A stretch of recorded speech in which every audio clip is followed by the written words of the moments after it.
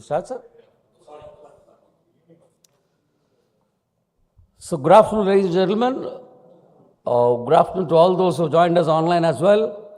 Welcome to this annual feature, a seminar on managerial excellence. As you're all aware, this is an annual feature, MMA Awards, people in 4 categories. It's called the MMA Awards for Managerial Excellence. So, we are commencing the proceedings for this year's 2023 award celebrations. So, welcome to this 21st edition of MMA Awards. May I request you all, just a small reminder to switch off or at least put it on silent mode your mobiles. So, we will commence. There will be 4 presentations that will be made in this seminar, one for each category of from the winners category, one from the manufacturing, one from services, one from educational sector and one from the SME. The winners will come and present here. So, to start the proceedings, I would request Mr. Suresh Raman, the President, Madras Management Association and Vice President and Regional Head TCS Chennai to deliver the welcome address, and before that I will request Ms. Nalini Padmanabhan and Professor Khaja Sharif to please down their place on the dais because they will be presenting in the first session. Please come, ma'am. Let them welcome them with a round of applause.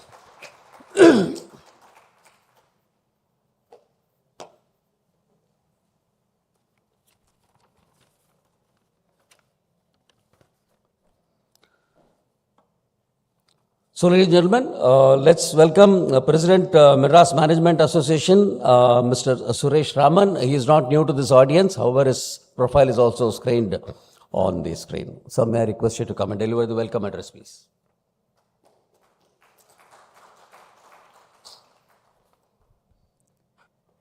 Good afternoon and welcome to all of you. It's my privilege to deliver the welcome address this afternoon during the MMA Seminar on Managerial Excellence for the year 2023. I extend a warm welcome to all the dignitaries, invitees, distinguished past presidents, colleagues in the management committee, members of MMA, the Managerial Excellence awardees, chairpersons of the various sessions today, the panel of jury for the award, and members of the media who joined us this afternoon. We also welcome the viewers watching the seminar live from all over the country and the world. The awardees will be sharing the insights on the processes and initiatives they have taken to achieve excellence, which led them to win the 21st MMA Award for Managerial Excellence in 2023. Congratulations to each one of them, and we eagerly look forward to hearing about their best practices. Managerial excellence is a commitment by management to a philosophy of excellence. It involves continuously improving every aspect of management and running organizations at an elite level. The core idea is to find better ways to collaborate, share knowledge, take responsibility, listen to other people's opinions, and develop solutions that bring maximum benefit, starting with the satisfaction of external customers. In this context, MMA is organizing this seminar on managerial excellence to provide the necessary wealth of managerial knowledge, expertise, and resources to those who aspire to pursue excellence in their managerial positions and integrate performance parameters into the corporate culture. On a different note, I was thinking what else new parameters will come. Probably in the future years, lot more focus will come on technology management. Probably we need to look at that. And last year, there was a hype of metaverse. This year, there's a hype of generative AI. So I think a lot of new things are going to come and shake up the world. I think we were speaking briefly about how things are exciting as well as scary on the technology front. So probably in the future, we'll probably look at managerial excellence to be also incorporating all the technology adoption practices much more than what we are probably doing today.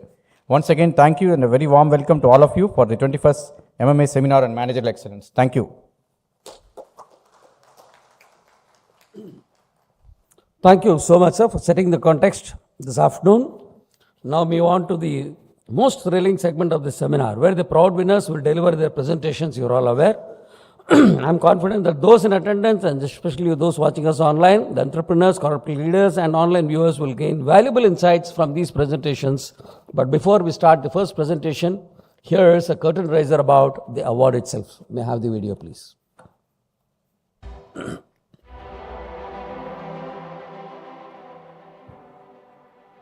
Madras Management Association continues to serve the economy of this great nation for more than half a century. Started in 1956, MMA has grown to be India's finest and largest management association with over 8,000 members, which includes corporate houses, professionals, academics, and executives. Over 2 lakh professionals have benefited from MMA's more than 750 executive development activities. Distinguished personalities have participated in the conventions and major events of MMA. And now, MMA is a staunch supporter of promoting sound management knowledge, experience, and ideas across various disciplines. In our ongoing commitment to acknowledge excellence in managerial thinking, action, and tangible results, MMA instituted Managerial Excellence Awards. These esteemed awards are designed to honor companies and institutions based in the southern states of India. Established in the year 2002, the MMA Award for Managerial Excellence aims to commend overall managerial excellence rather than focusing solely on specific areas of expertise. The award is presented across 4 categories, namely manufacturing, service, SME, and education sector.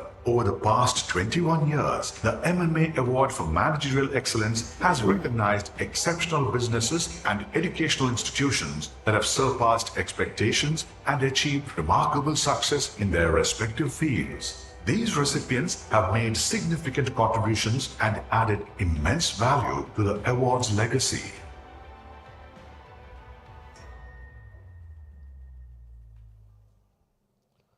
Ladies and gentlemen, we have the first presentation from the University of Madras, who is the winner of this year's Managerial Excellence Award under the educational category for the year 2023 under the Educational Institutions category. Chairperson of this session is Ms. Nalini Padmanabhan and Professor Khaja Sharif, Head of the Department, Management Studies, University of Madras, will make the presentation. Ms. Nalini Padmanabhan, once again, is not a newcomer for MMA members. She is not a stranger. She is an FCA, DISA and CISA certified and a fellow member of the Institute of Chartered Accountants. She has taken charge as a part-time non-official director of Canara Bank on 21st December 2021. She also served as an independent director in NLC Limited, Tamil Nadu Power Limited, and she also served as an independent director with State Bank of India earlier. And to make the presentation on behalf of the University of Madras, we have Professor Khaja Sharif. He is the head of the Management Studies. He is also serving as chairperson of the School of Management Studies and a member of the Board of Studies and Academic Council for a few colleges under the Madras University. He has many publications in Indian and international journals and presented many papers in very international and national seminars as well. Now, may I now invite Ms. Nalini Padmanabhan to make the opening remarks and take the session forward.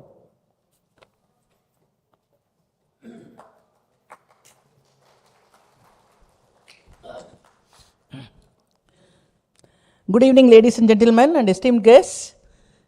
It's my privilege to chair this session to introduce you the winner of the MMA Award for Managerial Excellence under Educational category, University of Madras. Big applause, please. This award celebrates those individuals or organizations who have made outstanding contributions in the field of education, shaping the future of our society through their innovative ideas, tireless efforts, and unwavering commitment to learning. University of Madras or Madras University is a public state university and one of the first 3 universities founded in India. The university is recognized by the UGC as one of the centers for potential for excellence in the country and is graded A accredited by NAC. Madras University offers more than 230 courses under 87 academic departments at UG, PG, research and doctor levels. It also has 121 affiliated colleges and 53 approved research centers. I am eagerly waiting, sir, to listen to your success story and which has enabled them to achieve this coveted MMA award. Now I kindly request Dr. Khaja Sharif, Professor and Head Department of Management Studies, University of Madras, to share his presentation with us. Please, sir.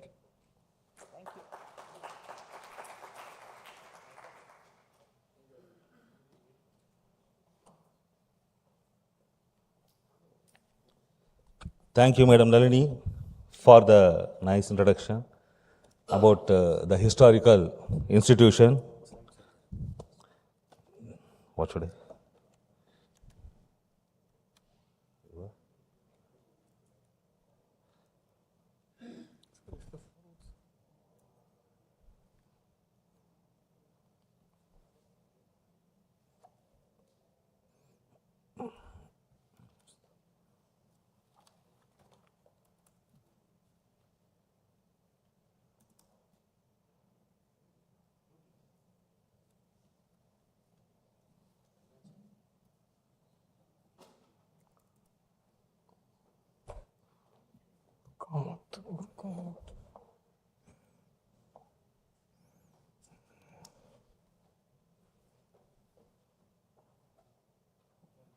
இங்கே பண்ணிடலாங்க.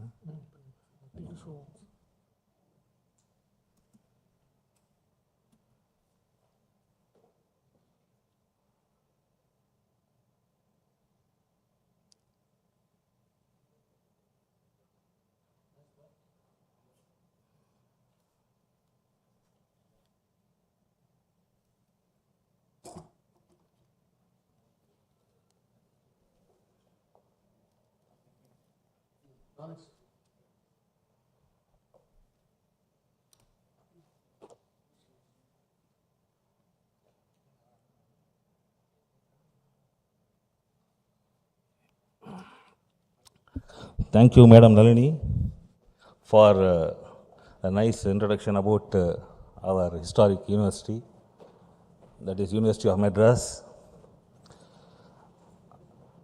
And Mr. V. Srinivasa Dempo, President IMA, Mr. Suresh Raman, President MMA, Mr.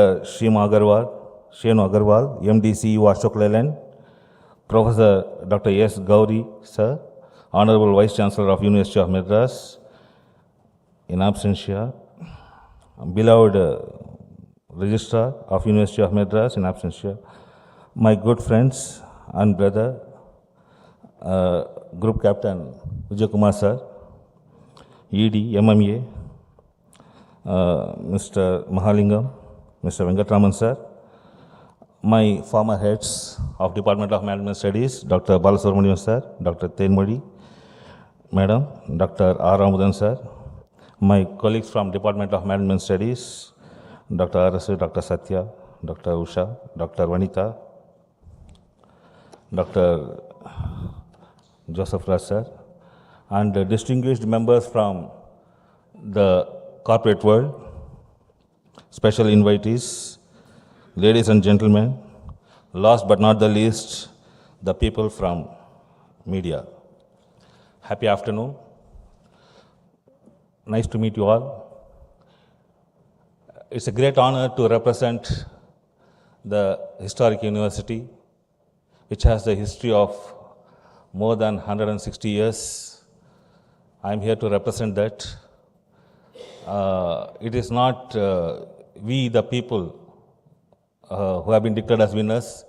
It is the University of Madras, whose degree I hope most of us must be having as the academic qualification, that has been given the award. Therefore, it is not those who are now at present who have been there serving the university. The credit goes to, the award goes to all those who served in the past, in the last 160 years and all, and those who will be there joining and those who are presently serving.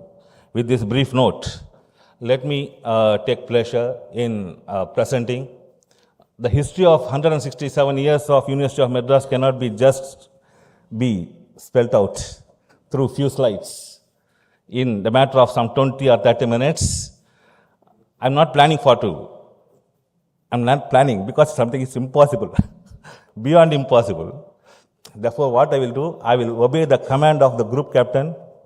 Therefore, I will rush through the slides and do my best. There is in Tamil, I studied in Tamil medium till my 10th standard, Suriki Varaidal in 10th standard. That exercise, whatever that I had experience, that I will try to implement here today. Thank you. Okay.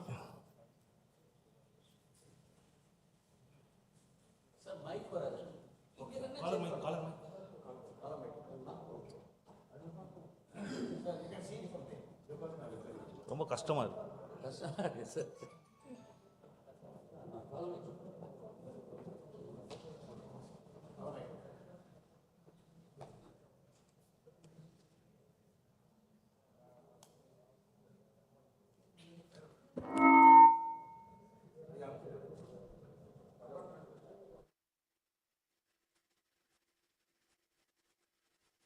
Hello?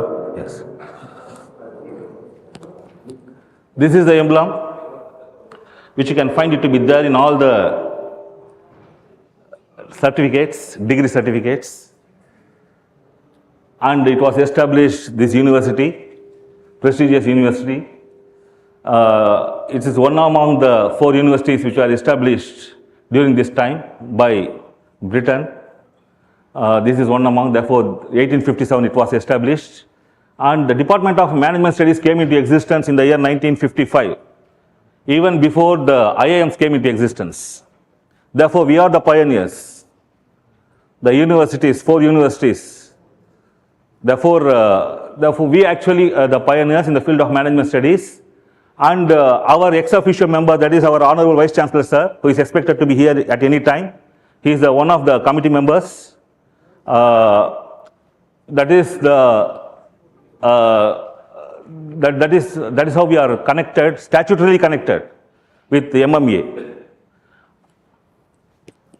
Going further, we have this heritage building.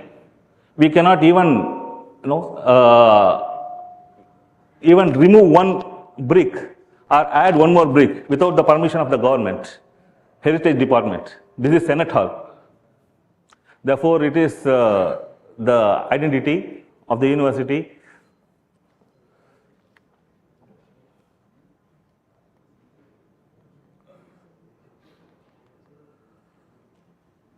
Based on the London model, we have got evolved. And vision and mission, these are all the statements. These are all the visions with which we go towards the destination, which are like to inculcate values of equality, unity and justice, excellence, management award in excellence, the MMA award for management excellence, right? This University of Madras is working towards achieving this. The quality of education that is being offered through University of Madras, through which 145 colleges are affiliated, the quality of education is par excellence. Therefore, these are all the visions, like contribute to advanced knowledge through research, publication and dissemination of knowledge, to provide leadership in higher education by imparting quality and society relevant knowledge. Any university which gets newly floated, be it deemed university, private or government universities, they call us and ask for the details how to go about with the basic constitution of the university and fundamental rules and all that. Therefore, we are like encyclopedia for all the universities. We are referred as dictionaries and encyclopedia. And our mission statement, learning promotes natural talent. See, actually, a teacher can do 2 things. One is they can make the pebbles to become pearls. If the things goes wrong, gets aberrated, then the pearls will become pebbles. Therefore, we have to promote, not demote. We are very particular about that. We are very conscious of that. And we ensure that we promote the natural talent. Everyone is bestowed by nature, born intelligent. Everyone is prodigy. Therefore, we have to do the add-on. That is what we ensure at doing. That is what our mission statement is.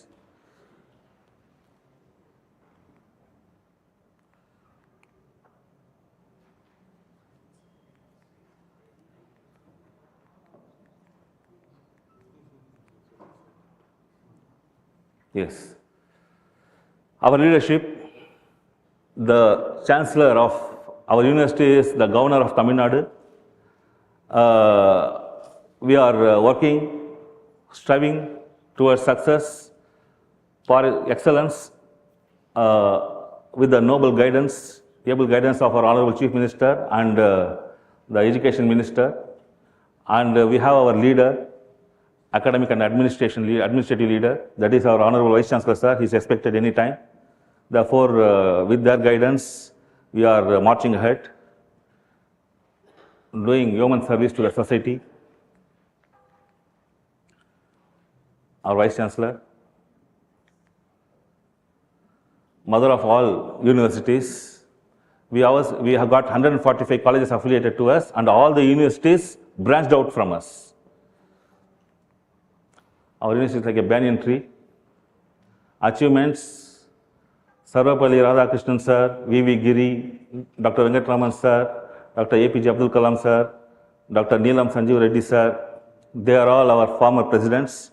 Therefore, this university has produced 5 former presidents of this country.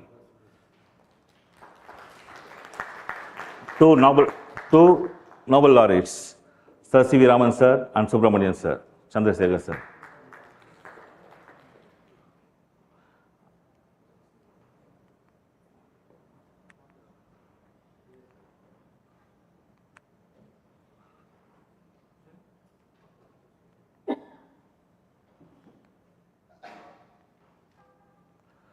Notable mathematicians, Srinivasa Ramanujan sir, who passed away, whom we lost at the age of his 32.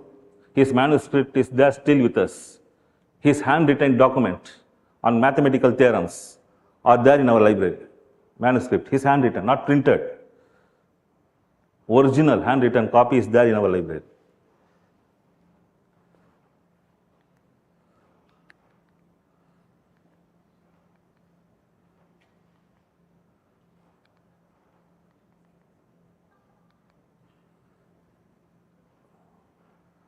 QS ranking, 526th rank we have got, and we have been given this recognition as university with potential for excellence by UGC. This is one of the rarest, the credentials, the recognitions, center with potential for excellence. And we have spread across 5 campuses, including this Chetpet, where we have got the sports activities going on. Chepak campus, Guindy campus, Marina campus, Taramani campus, and Chetpet campus. Each of these campus is housing the departments which are for specific, focusing on a specific field.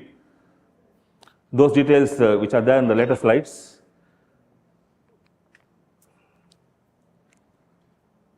Therefore, this is the Chepak campus, where we have got the Senate House located. And these are all the departments. There is no such institution in this part of this world, that is in Tamil Nadu, with this many number of departments functioning within a university. Therefore, like Department of Adult Education, we have got so many, right? Sociology, English, Indian history, commerce, right? Tamil and commerce, education, economics, French, so many, all this Chepak campus. Dravidian movement, cyber forensic, population studies. And we have got centers also, apart from the departments. Agroeconomics Research Center, UGC, to give thrust on the agricultural activities, right? We have got agroeconomic related subjects being taught. And Center for Infrastructural Management, that is the backbone of the growth of any economy, the infrastructure. That also we have got. Center for Population Studies, that's the biggest problem that we are going to face in the days to come. Therefore, we have got the department to address the issues related to that. Next to China, we are going to override China very soon. Therefore, Center for Cyber Forensic to address the digital crimes and all that. Center for Research and Dravidian Movement. This is the Guindy campus, and where we have departments like analytical chemistry, basic science related. Therefore, energy, computer science, physical chemistry. I don't read all because paucity of time. Zoology, organic chemistry, inorganic chemistry, right? All these departments which are there in a house there and functioning. And centers also, we have got this many. Marina campus, languages are being taught, international, various languages at the state level, country level, all that are being taught there. And this is the list of religious related departments also there located. And various centers also we have got there. Taramani campus to take care of the medical science, basic medical sciences, like I will read out anatomy, genetics, microbiology, pharmacology, environmental toxicology, and other endocrinology, pathology, medical biochemistry, physiology, Center for Ultra Fast Process, Department of Sports, not department, but it's, it's a wing, separate, campus, which is taking care of working, supporting the aspirants to become sportsmen at the national or international level. Therefore, 70,000 students get competitive experience through this. Not only of our own students studying in our departments of university, and also the students from colleges affiliated to, they are also encouraged, motivated, and given the support. Yoga hall, again Chetpet, right? School-wise, we have our organizing done like this. Departments function under schools. Therefore, this is the organizing of how the departments are clustered under these various schools. School of Social Science and all that, International Studies, Social Science, School of Information Communication, Religious Thoughts, Economics, School of English, Foreign, Management Studies. This is where we are, School of Business and Management Studies, under which we have got the Department of Commerce, Management Studies and Infrastructural Management Studies. It is the Department of Management Studies which has been now declared as a winner for this MMS Management Excellence Award. Physical Education and other, these are all the organizing of how the departments are group clustered. Patents received so far in the last 5 years. It's an inclusive list. We have not added. We searched for the data. We could not get whatever data we could manage to get. With that, we have made this. Alumni Association we have got is very powerful. You saw the names, few names, even 5 presidents which have been produced, who have been produced by University of Madras. They are the alumni. To name, therefore, alumni is most of us should be the alumni here, and distinguished awardees.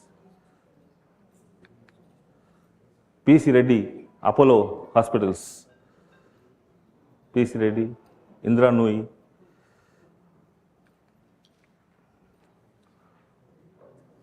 DOMS was established in 1955, and we have the annual intake of 100 students through TANSET examination.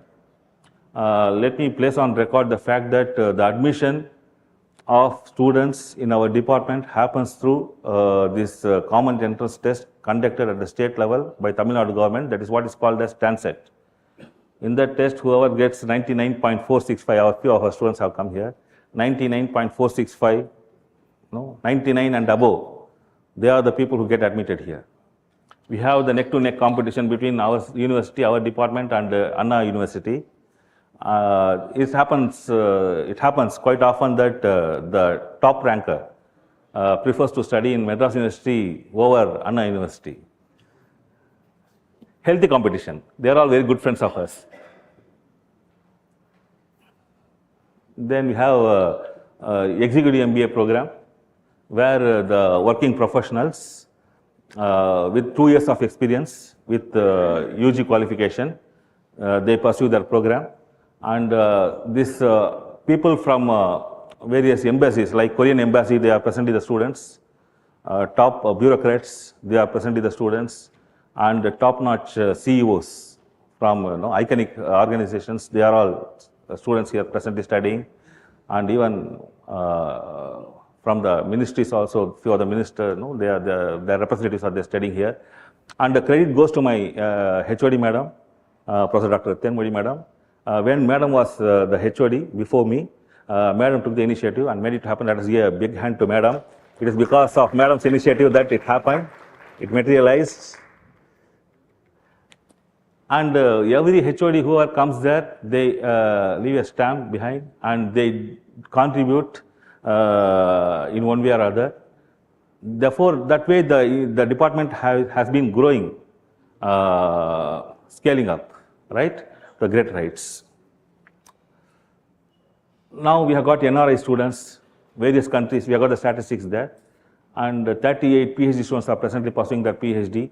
The people who are now presently the officials in World Bank, they are the students. Our Dr. Satya sir's student is there working in World Bank, and Dr. Usha madam is taking care of executive MBA, and Professor Arasu sir is here, who is taking care of journals and signing MOUs with all the other universities and corporate.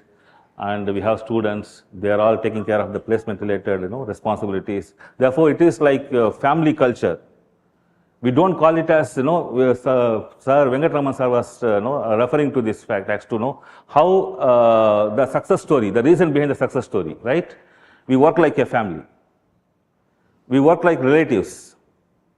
We don't work like, designations through which we work. We don't call each other through designations. We call each other like brothers, sisters. I call Arasu sir Anna. I call Satya sir brother. That is how we call each other as. Therefore, the designations, I think, in a way, it is like a bar. It is a barrier to bring in the family culture into the organization. The spirit to adjust, to be flexible, to be cooperative. How we are like in the family, we are not like how we are in the family when we come to the organization, suddenly change. Our identity becomes our destination. When we go home, our identity is our relationship. Theoretically, we speak volumes, tons. Nothing will work out, nothing will budge unless this fundamental change happens. That we demonstrate there, that we make it happen there. Our students can call anytime me, any professor, they are here. They stand witness. In their presence, I have been telling all this. They can call me anytime, 11 o'clock in the night, anytime they can call me. I never hesitate to. When I call them, they also respond. It is to, with all the professors, all the students here.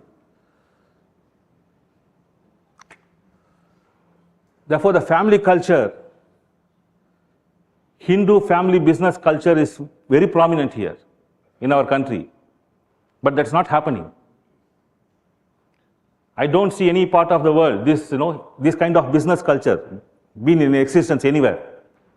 Hindu family business. If it becomes widespread in all the organizations,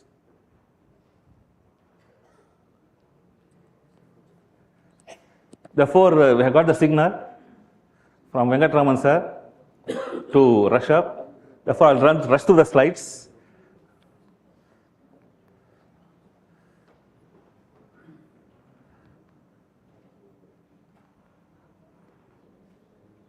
Our professors served as syndicate member and Senate members, academic council members, and held several positions.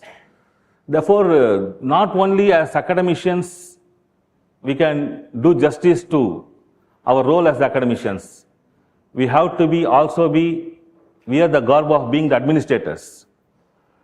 Without power, without authority, responsibility cannot be exercised. Therefore, both should go hand in hand. That is very much possible there. Organic organization, the very word organic. Why we call this organization as organization? Because the one who had this word, right, organization in mind to refer to business units, he would have thought that organization should be working in an organic way. Long back, this name didn't come now, at present, last week or yesteryear, happening it is. Organization, therefore the one who thought millenniums before, thought organization should be in an organic way. Therefore, I'll rush through the slides and, the slides will be, list of HODs and, our facilities in our Department of Management Studies, library, Our students make use of this, and we have got big library, and we professors there. It's our team. Transect examination, we said, and people from various countries and districts, they come and study in our department. These are all the specializations. Apart from this, we have included 18 more. This is yesteryear, that is next year onwards is going to be totally different. All the data science, deep learning, machine learning, all that we have included, and augmented reality. Therefore, this is a model. We will share these slides to you. You can have the look at it leisurely. Bala Goswami sir. No? Therefore, we have got very few slides, Venkatraman sir. Please. I know that the people have to take flight. Therefore, we have to complete on time at dot. Our placement officer, Dr. Aramudan sir, and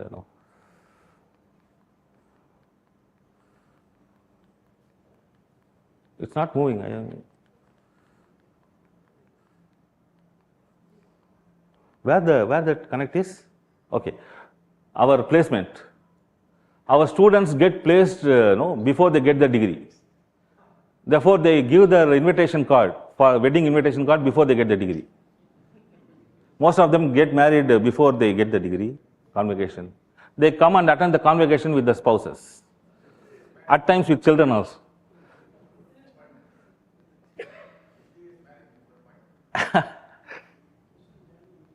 Therefore, orphanage centers, our students go and do our former HOD sir, Professor P.T. Srinivasan sir, our former Vice Chancellor sir, Professor Tandavan sir, our HOD Madam. Students clubs, we have got 5 students clubs. They hold the responsibilities, power, position, they handle money. Students handle money, runs into lakhs, trust builds. I was part of their account. Now I have said, I am going to withdraw. You take care of your account, your money. Therefore, we trust. NSS activities. Our, one of my colleague, Dr. Vanita Agarwal madam, is the person who is heading that. Let us give a big hand today to Dr. Satyanarayan sir. He has been appointed as a director in charge of USAB, University Students Advisory Club. Today is a good news we got. Therefore, Executive MBA details, MOU signed, distance education. Thank you very much.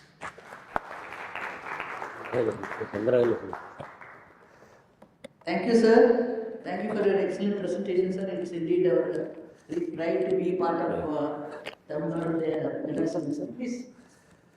Thank you so much. Thank you, brother. Ladies and gentlemen, we all know there are so many slides. We could have gone on and on the achievements of this organization, university. No wonder they have received the award this year under the Educational Institutions category. Thank you, Ms. Nalini ma'am, for moderating this session. And thanks, Professor, for making this wonderful presentation, lot of insights there. So before we move on to the next session, may I request Ms. Nalini Padmanabhan to present a memento to Professor Khaja Sharif for making this lovely presentation today.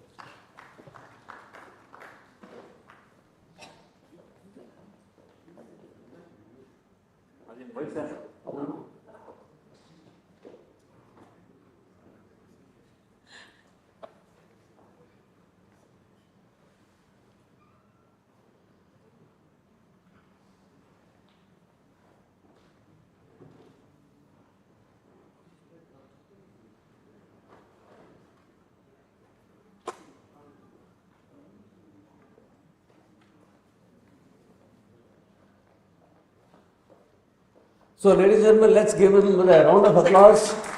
Department of Management Studies and the Professor Khaja Sharif, and he's got all his colleagues here. The former HOD Professor Kairman is here, and they're all doing an excellent job in propagating management education. And thank you, Nalini ma'am. Thank you. The actual award will be received later. The entire team of Down. Yeah. Professor, this is just the memento for your presentation. The award will be given in the next year. Every bit of it. Yeah. Thank you. Thank you, ladies and gentlemen. Let's give them a round of applause. We'll go on to the next presentation now. And the next presentation is under the SME category. Winner of This award this year under SME category is MEL, Male Systems. May I now invite Mr. Suresh Jain, who will be chairing this session, along with Mr. N. Ramachandran, to take their place on the dais. Welcome, sir.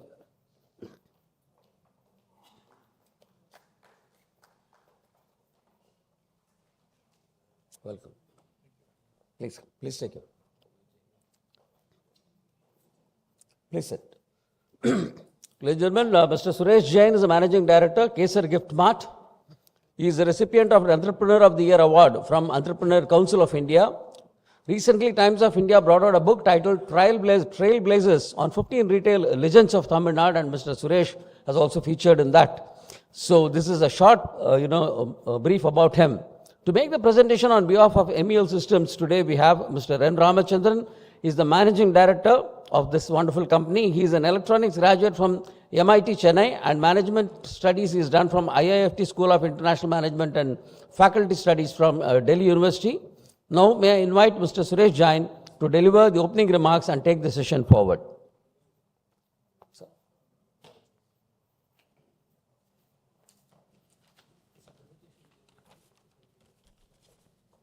I'll just do the...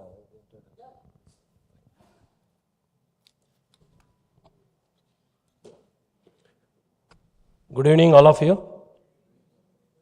I think people are still full with this thing. Good evening. That sounds better. Once again, good evening, ladies and gentlemen. It gives me immense pleasure to chair this session to introduce the winner of MMA Award for Managerial Excellence under SME category to MEL Systems and Services Private Limited. The winner, MEL Systems and Services Private Limited, is in the SME category, has truly exemplified these qualities. From its humble beginnings to its current position as a leading player in its field, this company has displayed unwavering dedication, perseverance, and a relentless pursuit of excellence. MEL serves industries across aerospace, automotive, defense, EMS, FMCG, railways, electrical vehicle, and tires. I am eagerly waiting to listen to their success story, like all of you, which has enabled them to achieve this coveted MMA award. Now may I request Mr. Ramachandran, Managing Director, MEL Systems and Services Limited, to share his presentation with us. Thank you.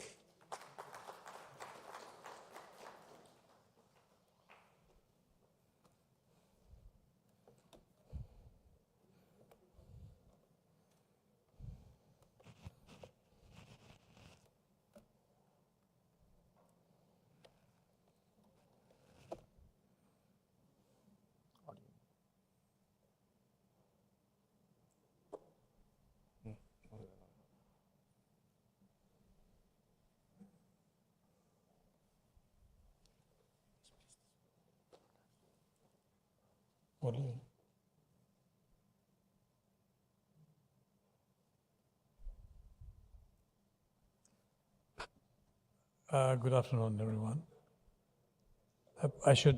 We're quite grateful to MMA for honoring us with this, and at my age, it's a very nice thing to happen again. So thank you very much, MMA. I'm going to start off with showing you a video of what we are doing. It'll cut short the time, and I have to speak actually.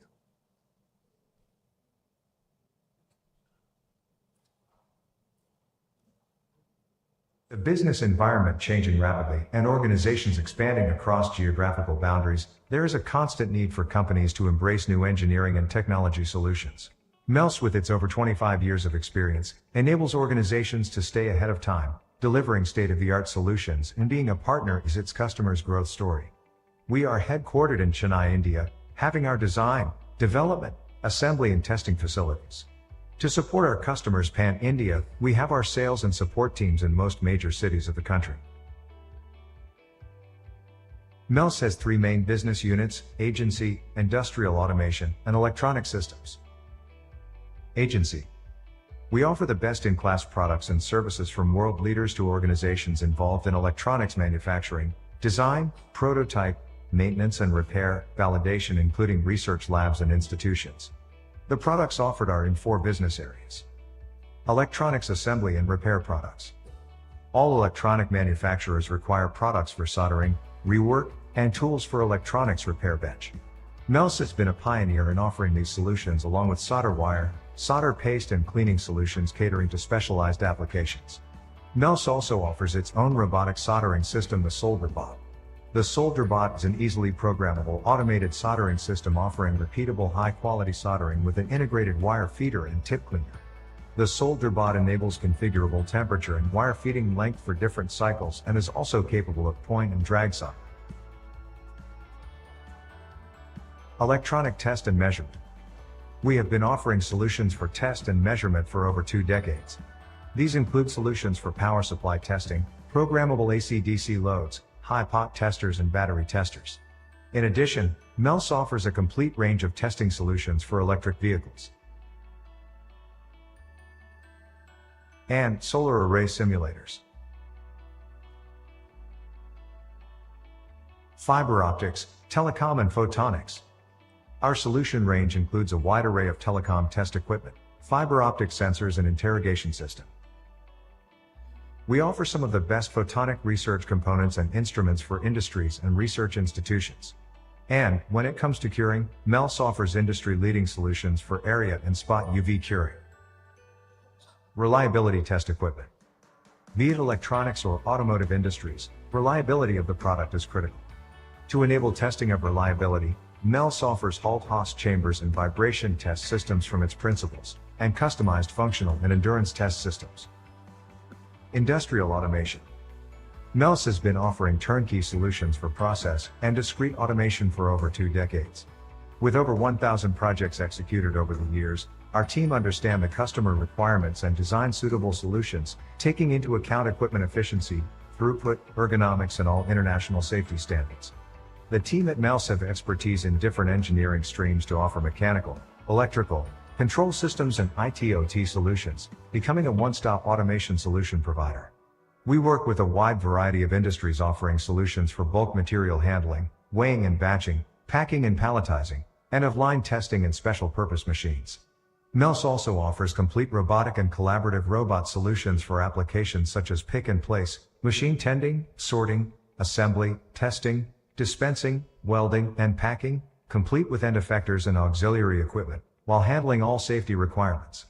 The industrial IT team at MELS has implemented several MES, tracking, traceability, asset tracking and OEE solutions, complete with hardware interfacing and integration to IT systems such as ERPs and production planning and control systems.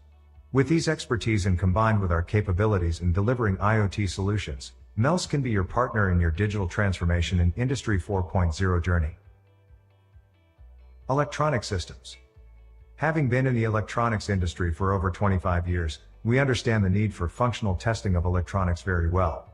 We have delivered hundreds of functional testing ATEs, allowing to test a wide variety of parameters relating to voltage, current, communication, signals, and radio frequency, complete with required fixtures, data acquisition systems and custom-built software.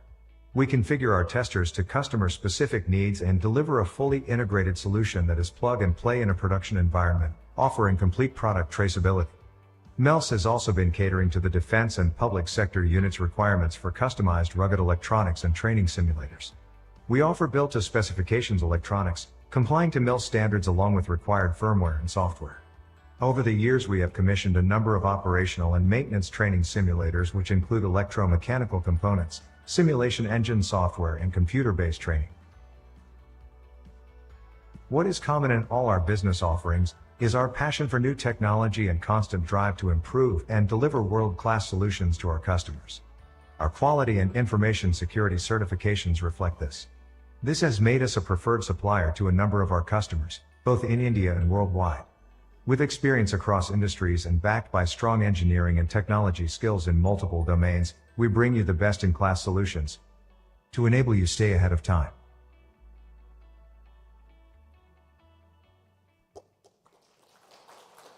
Thank you. That's what we are. So I'll probably talk about the background of how we came here, as well as what we are doing to stay and grow.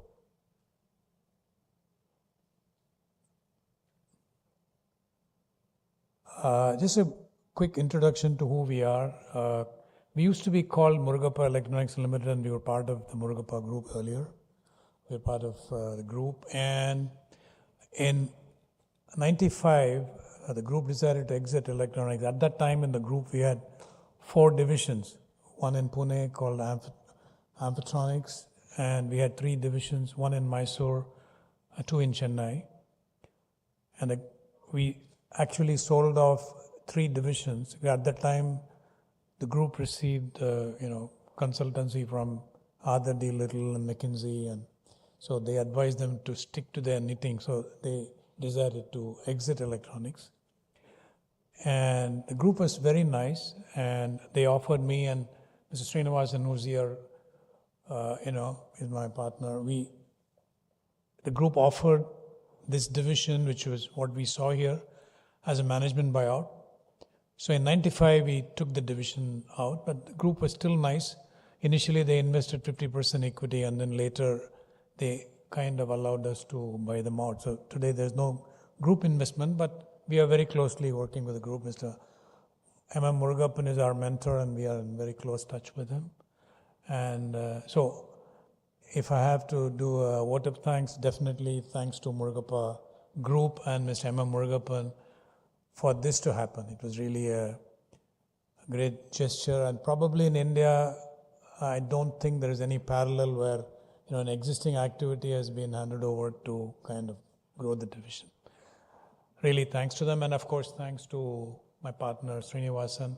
Now I should also thank Shiva, who's decided to join us. He's Srinivasan's son. He decided to join us, and so there is continuity, and so the company will stay and grow. Our promise to our customers is enabling you to be ahead of times. So if you've seen the video, what we are trying to say is we will continuously move to newer technologies to help you be ahead of times in whatever you're doing.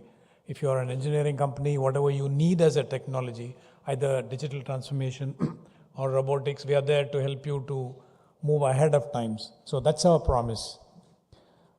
We aim to be a leading technology evangelist, supporting the industry. That's the way we look at us, and we want to be a technology evangelist, primarily in the factory environment. We are not in the pure play software, we are primarily in the factory environment. We look at digital transformation within the factory and whatever it needs to be done. One of our activities, of course, that we have, as you've seen, we have electronic division where we build testers. We also build some defense products. We are quite proud of the fact that we built a data distribution unit for the aircraft carrier which Cochin Shipyard built recently. That's quite a critical equipment, and we are quite proud to be associated with that project. What makes us tick? How did we come here? As you all know, Murugappa Group has a philosophy that's reputation before prosperity. And we have fortunately inherited that because we all spent a lot of time in the group. I would say that gave me and Mr. Srinivasan a lot of, grounding and a background, because when you start a small industry without an exposure to a structured management, it's always a problem. A lot of MSMEs have that problem. We are fortunate enough that we were trained very well by the Murugappa Group.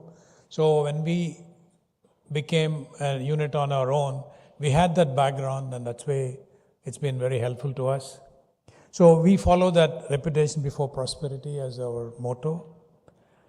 Integrity and trust.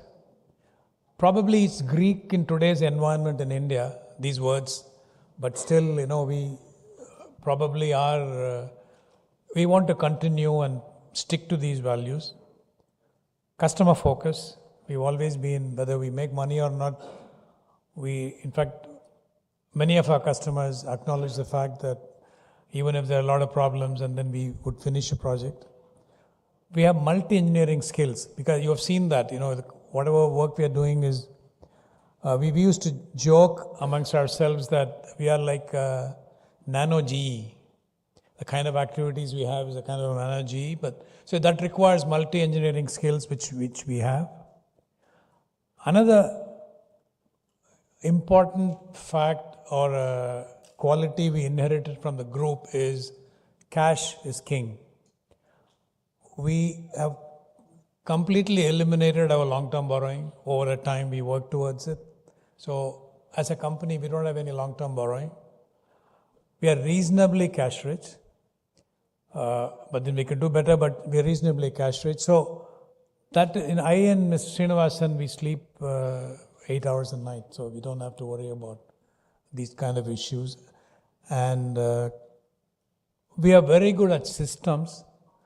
As we mentioned in the video, we are an ISO 9001 approved, 2700. We also have defense approvals. We are semi-lac approved, which means that we can design airborne products. So we have all these approvals in place. And because of our experience with defense, we have a big advantage that we are very good in systems, because in defense you can't make anything. If you make a pin or an aircraft, you need to follow the same procedure in defense. So we are, because of the background, we are quite good at systems. That helps us a lot. I would say that, we are talking about what makes us tick, as I mentioned. So we say in MELS, we have 6 Ps. Shiva, it's quite tough to read. There's something you can do?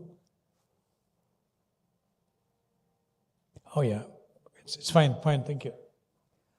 It's a passion, Mr. Srinivasan and I, we both are 73 years and we work 6 days a week. Maybe now we have changed it to 5 days because we are not able to get employees to work 6 days a week. We are not able to hire people because, no youngster wants to work, though we were quite happy to work 6 days. The passion which has brought us here, and the passion of we have Shiva and the team, and then I'm sure that the passion of the team will take it forward. Patience. I mean, while we talk about ease of doing business, it's still a myth in India. So you need to have a lot of patience to work towards, success. Positivity. You have to think glass is always half full, and that's our thought process in whatever we are doing. We get orders, lose orders, whatever. In fact, just now I was telling him my mood was a little upset because we just lost a very big order. I got the news on the phone when I'm coming to this place. But then that's part of life. So we say the glass is always half full. Perspective, the right perspective of what we are doing, that's kind of, we think it's important. Perspiration, the hard work. And pride. See, we love what we are doing, and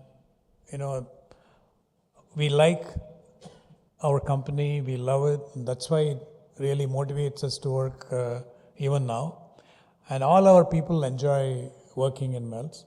In fact, even people who have left us, it's like a family. So we keep meeting, either family or sometime or the other.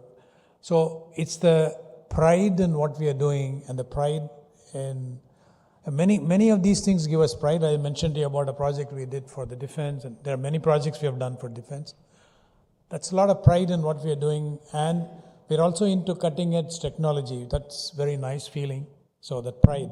These are the 6 Ps, which I would say are the drivers of what we are and what we would be.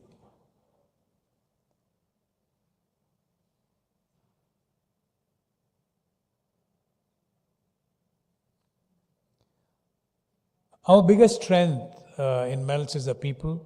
We have about 160 people, but the way we are structured is the 160, we don't have any blue collar. They're all qualified people. The way we work is we do the design, and then we procure material, but it's all manufacturing is outsourced, so we don't have any big facilities here. But yes, I think people first, and we do a lot of things to make people be very happy. I think I'm very happy to see our HR head here.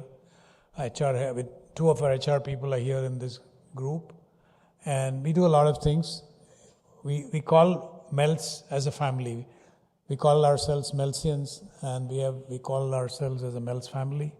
It's a very good family feeling. There's a lot of freedom, flexibility, and delegation.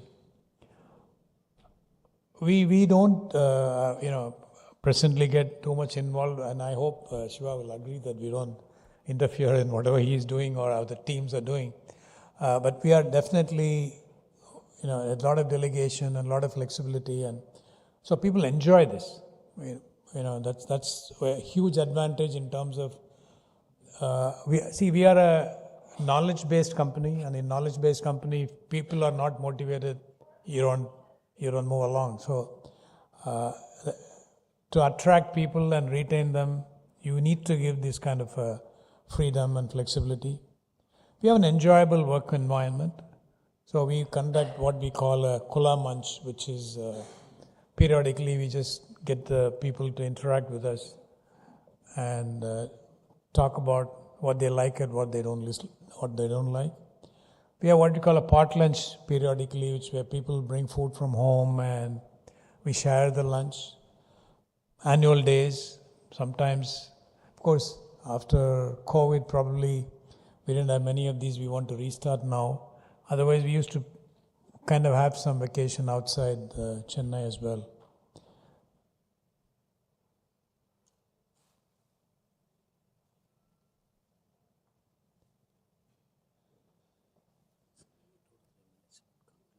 Okay.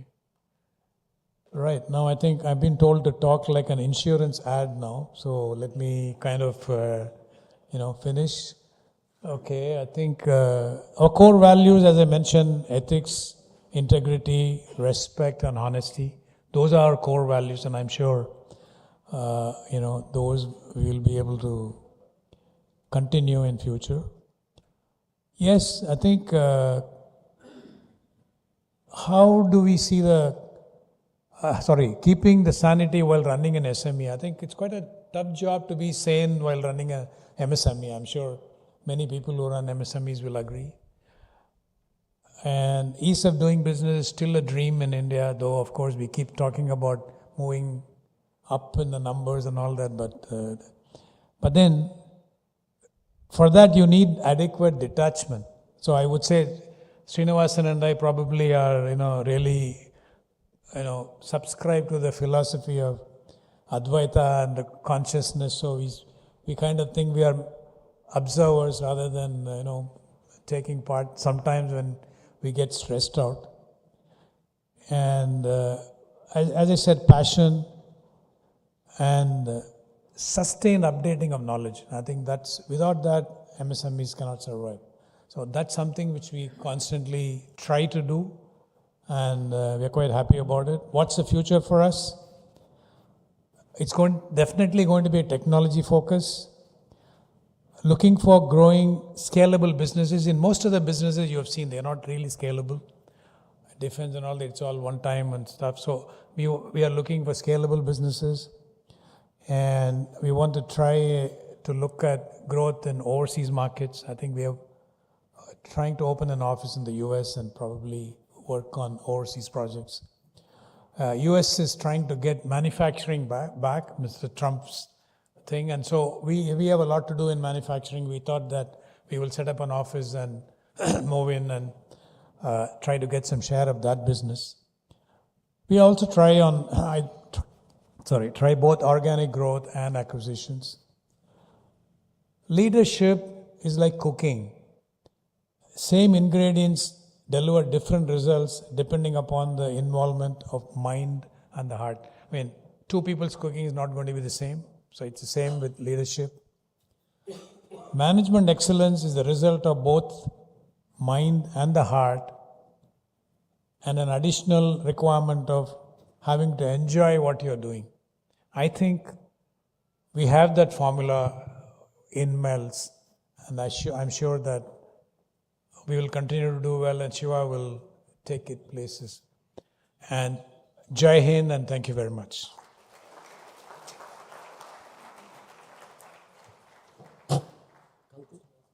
No question.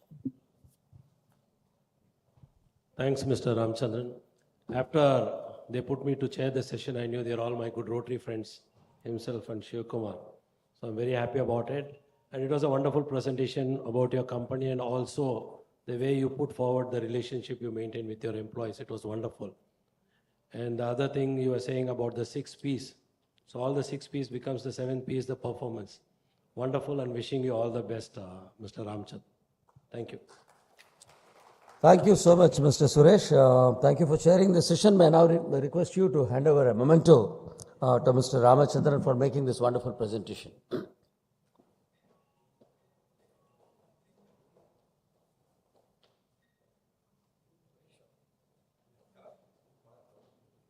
Suresh?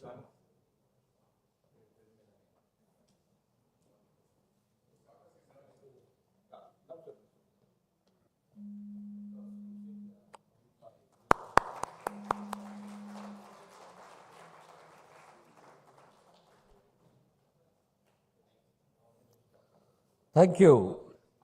Moving on to the next session. So next we have a. Sure. Correct. So next we have a presentation from Zoho Corporation, who are the winners in the services sector category for this year's Managerial Excellence Award. May I now invite the chairman of this session, Mr. Surya Prakash, and Mr. Charles Godwin, who will be making presentation on behalf of Zoho.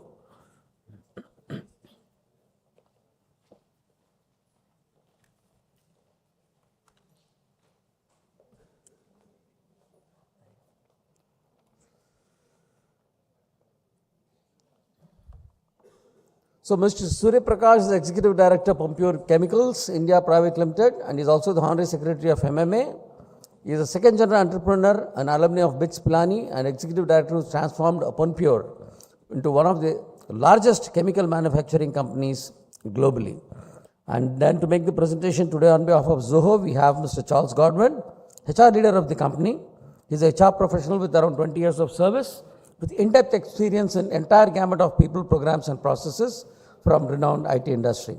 May I now request Mr. Surya Prakash to take the session forward by making the opening remarks. A very good afternoon to one and all, ladies and gentlemen.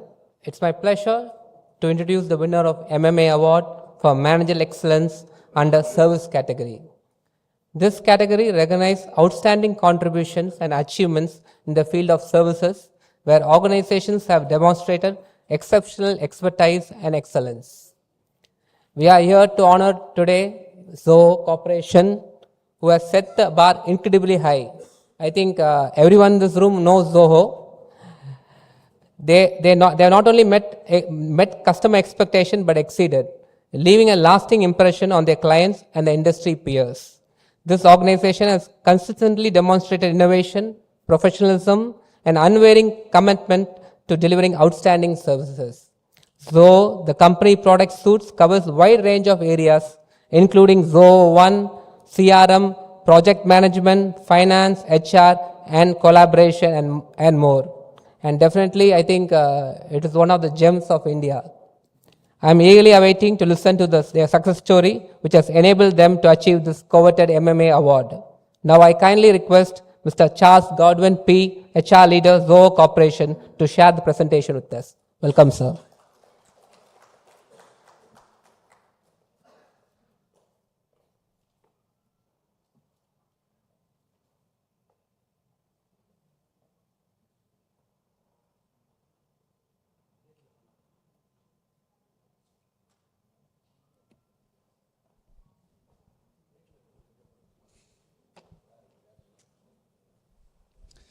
Very good evening, ladies and gentlemen, respected President, leaders of MMA, leaders from different organizations.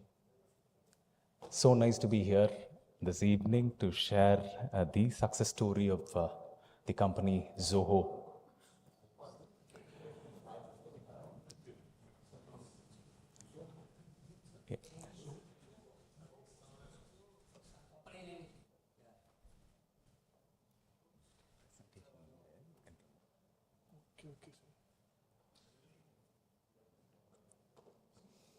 Almost 25 years back,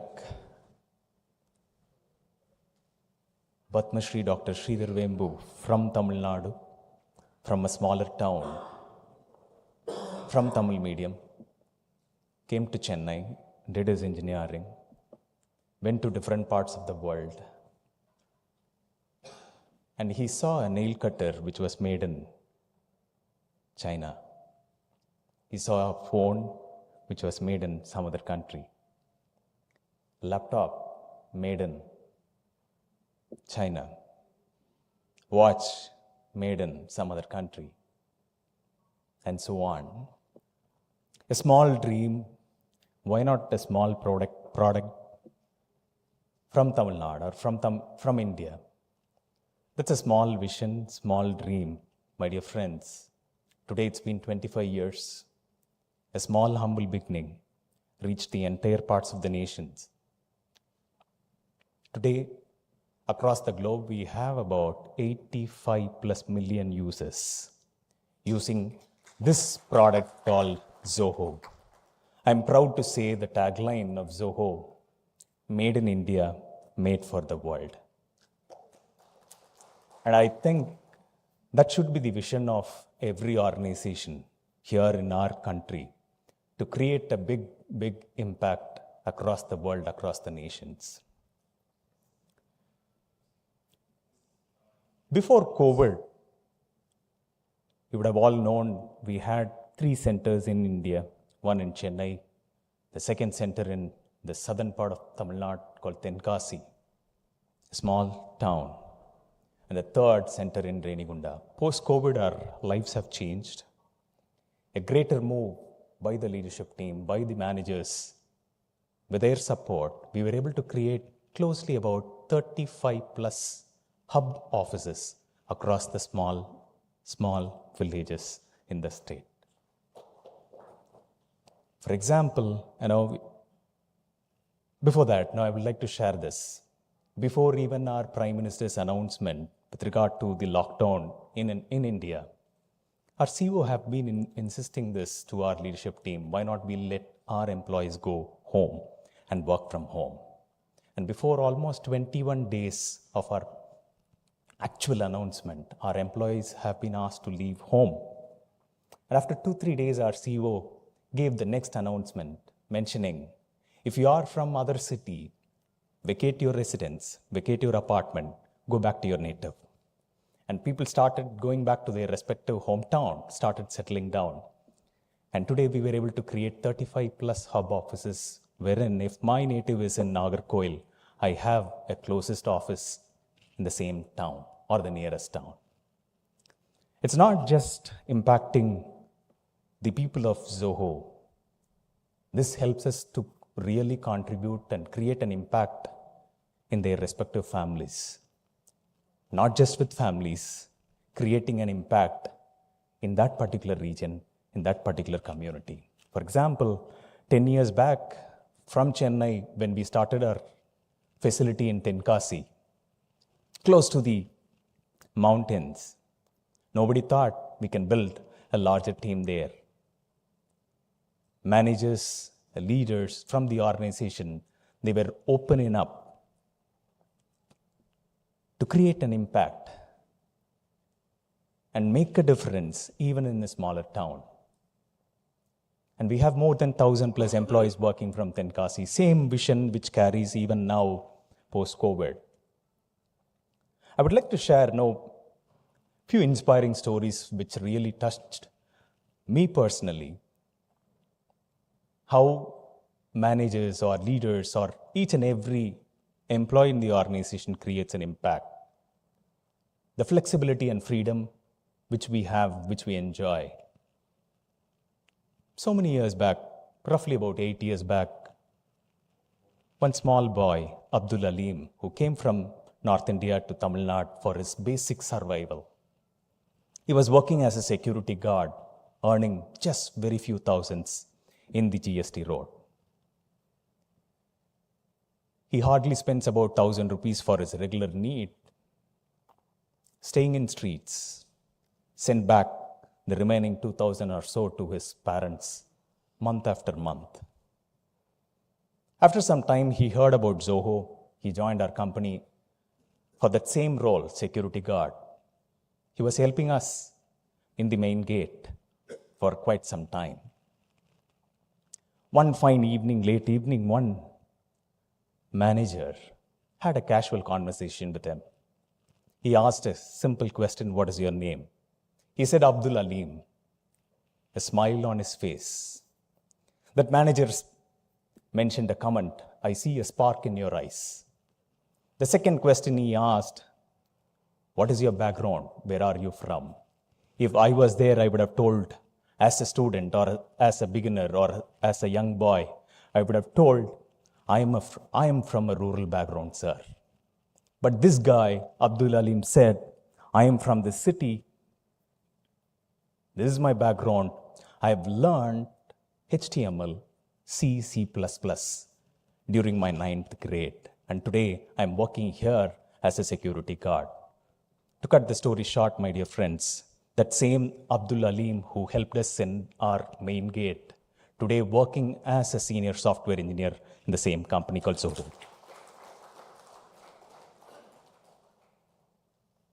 In Tenkasi, in Zoho, well known that food is served 24/7 for people who live in Zoho, also people who visit our company. In Tenkasi, in our kitchen, there was a lady who was helping in the kitchen. She was not able to afford higher studies for her daughter. Daughter used to visit our campus once in a while. She used to be in the kitchen for some time and leave home. This was her once in a while practice which she had. One fine day, with so much of boldness, she walked out her kitchen and went to the floor and met one Akka, asked, "Akka, what do you do from morning, roughly from 10 to evening 5 with a Mac laptop?" The Akka told, "I am a software engineer. Have you heard about ATM machine?" And she smiled and said, "Yes." And this Akka explained, when you use the card to get your money, there is a technology involved. You use WhatsApp, you use Facebook, you use social media and so on. There is a technology programming behind the screen. She, that little girl, started understanding the basics of programming, that small thirst to understand, learn what technology is all about. That same girl, today, she is working as a quality analyst in our company. I can share many inspiring stories like this. Almost 18 years back, our leadership team, our CEO, felt that students who come out of college, not everyone, mostly, managers had this question, are they relevant? Are they employable? And so on. A small question created a platform or a system in our organization called Zoho Schools of Learning. 18 years back, we have started this initiative wherein we hire students between the age group of 17 to 20, soon after their 12th or 10th dropout or college dropout and so on. We had 2-year training program for them. The first year classroom training, focusing on contextual, relevant, and experiential learning. And the second year, they get into the teams for internship without spending a single penny. The third year, they get converted into employee.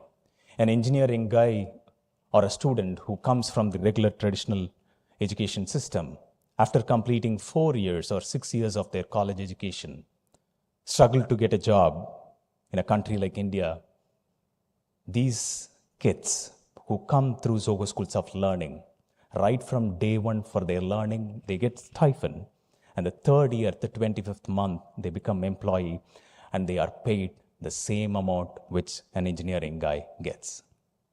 And that's the difference which we have been creating. We have about 1,500 students or alumni who are employees in our organization, not just employees who are heading the products today in senior leadership level.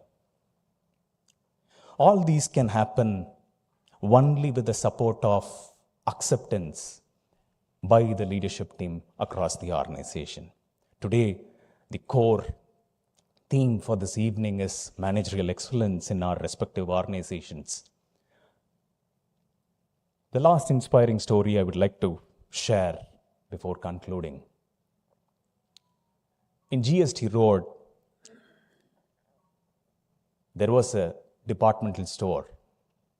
A 12th dropout girl, she was working there for quite some time.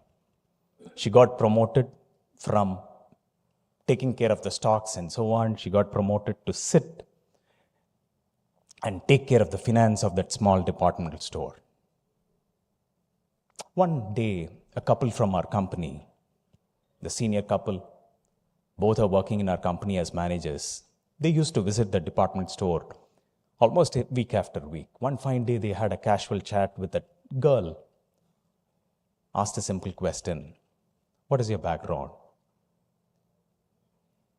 We have been seeing you, noticing you. You are so focused towards that finance, handling money in the store. She said, yes, I'm a max topper during my high school. That small conversation. Today, she's working as an iOS developer, mobile developer in our company. Not just her success, my dear friends. Today, she is taking care of her dad, mom, and brother's education. She's the only person who is taking care of the entire family. And that's the impact which we want to create as an organization. Maybe I'll add on with another inspiring story which touched my heart. In the same campus in Chennai, there was a guy from Andhra who came to Chennai for his survival. He was cleaning our restrooms, our toilets, in the building which you see in our GST Road. One day, one of the managers stepped into the restroom, had a casual talk. That guy started speaking in English, a very decent English, if not a fluent, but a decent English. No, he spoke. And next day, both had conversation. Same company, same building. Today, he is working as a mobile developer. And this is the wonders which our leadership, this is the wonders which the managers take and create an impact. Each and every one of us who are in this room have so much of roles and responsibility. My simple question for myself and for the entire team here, are we going that extra mile to create an impact? We strongly believe, especially I see so many senior leaders here.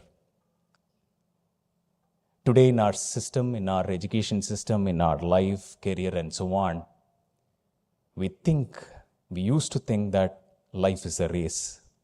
My dear friends, we strongly believe in our organization, life is not a race, life is a journey. Thank you so much for this opportunity. Wishing you all the very best.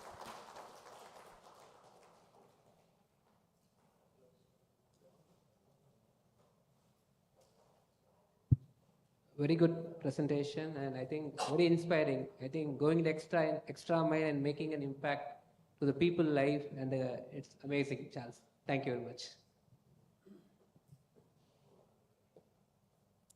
Thank you very much, Mr. Surya Prakash, for chairing this session, and thanks, Mr. Godwin, for this wonderful presentation. So may I request you to present a memento to Mr. Godwin on behalf of MMA. Thank you so much, Mr. Godwin, for making this wonderful presentation. Very inspirational. And there are so many inspirational stories. Gentlemen, let's give them a round of applause.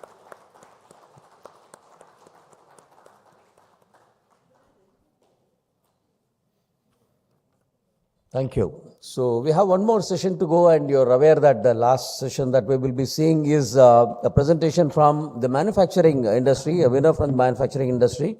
But before we go ahead with that, as the staff makes the arrangement for the next session, let's have a view at that one wonderful video once again to say what this Management Excellence Award is all about.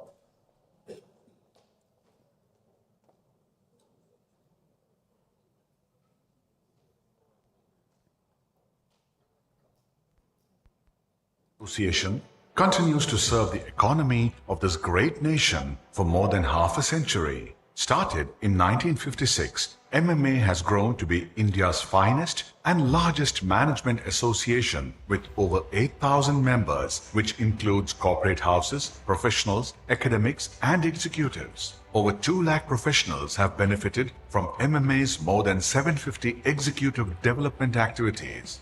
Distinguished personalities have participated in the conventions and major events of MMA. And now, MMA is a staunch supporter of promoting sound management knowledge, experience, and ideas across various disciplines. In our ongoing commitment to acknowledge excellence in managerial thinking, action, and tangible results, MMA instituted Managerial Excellence Awards. These esteemed awards are designed to honor companies and institutions based in the southern states of India. Established in the year 2002, the MMA Award for Managerial Excellence aims to commend overall managerial excellence rather than focusing solely on specific areas of expertise. The award is presented across 4 categories, namely manufacturing, service, SME, and education sector. Over the past 21 years, the MMA Award for Managerial Excellence has recognized exceptional businesses and educational institutions that have surpassed expectations and achieved remarkable success in their respective fields. These recipients have made significant contributions and added immense value to the award's legacy. Right. I think we are very much on time for the last session of this seminar. May I now request Mr. C. Shivkumar and Mr. German Anthony to take their place on the dais, please. Let's welcome them with a round of applause. This is going to be a presentation about the manufacturing sector. Mr. C. Shivkumar is the Director, Roots Industries India Limited, and also the Managing Partner, RB Industries, and Partner Time Links. A strategic thought leader, a quality-driven, passionate serial entrepreneur, he has nearly redefined the perception of the small and medium industry in the manufacturing space, especially around the asset-light manufacturing, apart from guiding his own retail organizations towards innovative and customer-centric organizations. And we have Mr. German Anthony, who heads the HR function at ESAB for the India region. He has a varied HR exposure in various IT industries, ITES, telecom, manufacturing, and logistics that spans more than 20 years. Thank you for making it, Mr. German Anthony, today. May I now request Mr. Shivkumar to deliver the opening remarks and take the session forward.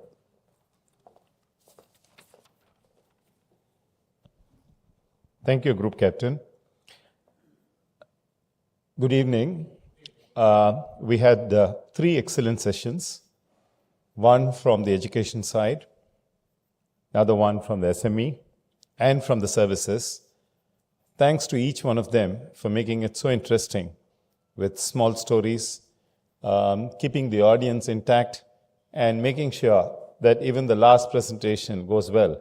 Otherwise, if the 3 presentations didn't go well, the last won't exist. So good afternoon, ladies and gentlemen. I'm delighted to share this unique seminar this afternoon, where we showcase the outstanding achievements of the winner of the prestigious MMA Award for Managerial Excellence Today, we're here to recognize and celebrate the remarkable accomplishments of ESAB India Limited, the winner of MMA Awards for Managerial Excellence in the manufacturing category. Many of you would know, and some of you may not know, it's over 100 years since this company was founded. It's there in almost every country in the world. And although there could have been change of hands on the leadership or the ownership of the company, but in the welding sphere, they made remarkable impact. So ESAB India has demonstrated unparalleled excellence, innovation, and perseverance, which have positioned them as a unique and undisputed leader in their industry. Not only has this company set new benchmarks, they've also consistently raised the bar, inspiring others to strive for greatness.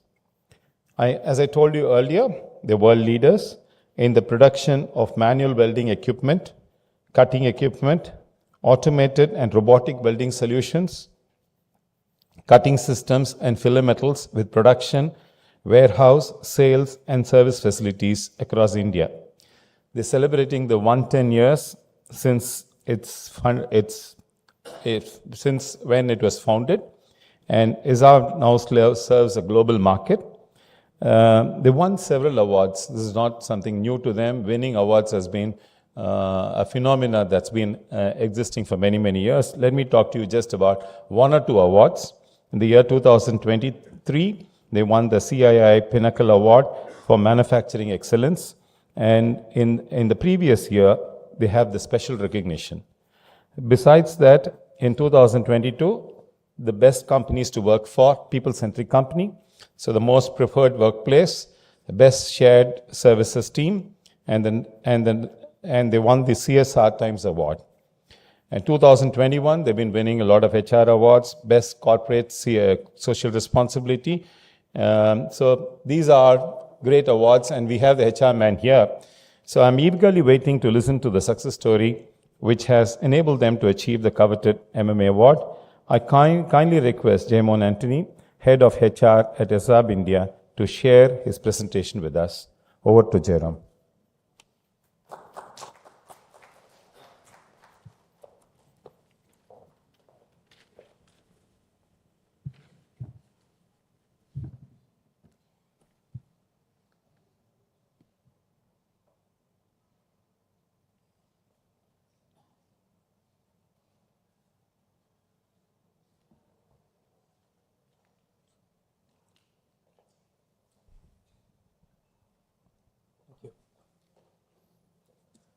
Good evening, everybody. Borrowing Swami Vivekananda, I would prefer to call you as my brothers and sisters out here rather than gentlemen and ladies out here, because that form gives us the feel of a family, which actually is that's how we treat our family members out there. So I think I don't know what to say in this presentation, because already Mr. Shiva has given a complete overview of the company. So whatever I have wanted to or wish to say, he actually covered it. So. But nevertheless, I will take you through some of those activities what we have done, and which has helped us to bring onto this stage to collect one of the most coveted award on the managerial excellence.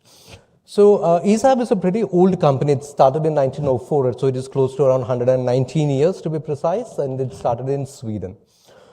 It is known as, ISAB actually is an acronym. So there is the expansion stands like Elektriska Svetsningsaktiebolaget. I'm not sure whether anybody understood that. In plain English, it means electric welding company. That's all it is. So, but though it has a short form like that, but in India, it has a different, on a pun way, it has called employees, sons and brothers. So it's a 35 years old company in India. It started in 1987 by acquiring Indian Oxygen Limited. So that's how we got the foothold into India. So from there was generations and generations and generations of the associates have been working. The grandfather, the father, the son, the cousins, everybody are working in the company. So that's how it is. That's the legacy of the company. We've been doing all activities. And from that kind of a legacy kind of a company to this stage where we are, there was a lot of efforts has gone through it. So I'll share some of those efforts, what kind of activities, what we did to bring that organization to this kind of a level.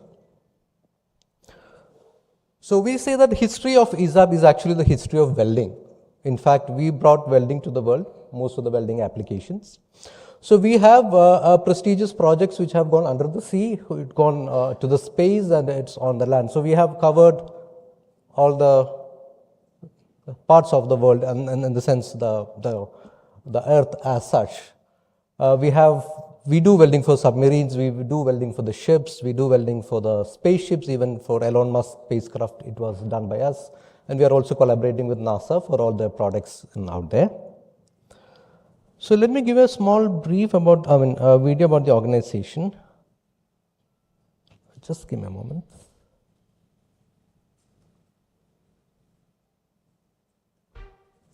Idea with a capital I. Those special sparks of neurons in our brains that lead to infernos of change. An idea is what first defined us, spurred our curiosity, inspired us to act. Then we really got to work, discovered tools, discovered our own talent and tenacity. And then things really took off. One thing inevitably led to another, led to another, and led to another. But not without that curiosity and drive to keep the ball rolling. To initiate, accelerate, collaborate, fabricate, create and recreate, perpetuate, to innovate. This is what ideas are all about. ESAB Corporation is at the forefront of nurturing the ideas that have transformed the world. From the everyday to the extraordinary. We provide the tools and inspiration to propel people into action. We do so by sharing success. We're there for our customers' triumphs and challenges. By helping each other win, collaborating as a team to achieve our shared vision. By always improving, pursuing innovation, and constantly seeking new ways to raise the bar. By promoting purposeful leadership, leading with heart and purpose, and taking pride in our work. And valuing every voice, creating an inclusive, welcoming culture based on diversity, empathy, and mutual respect. It's in this way that the human race moves forward. We collectively and individually leverage our strengths and take calculated risks that reap remarkable rewards. We value the idea, even in its most fragile form, and nurture it until it becomes an unstoppable phenomenon. This is ESAB Corporation. This is shaping the world we imagine. So SHAPE, actually, that's an acronym, that's our value system. So those are our values which we inculcate in all the associates and which binds across the globe as such. So we are around 10,000 plus employees with 28 manufacturing facilities across the world and present in 145 countries. So we are there in North America, South America, Europe, Middle East, Asia, and India. So this is the value systems which we have seen, so I'm not going into that. So what makes us different is the business development strategies what we bring in. So what we do is that though we are a global company, been originated in various parts of the world, but we have a policy in India that we will adhere to the Make in India policy and make our products become global. Rather than taking the global products of our own company and bring it to India, we develop a lot of products within India itself. And we have, there are 3 R&D centers, the research and development centers for ESAB on a global basis. Out of that, 2 are operating out from India, which is for the filler metals and the equipment division. So both operates from India, and a lot of new development, new projects or new equipments are being developed from India and then given to the world. So that is how we are, the policy of ESAB India is to make it as a Make in India policy. And one of the major other aspect what ESAB India believes is on the ESG, which is the environmental, social and governance. So what we do is we work a lot of activities on the protecting the environment, on health and safety, on inclusion. We would have seen that our logo itself, you can see, though it's an American company now, but you don't see a white person out there. So that's how we promote the inclusiveness as well. We don't differentiate between the gender or the color or the race. And we do believe in the corporate social responsibility, the CSR activities. So in the environment protection, what we do is that we try to reuse most of our products out here. For example, most of you would have been seen the pallets which we bring in, or the products where the wooden pallets are there. So normally what happens, people throw away the pallets or it gets damaged. So we don't do that. We keep it, we preserve it and use for the next time, so that we don't have to bring in new pallets, which helps in conserving the trees, because you don't have to cut the trees to make those wooden pallets. So that is one of those activities. We have completely changed all the plans of ISAB India. We have got 3 factories in India, two are in Chennai and one is in Nagpur. So the entire thing runs on LED lights. No more the normal lights are now there, so which is more energy efficient. And we use solar energy for most of our manufacturing processes. We have installed solar panels in most of the factories which harness the solar energy. We use wind energy as well. And we have tied up with a renewable energy company called RE, where we produces energy and gives to them, which goes into the grid, and then it gets offset with the government thing. So that's are the various activities what we do, and some of those figures what you can see out there on the renewable energy, how much it actually has saved for the company as well as for the environment. Of course, the environment we cannot as such measure it, but it brings in, saves in a lot of the conventional energy, of the usage of conventional energy. And we have a very strong hazard identification risk assessment process called the HERA, which we follow in all of our factories, and we want and give an assurance to the members of the family, saying that once your husband, wife or children comes to our premises, they're completely safe and they will come back to you as how you have sent them to the factory or to other offices. And we are certified on the latest DHS certifications on environment, health and safety through DNV. And onto the operational efficiency and process efficiency, we follow the JIT concept, the just in time. And one unique aspect which we have doing is on the vendor development. I mean, of course, a lot of people do vendor development, but what we do a SWOT analysis of the vendors also. On the SWOT, we give the feedback back to the vendor saying, this is the areas where you are strong, this is the areas where you have to improve, and these are some of those threats which you might face in the future. So accordingly, we help them to equip themselves to do better. So we believe in a mutual symbiotic relationship of collaboration. So that is another underlying aspect of the success of ISAB India, is the collaboration between various departments, various functions, and with the stakeholders as well. So this is one of the unique aspects what we do, the vendor SWOT analysis. And I said, as part of our Make in India policy, we do a lot of import substitution. Instead of importing things, we try to create those kind of alternate products or alternate materials we find and try to get it from India itself. And on the lead time, we always try to make the lead time as much as low as possible so that the customers are happy. And we are one of those few companies during the COVID times who were able to deliver on our commitments, because there was a lot of challenges across. We couldn't run the factory or our offices as how we wanted. There was a lot of restrictions in numbers, like we could use only 10% of our population as per the government rules in the initial times of COVID.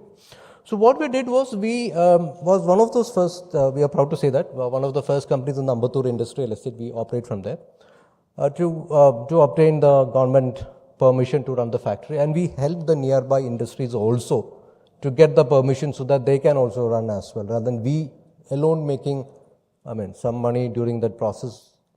We help the other companies as well.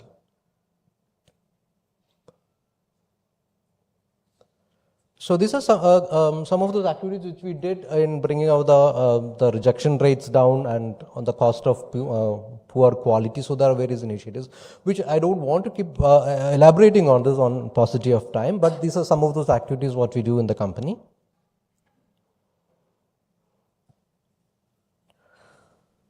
So this is a couple of the which shows the results of our initiatives what we did on productivity. We have around close to 94.7 million of rupees we were able to save due to our various initiatives in the past 3 years, with a direct savings of 254 million, indirect savings 41.9 million, with 120 kaizens what we have implemented. So kaizens means, of course, that it's called the continuous improvement what we do.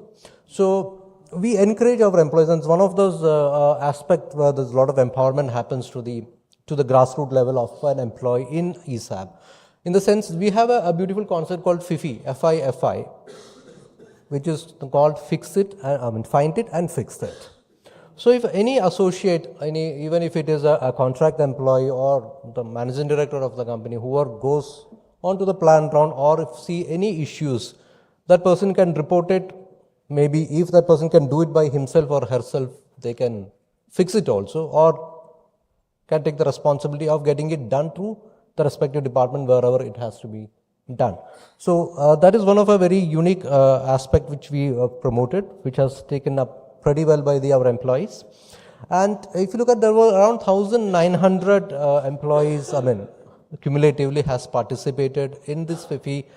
It's not a participation in the sense they do it by themselves. And around close to 740 odd improvements have been done by fixing all those snacks, whatever they felt so. And we have another interesting or beautiful program called on safety, which is called the Project Bandhan. Actually, we won the last year National CSR Award for this activity. So what we have found was that we are pretty strong in welding. So we thought, why not we give back to the society? And welding is not an easy job. It involves a lot of hazards in it and a lot of health problems, or a lot of accidents can happen. And you know, in India, we do a lot of jugaads and everywhere. So everything is not as organized as like the companies what we are representing out here. So there are a lot of unorganized sector, especially on the welding. You would have seen a lot of people welding on the roads with small shops, with small fabricators who does the welding. And they do the welding, maybe they do good, but we have not seen much of them using any safety equipments as such. So what we thought was this is pretty a dangerous thing to happen because people can lose their eyes, they can lose their limbs or whatever can happen, and the family can go for a toss, the financial situation, because they might be the only bread earners. So what we did was we recruited around close to 40 odd associates across the country, and this we did mostly for the rural parts of the India, where these people who are trained in welding and how to do a welding in a safer manner, they go to the rural parts, goes to unorganized sectors, to the welders, and teach them how to do the welding safely and provide all the necessary equipments. All these are free of cost. There is no money involved by the unorganized guys to pay for it. It was completely free. And this has actually helped a lot. And since we got a lot of, initially it was not that well accepted, but people were saying, no, we know how to weld. We have been welding for years and nothing has happened to us. But we were able to convince them this is not how it should be. There are ways of doing it. And if money is the problem for that, they're not using it. And it is the attitude as well, the behavioral attitude. That is one of the biggest issues what we found. So they, most of the people who have been trained, that is what you see. One of the figures is, in this year, it was around 1,124 trainings was done across the country on this. And there were around 2,873 participants across the country who participated in these trainings. So we don't bring them into our place. We go to their place and do the training. So it's not that they will, all of them will come to Chennai or to Nagpur. We go to Delhi or, not Delhi, the rural parts of the Delhi, or we go to Rajasthan, we go to Bihar, to Orissa, all those places we go and do the trainings. So I've talked about the Kaizens and the FIFI. So this is the figures for the Kaizens and the Find It and Fix It program what we do. And we follow a very strong DEI strategy, which is your diversity, equity, inclusion. So we believe in the DI, maybe Charles would remember because we met something for one of the DI meet at some point. So, and it was very interesting what Soho was doing at that point of time. He shared similar experiences at that time. So what we do in ISAB is we don't differentiate anybody between gender. When anybody comes for an interview or for selection, we never even bother with what your gender is or what your race is. For us, you are a human being who has the required competencies and skills. We don't see whether you are a male or a female or the third gender. We don't look into that at all. So, and there is no differentiation even in the package. If you're in a particular grade, there is a compensation range, and based on your HR folks knows that it all depends on what your past salary is. So accordingly, you get pegged into that particular range. And we have developed certain affinity groups across the globe as well. This is actually a group driven initiative. So we have various affinity groups in various parts of the globe. So in India also we do have affinity groups which is coming in. So to make the story short, rather than taking so much of time, so all these activities what we have done has led to the organizational efficiency, where our assets to sales turnover ratio is pretty good. It was at 7.3 in around 3 years back, maybe around 2019-20, which has moved up to 9.34 in the last year in 22-23. And the market cap of ESAB India has seen a big growth, around 249% from 2019. And the stock price, that is phenomenally, it has grown. I remember when I joined the company in 2019. So at that time, the stock price of ESAB was around close to 900 rupee. That was 4 years back. Now it is crossing 4,000 rupees. So the kind of jump it has had, I'm not saying that I was responsible for this, but that's how it was. On to the, being an HR function of the organization, I cannot leave this presentation without talking about my function and what we do out there as well. So we have a very strong employee engagement practices out there. For us, employee engagement means to give a meaningful career to our employees. So what we do is that one of the unique practice what we do is we capture the career aspirations, what you want to become. Not that what we want you to become, but what you want to become. And accordingly, once we capture the career aspirations, we see whether we are able to fulfill that aspirations in ESAB. But mostly every aspirations we will not be able to do it. That is true. Nevertheless, we train those people, all those people with those kind of competencies, what they require to meet that aspiration at some point of time. It can happen in some other company also. It may not happen in ESAB, but they're equipped. They're equipped to take up that role either here or somewhere else. So we don't bother whether they don't even work for us after some time. We very well know that they may not work for us after some time. But if you look at those people who've been in the organization, there are a lot of people who have completed more than 25 years. Around close to 20% of our population has completed 25 years with us. I'm not talking about the blue collar, I'm talking about the white collar employees. That means people are not leaving. Of course, people do leave, but very minuscule. And we have other practices like employee professional education assistance. So what which we rolled out around a couple of years back, was we wanted our employees to get developed, because a lot of people would have joined us as diploma engineers, or they might have maybe a normal graduation. So we give them an opportunity to have higher studies like an MBA, a BTech also, because BITS Pilani is doing a distant BTech as well. So we sponsor the program for those for those associates who wants to pursue a higher study. So we send them to IIMs, we send them to XLRIs, not that short-term program, it's a long-term program which runs for 2-3 years. So that also we do, and that's one of our practices what we do. And another interesting thing what we did is that everybody which we gets pulled off by the auditors is we removed the attendance system from the organization. We are not bothered at what time you come, what time you leave, and we don't even track it. We said, you're all mature enough to know what you are supposed to do. That's it. You do your work, that's fine. From whichever part of the world you want, you can do that. We are not bothered that you have to come to the office to do it. And so that we removed all the attendance machines from the organization. But we still track it, not for the sake of attendance, but to see whether people are there in case if an emergency happens in the organization. We should know how many people are there in the premises, like a fire accident happened or something of that untowardly things happens. For that purpose, we want to know how many people are there in the system, that's all. Beyond that, we don't even look at the data for the payroll. So even our auditors have pulled us up asking, then how do you do the payroll? On what basis do you do the payroll? So we don't mind paying them, whether they come here or not. We know the work has been done, the managers knows, everybody is mature enough to do that. So that is one of those things, various interesting aspects what we do, which probably have led us to getting as the best employer in Asia in 2021, as well as the most preferred workplace in India in 2022. And if you look at our employee engagement scores, which you can see on the right corner on the top, it is steadily has increased, because every year we do an employee engagement survey through a third-party agency called Perceptics. So from 87% of engagement from 2019, it has moved to 95%, which was the last year results, and this year result is yet to announce. It gets announced probably by next week. So this is some of those parameters on the employee engagement.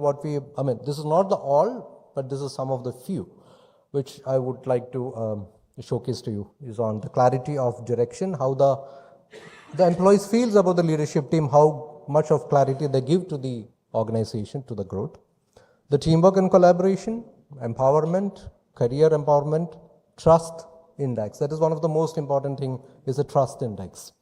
Because if the employees doesn't trust you or the organization, whatever you do, I don't think it makes any sense to anybody. And another interesting thing what we do is on the candidate net promoter score. We would have seen in employee engagement that there is a net promoter score, but we do for the recruitment also. Because we want the candidates to evaluate us, how good we were in the recruitment process. Because a lot of people, and there was always some funny things about HR, is that the famous words of HR is, we'll get back to you. I'm not sure how many people would have got an answer from HR after saying that we'll get back to you after an interview. But we always get back, and that's my recruitment head sitting out here, Bharat. So he always gets back to the candidates, whomever comes for an interview with ASAP. So we guarantee that. And this is one of the last slides. After this, I'm not going to bore you more on this. So we have brought in this onboarding thing. Everybody knows that onboarding happens in an organization. So we made it a bit more interesting by making it gamified. In the sense, this happens on a remote basis. This we started when the COVID hit us, and we knew that employees cannot come to office and nobody can see each other as well. But still, we have to get connected. So this is what we did.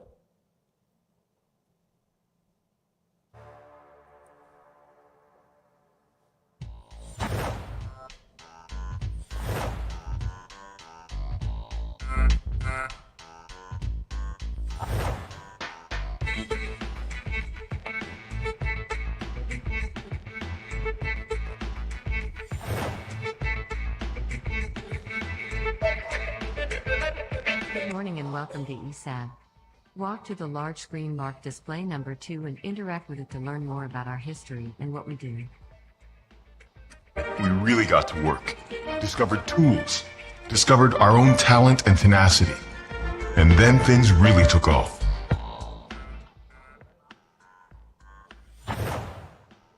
Interact with the next digital wall when you're ready to begin.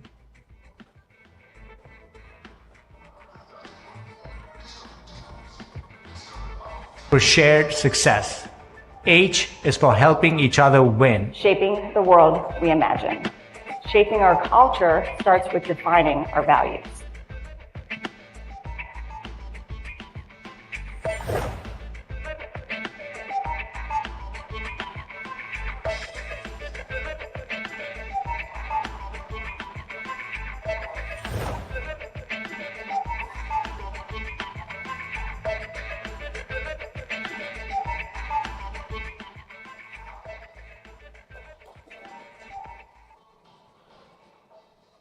Yeah, so this is what we did so that the employees can go through each of the modules and each can collaborate with other new joiners as well, because everybody can see it's connected. So one associate can see the score of the other associate. They can be having a healthy competition also. Because unless you clear one of those rounds, you can't go to the next module. So that's how it was designed. So they were forced to go through it. Though there's a time frame to finish it, though. So with all this, we were able to achieve what you see on the screen, some of those accolades and recognitions what we got. And we are very humbled and actually honored to receive this award from Madras Management Association, the Managerial Excellence. And with this, I conclude my topic. Thank you.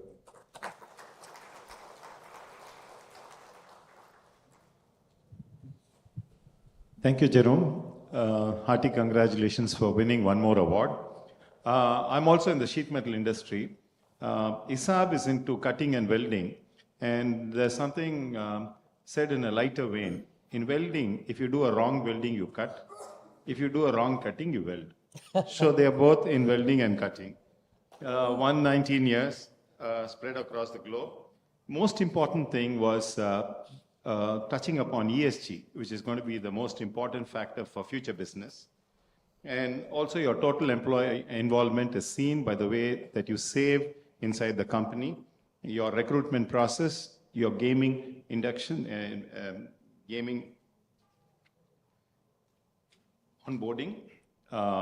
Truly a remarkable presentation.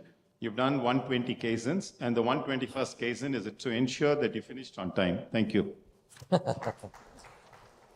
Thank you, Mr. Shivkumar, for chairing this session so wonderfully, and thanks, Mr. Jaiman, for this wonderful presentation. I now request Mr. Shivkumar to present a memento to Mr. Jaiman Anthony for making us aware of what they are doing at ESAB. Ladies and gentlemen, please put your hands together to Mr. Jason Jaiman and his company, ESAB India, who have won this year's Managerial Excellence Award from MMA. Well, I'm sure all the participants who assembled here and those who joined us online have immensely enjoyed the presentations this evening in this seminar and heard the winners of the 21st MMA Manager Award winners. There was indeed a number of takeaways for all of us, and I'm sure it will be very helpful. Group Captain Vijay Kumar is the Executive Director MMA since 2007. As you're all aware, he is the Presidential Awardee, Vishisht Seva Medal for his distinguished service. May I now invite him to propose the word of thanks this evening. Good evening, ladies and gentlemen. After a very thought-provoking seminar, I think it's very, very privileged for me to deliver a formal word of thanks. We do this seminar with the objective is the people come and receive the award, but we must give them opportunity, more time for them to share the best practices, what they follow. And I am quite sure we have a large number of members who will really emulate and at least benchmark themselves what the best in the industry. That's the reason. And I think today the people who have got 4 best awards are really truly outstanding, because the jury, when they met, it was really tough. Deloitte is a consultant for the award. We had a very, very high-profile jury. And they had a tough time selecting, because few points differentiate between the best and the second best, actually.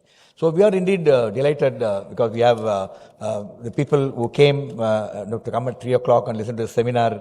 I know how tough it is, but I'm really happy that a large number of viewers are watching this program live, and I'm quite sure you will join us very soon from here. Let me thank all the chairmen, Nalini Batmanaban, Suresh Jain, Surya, and also Shivakumar for joining this afternoon and ably chairing the session, and most importantly is managing the time so well, because we want to finish at 5:10.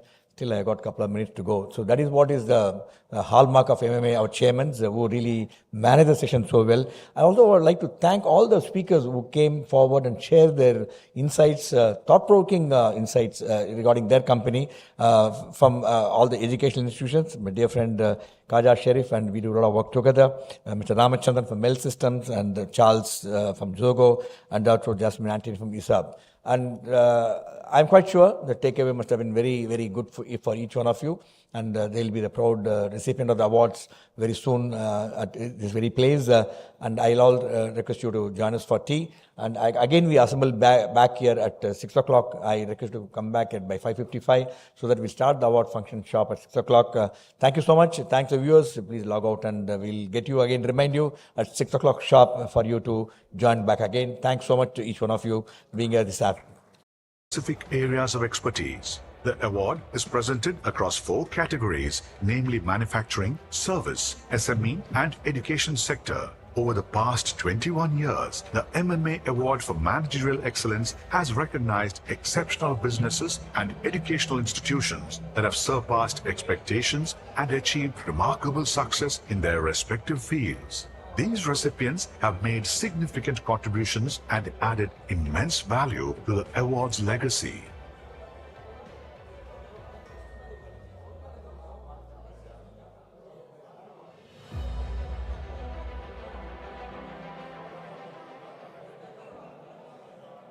Madras Management Association continues to serve the economy of this great nation for more than half a century. Started in 1956, MMA has grown to be India's finest and largest management association with over 8,000 members, which includes corporate houses, professionals, academics, and executives. Over 2 lakh professionals have benefited from MMA's more than 750 executive development activities. Distinguished personalities have participated in the conventions and major events of MMA. And now, MMA is a staunch supporter of promoting sound management knowledge, experience, and ideas across various disciplines. In our ongoing commitment to acknowledge excellence in managerial thinking, action, and tangible results, MMA instituted Managerial Excellence Awards. These esteemed awards are designed to honor companies and institutions based in the southern states of India. Established in the year 2002, the MMA Award for Managerial Excellence aims to commend overall managerial excellence rather than focusing solely on specific areas of expertise. The award is presented across 4 categories, namely manufacturing, service, SME, and education sector. Over the past 21 years, the MMA Award for Managerial Excellence has recognized exceptional businesses and educational institutions that have surpassed expectations and achieved remarkable success in their respective fields. These recipients have made significant contributions and added immense value to the award's legacy.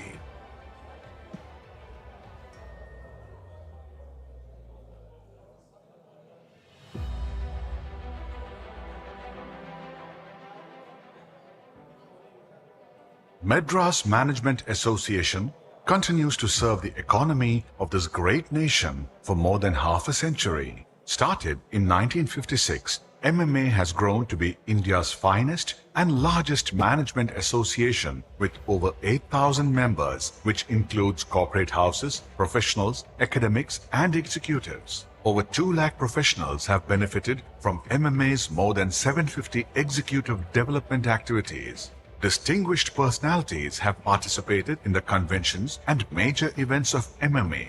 And now, MMA is a staunch supporter of promoting sound management knowledge, experience, and ideas across various disciplines. In our ongoing commitment to acknowledge excellence in managerial thinking, action, and tangible results, MMA instituted Managerial Excellence Awards. These esteemed awards are designed to honor companies and institutions based in the southern states of India. Established in the year 2002, the MMA Award for Managerial Excellence aims to commend overall managerial excellence rather than focusing solely on specific areas of expertise. The award is presented across 4 categories, namely manufacturing, service, SME, and education sector. Over the past 21 years, the MMA Award for Managerial Excellence has recognized exceptional businesses and educational institutions that have surpassed expectations and achieved remarkable success in their respective fields. These recipients have made significant contributions and added immense value to the award's legacy.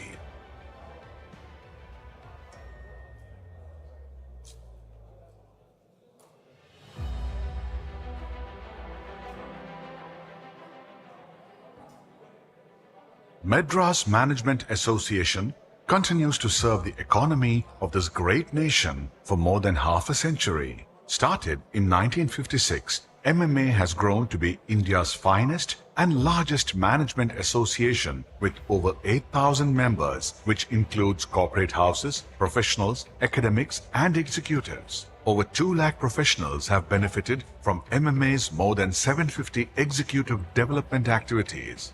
Distinguished personalities have participated in the conventions and major events of MMA. And now, MMA is a staunch supporter of promoting sound management knowledge, experience, and ideas across various disciplines. In our ongoing commitment to acknowledge excellence in managerial thinking, action, and tangible results, MMA instituted Managerial Excellence Awards. These esteemed awards are designed to honor companies and institutions based in the southern states of India. Established in the year 2002, the MMA Award for Managerial Excellence aims to commend overall managerial excellence rather than focusing solely on specific areas of expertise. The award is presented across 4 categories, namely manufacturing, service, SME, and education sector. Over the past 21 years, the MMA Award for Managerial Excellence has recognized exceptional businesses and educational institutions that have surpassed expectations and achieved remarkable success in their respective fields. These recipients have made significant contributions and added immense value to the award's legacy.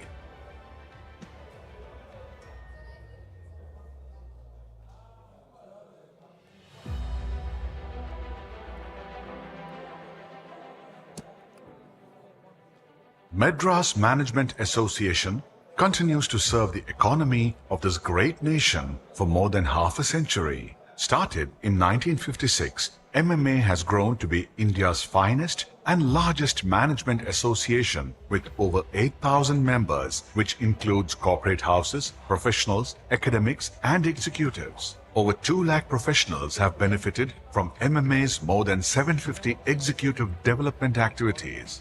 Distinguished personalities have participated in the conventions and major events of MMA. And now, MMA is a staunch supporter of promoting sound management knowledge, experience, and ideas across various disciplines. In our ongoing commitment to acknowledge excellence in managerial thinking, action, and tangible results, MMA instituted Managerial Excellence Awards. These esteemed awards are designed to honor companies and institutions based in the southern states of India. Established in the year 2002, the MMA Award for Managerial Excellence aims to comment overall managerial excellence rather than focusing solely on specific areas of expertise. The award is presented across 4 categories, namely manufacturing, service, SME, and education sector. Over the past 21 years, the MMA Award for Managerial Excellence has recognized exceptional businesses and educational institutions that have surpassed expectations and achieved remarkable success in their respective fields.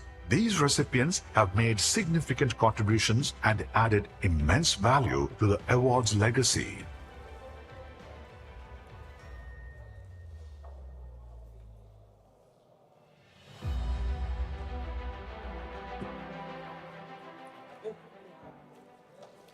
Madras Management Association continues to serve the economy of this great nation for more than half a century. Started in 1956, MMA has grown to be India's finest and largest management association with over 8,000 members, which includes corporate houses, professionals, academics, and executives. Over 2 lakh professionals have benefited from MMA's more than 750 executive development activities.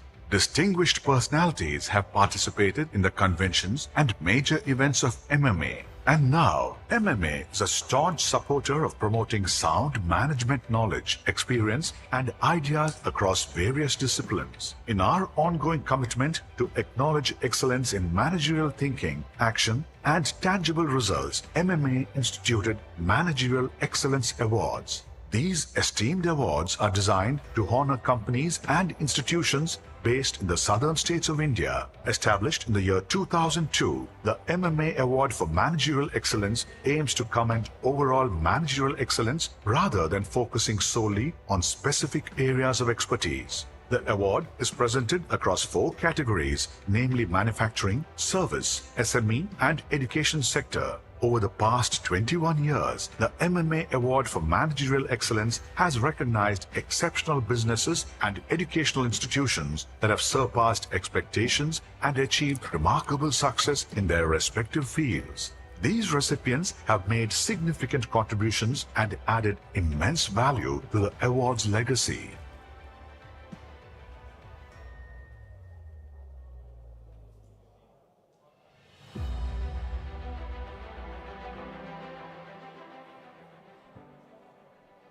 Madras Management Association continues to serve the economy of this great nation for more than half a century. Started in 1956, MMA has grown to be India's finest and largest management association with over 8,000 members, which includes corporate houses, professionals, academics, and executives. Over 2 lakh professionals have benefited from MMA's more than 750 executive development activities.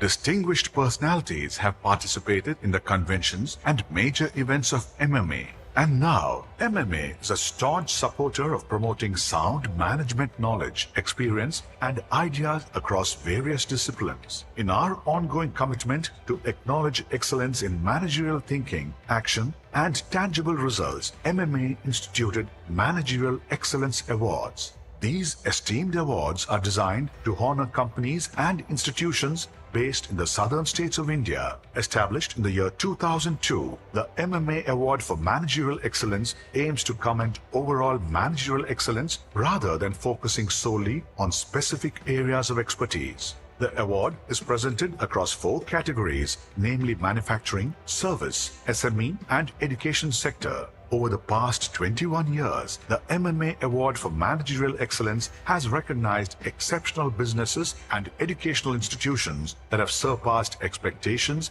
and achieved remarkable success in their respective fields. These recipients have made significant contributions and added immense value to the award's legacy.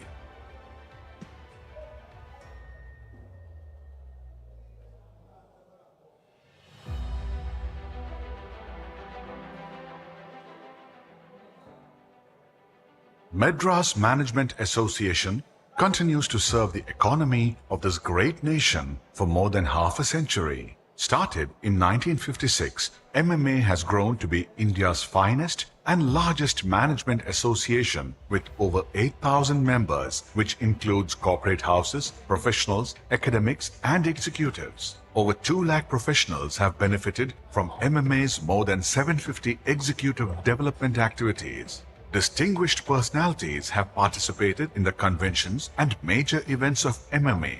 And now, MMA is a staunch supporter of promoting sound management knowledge, experience, and ideas across various disciplines. In our ongoing commitment to acknowledge excellence in managerial thinking, action, and tangible results, MMA instituted Managerial Excellence Awards. These esteemed awards are designed to honor companies and institutions based in the southern states of India. Established in the year 2002, the MMA Award for Managerial Excellence aims to comment overall managerial excellence rather than focusing solely on specific areas of expertise. The award is presented across 4 categories, namely manufacturing, service, SME, and education sector. Over the past 21 years, the MMA Award for Managerial Excellence has recognized exceptional businesses and educational institutions that have surpassed expectations and achieved remarkable success in their respective fields.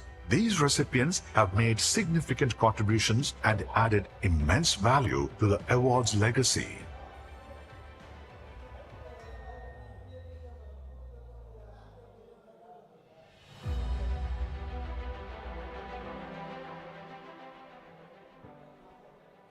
Madras Management Association continues to serve the economy of this great nation for more than half a century. Started in 1956, MMA has grown to be India's finest and largest management association with over 8,000 members, which includes corporate houses, professionals, academics, and executives. Over 2 lakh professionals have benefited from MMA's more than 750 executive development activities.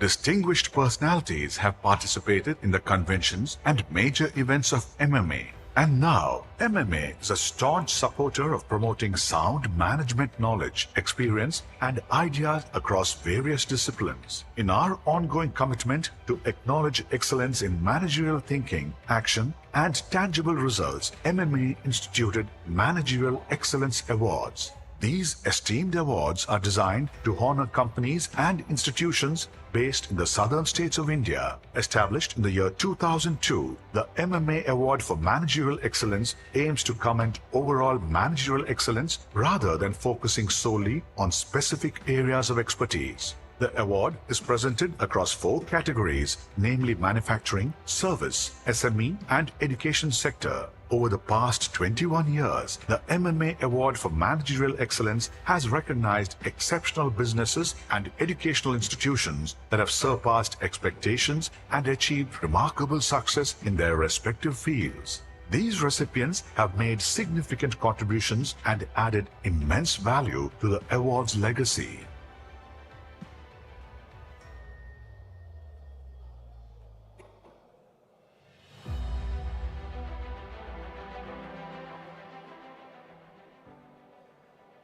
Madras Management Association continues to serve the economy of this great nation for more than half a century. Started in 1956, MMA has grown to be India's finest and largest management association with over 8,000 members, which includes corporate houses, professionals, academics, and executives. Over 2 lakh professionals have benefited from MMA's more than 750 executive development activities. Distinguished personalities have participated in the conventions and major events of MMA. And now, MMA is a staunch supporter of promoting sound management knowledge, experience, and ideas across various disciplines. In our ongoing commitment to acknowledge excellence in managerial thinking, action, and tangible results, MMA instituted Managerial Excellence Awards. These esteemed awards are designed to honor companies and institutions based in the southern states of India. Established in the year 2002, the MMA Award for Managerial Excellence aims to commend overall managerial excellence rather than focusing solely on specific areas of expertise.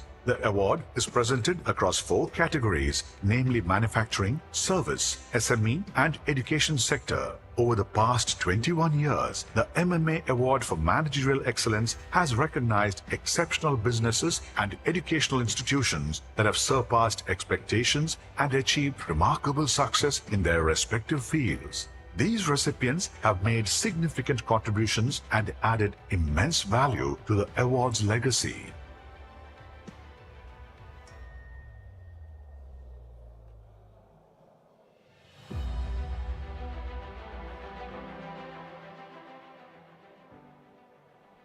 Madras Management Association continues to serve the economy of this great nation for more than half a century. Started in 1956, MMA has grown to be India's finest and largest management association with over 8,000 members, which includes corporate houses, professionals, academics, and executives. Over 2 lakh professionals have benefited from MMA's more than 750 executive development activities. Distinguished personalities have participated in the conventions and major events of MMA. And now, MMA is a staunch supporter of promoting sound management knowledge, experience, and ideas across various disciplines. In our ongoing commitment to acknowledge excellence in managerial thinking, action, and tangible results, MMA instituted Managerial Excellence Awards. These esteemed awards are designed to honor companies and institutions based in the southern states of India. Established in the year 2002, the MMA Award for Managerial Excellence aims to commend overall managerial excellence rather than focusing solely on specific areas of expertise. The award is presented across 4 categories, namely manufacturing, service, SME, and education sector. Over the past 21 years, the MMA Award for Managerial Excellence has recognized exceptional businesses and educational institutions that have surpassed expectations and achieved remarkable success in their respective fields. These recipients have made significant contributions and added immense value to the award's legacy.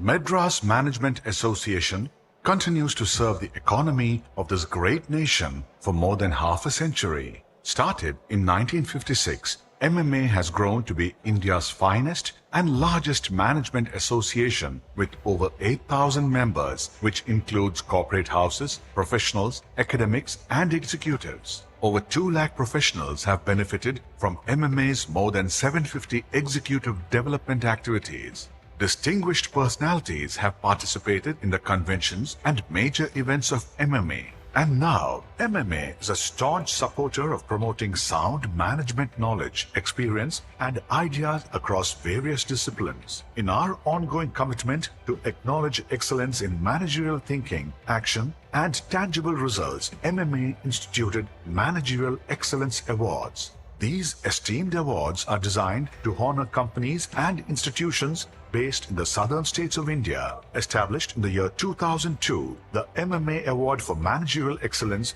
aims to commend overall managerial excellence rather than focusing solely on specific areas of expertise. The award is presented across 4 categories, namely manufacturing, service, SME, and education sector. Over the past 21 years, the MMA Award for Managerial Excellence has recognized exceptional businesses and educational institutions that have surpassed expectations and achieved remarkable success in their respective fields. These recipients have made significant contributions and added immense value to the award's legacy.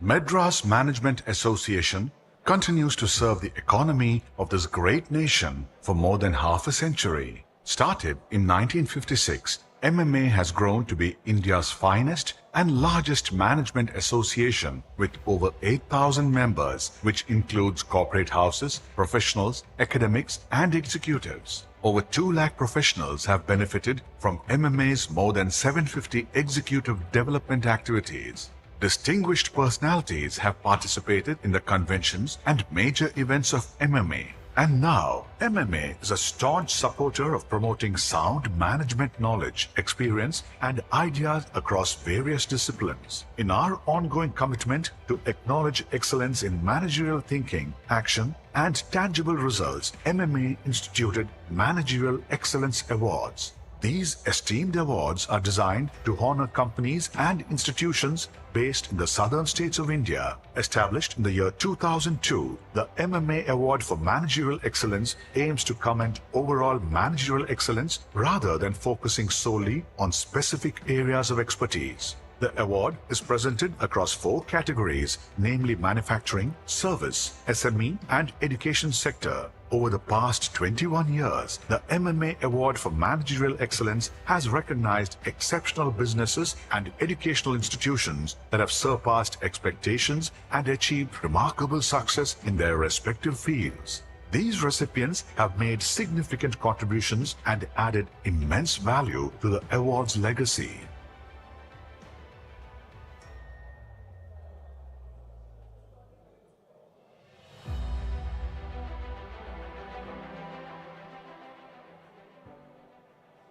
Madras Management Association continues to serve the economy of this great nation for more than half a century. Started in 1956, MMA has grown to be India's finest and largest management association with over 8,000 members, which includes corporate houses, professionals, academics, and executives. Over 2 lakh professionals have benefited from MMA's more than 750 executive development activities. Distinguished personalities have participated in the conventions and major events of MMA. And now, MMA is a staunch supporter of promoting sound management knowledge, experience, and ideas across various disciplines. In our ongoing commitment to acknowledge excellence in managerial thinking, action, and tangible results, MMA instituted Managerial Excellence Awards. These esteemed awards are designed to honor companies and institutions based in the southern states of India. Established in the year 2002, the MMA Award for Managerial Excellence aims to commend overall managerial excellence rather than focusing solely on specific areas of expertise.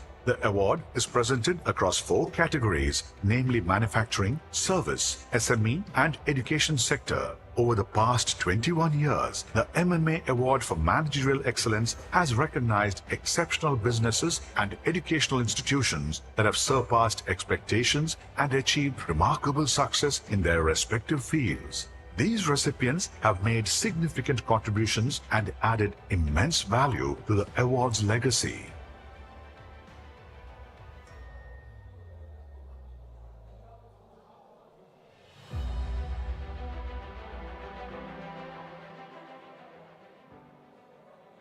Madras Management Association continues to serve the economy of this great nation for more than half a century. Started in 1956, MMA has grown to be India's finest and largest management association with over 8,000 members, which includes corporate houses, professionals, academics, and executives. Over 2 lakh professionals have benefited from MMA's more than 750 executive development activities. Distinguished personalities have participated in the conventions and major events of MMA. And now, MMA is a staunch supporter of promoting sound management knowledge, experience, and ideas across various disciplines. In our ongoing commitment to acknowledge excellence in managerial thinking, action, and tangible results, MMA instituted Managerial Excellence Awards. These esteemed awards are designed to honor companies and institutions based in the southern states of India. Established in the year 2002, the MMA Award for Managerial Excellence aims to commend overall managerial excellence rather than focusing solely on specific areas of expertise. The award is presented across 4 categories, namely manufacturing, service, SME, and education sector. Over the past 21 years, the MMA Award for Managerial Excellence has recognized exceptional businesses and educational institutions that have surpassed expectations and achieved remarkable success in their respective fields. These recipients have made significant contributions and added immense value to the award's legacy.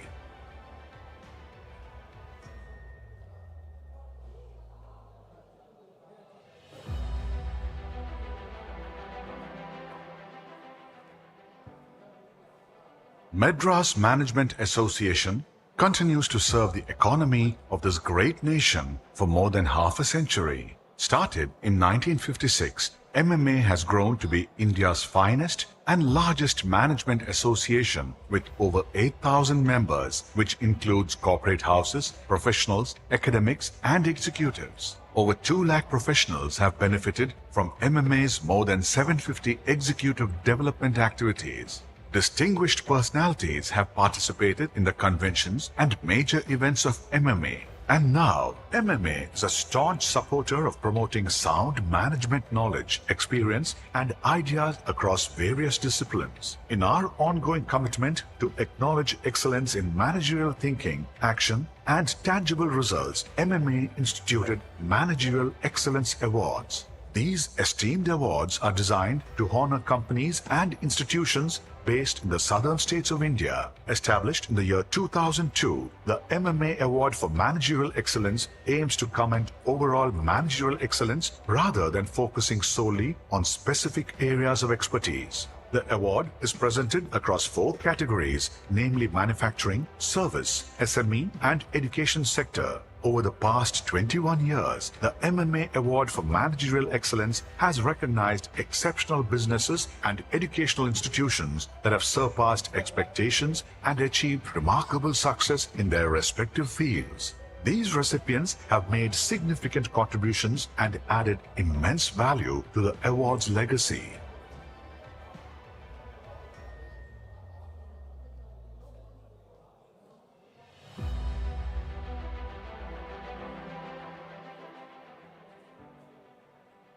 Madras Management Association continues to serve the economy of this great nation for more than half a century. Started in 1956, MMA has grown to be India's finest and largest management association with over 8,000 members, which includes corporate houses, professionals, academics, and executives. Over 2 lakh professionals have benefited from MMA's more than 750 executive development activities.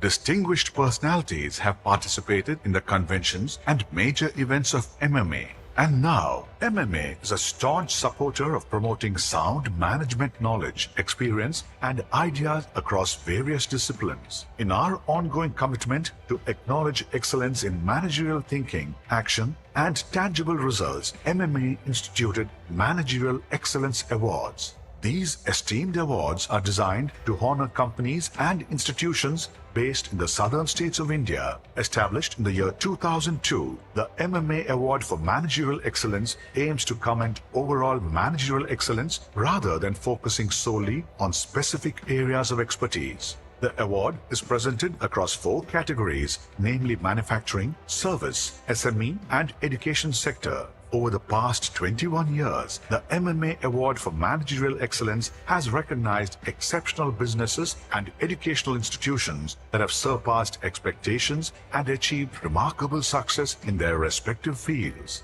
These recipients have made significant contributions and added immense value to the award's legacy.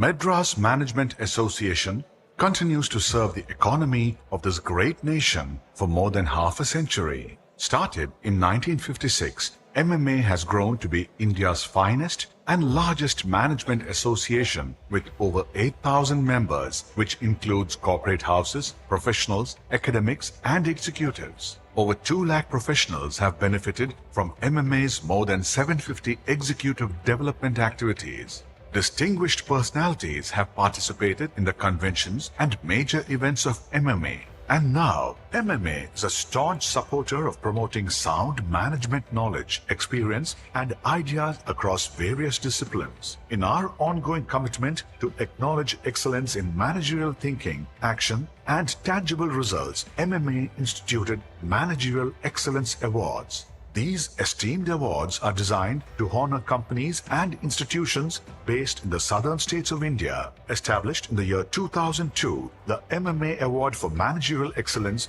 aims to comment overall managerial excellence rather than focusing solely on specific areas of expertise. The award is presented across 4 categories, namely manufacturing, service, SME, and education sector. Over the past 21 years, the MMA Award for Managerial Excellence has recognized exceptional businesses and educational institutions that have surpassed expectations and achieved remarkable success in their respective fields. These recipients have made significant contributions and added immense value to the award's legacy.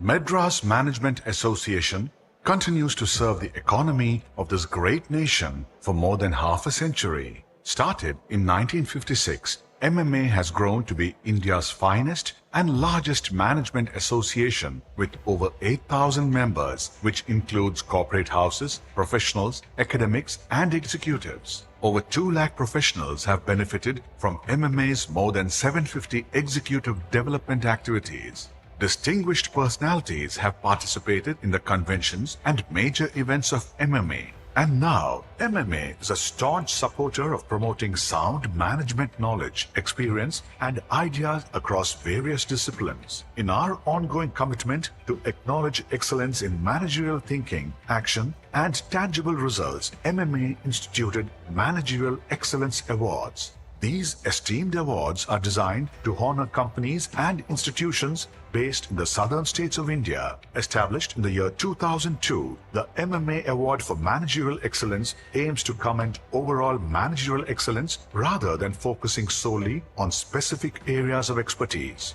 The award is presented across 4 categories, namely manufacturing, service, SME, and education sector. Over the past 21 years, the MMA Award for Managerial Excellence has recognized exceptional businesses and educational institutions that have surpassed expectations and achieved remarkable success in their respective fields. These recipients have made significant contributions and added immense value to the award's legacy.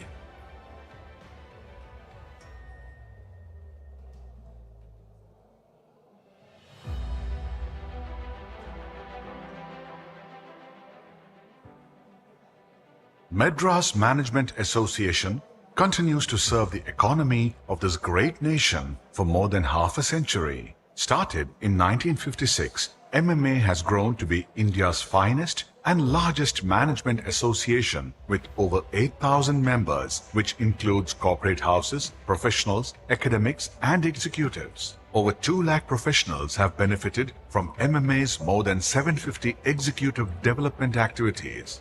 Distinguished personalities have participated in the conventions and major events of MMA. And now, MMA is a staunch supporter of promoting sound management knowledge, experience, and ideas across various disciplines. In our ongoing commitment to acknowledge excellence in managerial thinking, action, and tangible results, MMA instituted Managerial Excellence Awards. These esteemed awards are designed to honor companies and institutions based in the southern states of India. Established in the year 2002, the MMA Award for Managerial Excellence aims to commend overall managerial excellence rather than focusing solely on specific areas of expertise. The award is presented across 4 categories, namely manufacturing, service, SME, and education sector. Over the past 21 years, the MMA Award for Managerial Excellence has recognized exceptional businesses and educational institutions that have surpassed expectations and achieved remarkable success in their respective fields.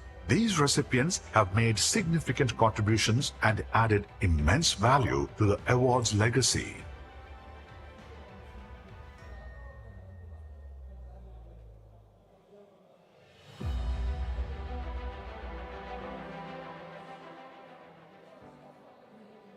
Madras Management Association continues to serve the economy of this great nation for more than half a century. Started in 1956, MMA has grown to be India's finest and largest management association with over 8,000 members, which includes corporate houses, professionals, academics, and executives. Over 2 lakh professionals have benefited from MMA's more than 750 executive development activities. Distinguished personalities have participated in the conventions and major events of MMA. And now, MMA is a staunch supporter of promoting sound management knowledge, experience, and ideas across various disciplines. In our ongoing commitment to acknowledge excellence in managerial thinking, action, and tangible results, MMA instituted Managerial Excellence Awards. These esteemed awards are designed to honor companies and institutions based in the southern states of India. Established in the year 2002, the MMA Award for Managerial Excellence aims to commend overall managerial excellence rather than focusing solely on specific areas of expertise. The award is presented across 4 categories, namely manufacturing, service, SME, and education sector. Over the past 21 years, the MMA Award for Managerial Excellence has recognized exceptional businesses and educational institutions that have surpassed expectations and achieved remarkable success in their respective fields. These recipients have made significant contributions and added immense value to the award's legacy.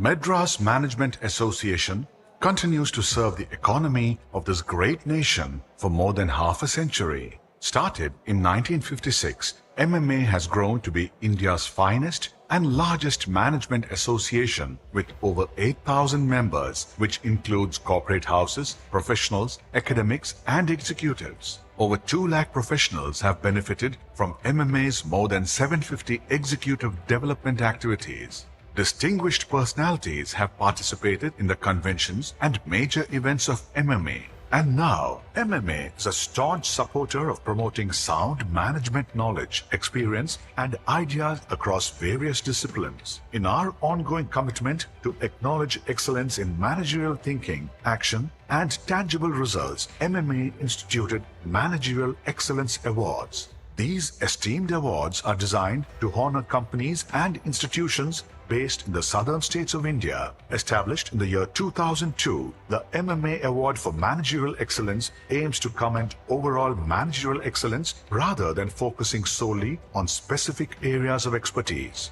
The award is presented across 4 categories, namely manufacturing, service, SME, and education sector. Over the past 21 years, the MMA Award for Managerial Excellence has recognized exceptional businesses and educational institutions that have surpassed expectations and achieved remarkable success in their respective fields. These recipients have made significant contributions and added immense value to the award's legacy.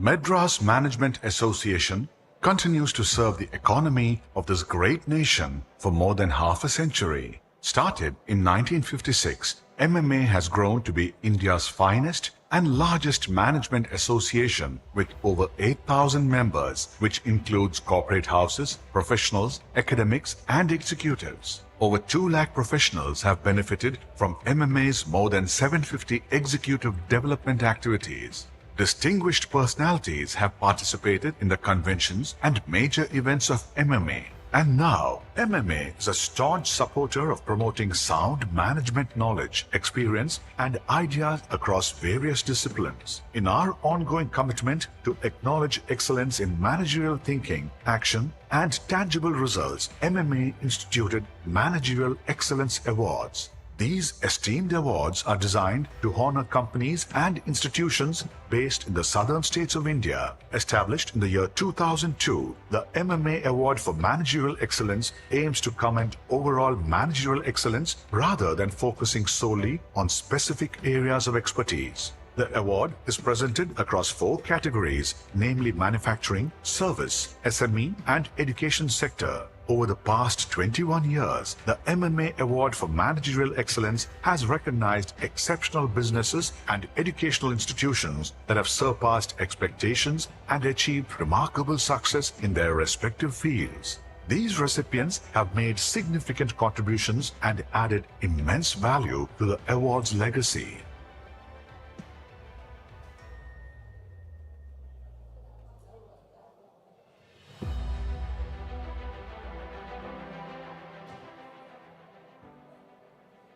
Madras Management Association continues to serve the economy of this great nation for more than half a century. Started in 1956, MMA has grown to be India's finest and largest management association with over 8,000 members, which includes corporate houses, professionals, academics, and executives. Over 2 lakh professionals have benefited from MMA's more than 750 executive development activities. Distinguished personalities have participated in the conventions and major events of MMA. And now, MMA is a staunch supporter of promoting sound management knowledge, experience, and ideas across various disciplines. In our ongoing commitment to acknowledge excellence in managerial thinking, action, and tangible results, MMA instituted Managerial Excellence Awards. These esteemed awards are designed to honor companies and institutions based in the southern states of India.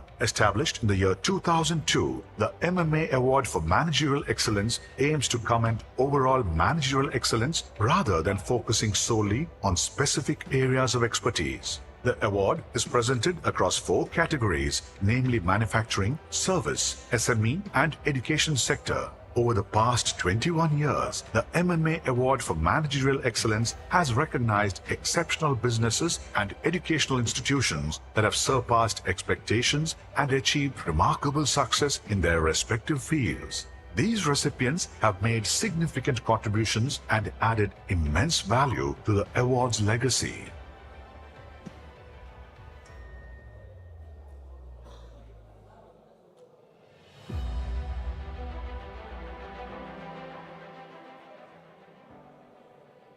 Madras Management Association continues to serve the economy of this great nation for more than half a century. Started in 1956, MMA has grown to be India's finest and largest management association with over 8,000 members, which includes corporate houses, professionals, academics, and executives. Over 2 lakh professionals have benefited from MMA's more than 750 executive development activities. Distinguished personalities have participated in the conventions and major events of MMA. And now, MMA is a staunch supporter of promoting sound management knowledge, experience, and ideas across various disciplines. In our ongoing commitment to acknowledge excellence in managerial thinking, action, and tangible results, MMA instituted Managerial Excellence Awards. These esteemed awards are designed to honor companies and institutions based in the southern states of India.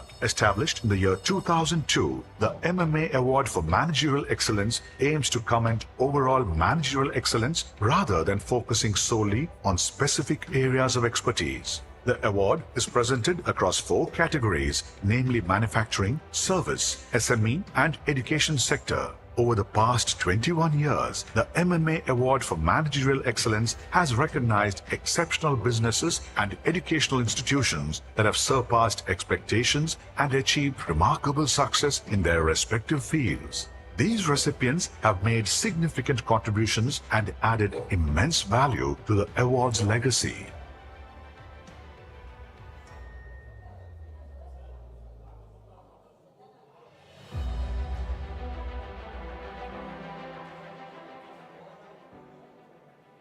Madras Management Association continues to serve the economy of this great nation for more than half a century. Started in 1956, MMA has grown to be India's finest and largest management association with over 8,000 members, which includes corporate houses, professionals, academics, and executives. Over 2 lakh professionals have benefited from MMA's more than 750 executive development activities. Distinguished personalities have participated in the conventions and major events of MMA. And now, MMA is a staunch supporter of promoting sound management knowledge, experience, and ideas across various disciplines. In our ongoing commitment to acknowledge excellence in managerial thinking, action, and tangible results, MMA instituted Managerial Excellence Awards. These esteemed awards are designed to honor companies and institutions based in the southern states of India. Established in the year 2002, the MMA Award for Managerial Excellence aims to comment overall managerial excellence rather than focusing solely on specific areas of expertise. The award is presented across 4 categories, namely manufacturing, service, SME, and education sector. Over the past 21 years, the MMA Award for Managerial Excellence has recognized exceptional businesses and educational institutions that have surpassed expectations and achieved remarkable success in their respective fields. These recipients have made significant contributions and added immense value to the award's legacy.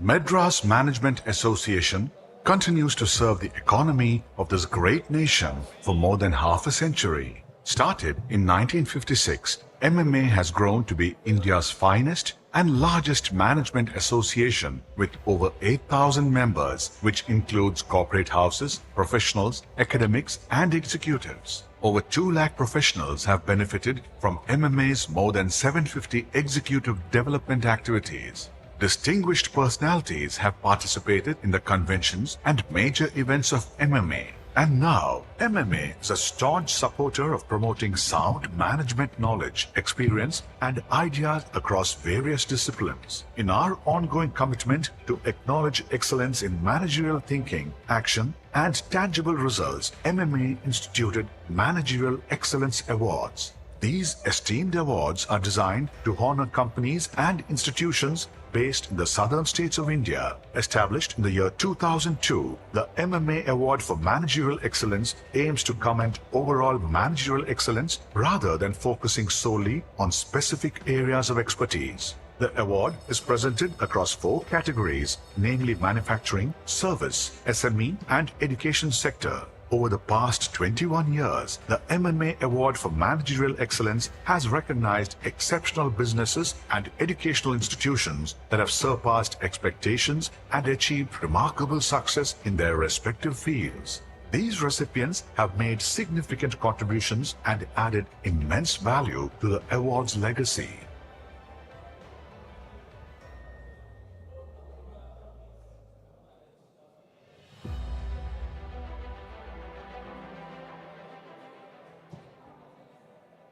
Madras Management Association continues to serve the economy of this great nation for more than half a century. Started in 1956, MMA has grown to be India's finest and largest management association with over 8,000 members, which includes corporate houses, professionals, academics, and executives. Over 2 lakh professionals have benefited from MMA's more than 750 executive development activities. Distinguished personalities have participated in the conventions and major events of MMA.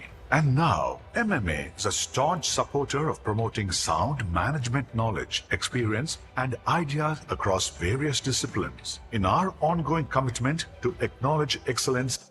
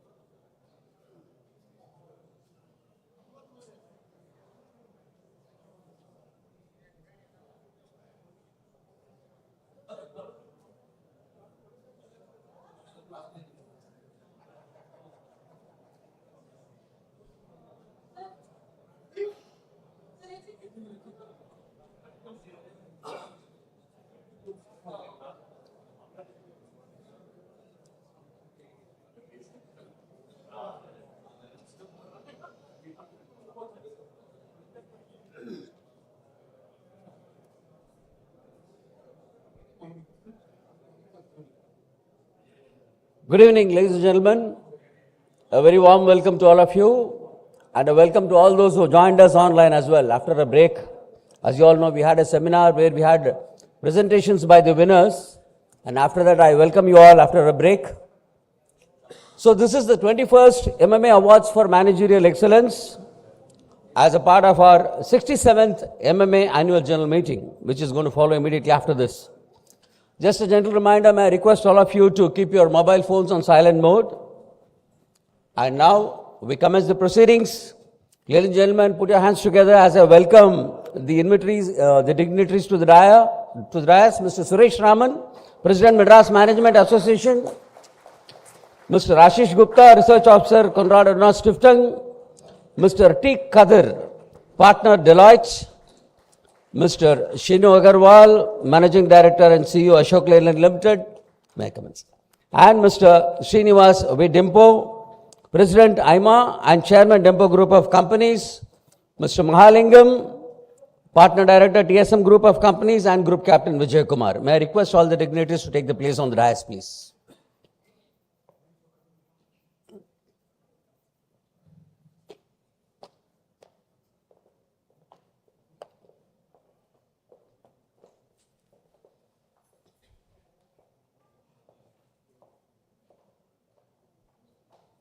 So let's welcome them all with a round of applause this evening.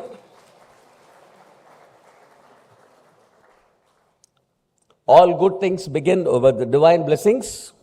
So let's do that. May I request Ms. Padmaja to render the invocation, and after that we will have the Tamil Thai Vaalthu. I request all of you to kindly raise for the invocation, followed by Tamil Thai Vaalthu.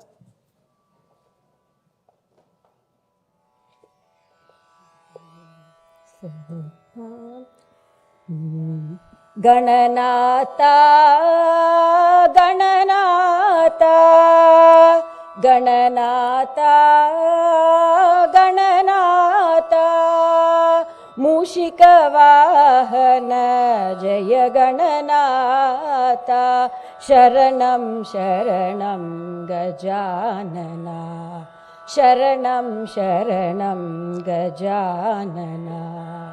Siddhivinayaka Gananata, Mukti Pradayaka Gananata, Jagadodara Jaya Gananata, Sharanam Sharanam Gajanana, Sharanam Sharanam Gajanana. Gananata, Gananata.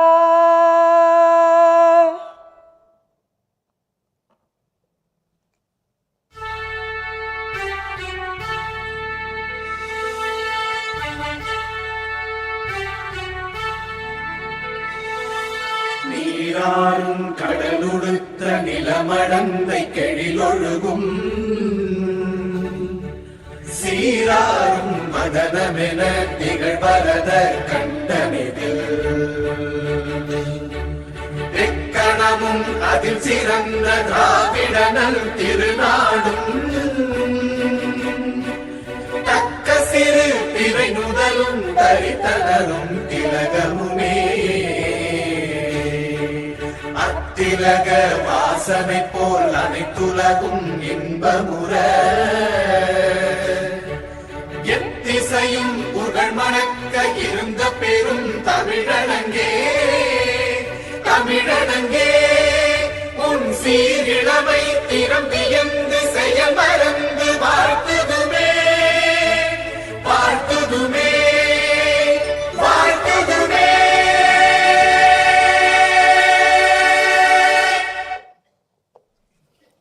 Please take your seats, ladies and gentlemen.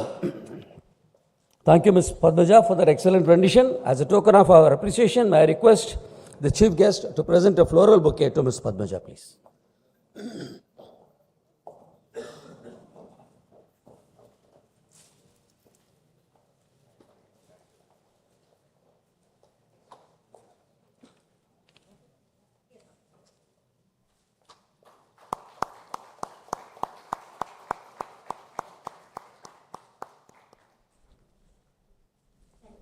Thank you, sir.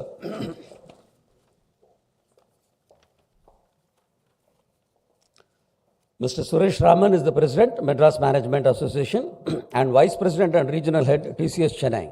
May I have his AV, please? Mr. Suresh Raman, President of the Madras Management Association, MMA, Vice President and Region Head for Tata Consultancy Services, TCS Chennai.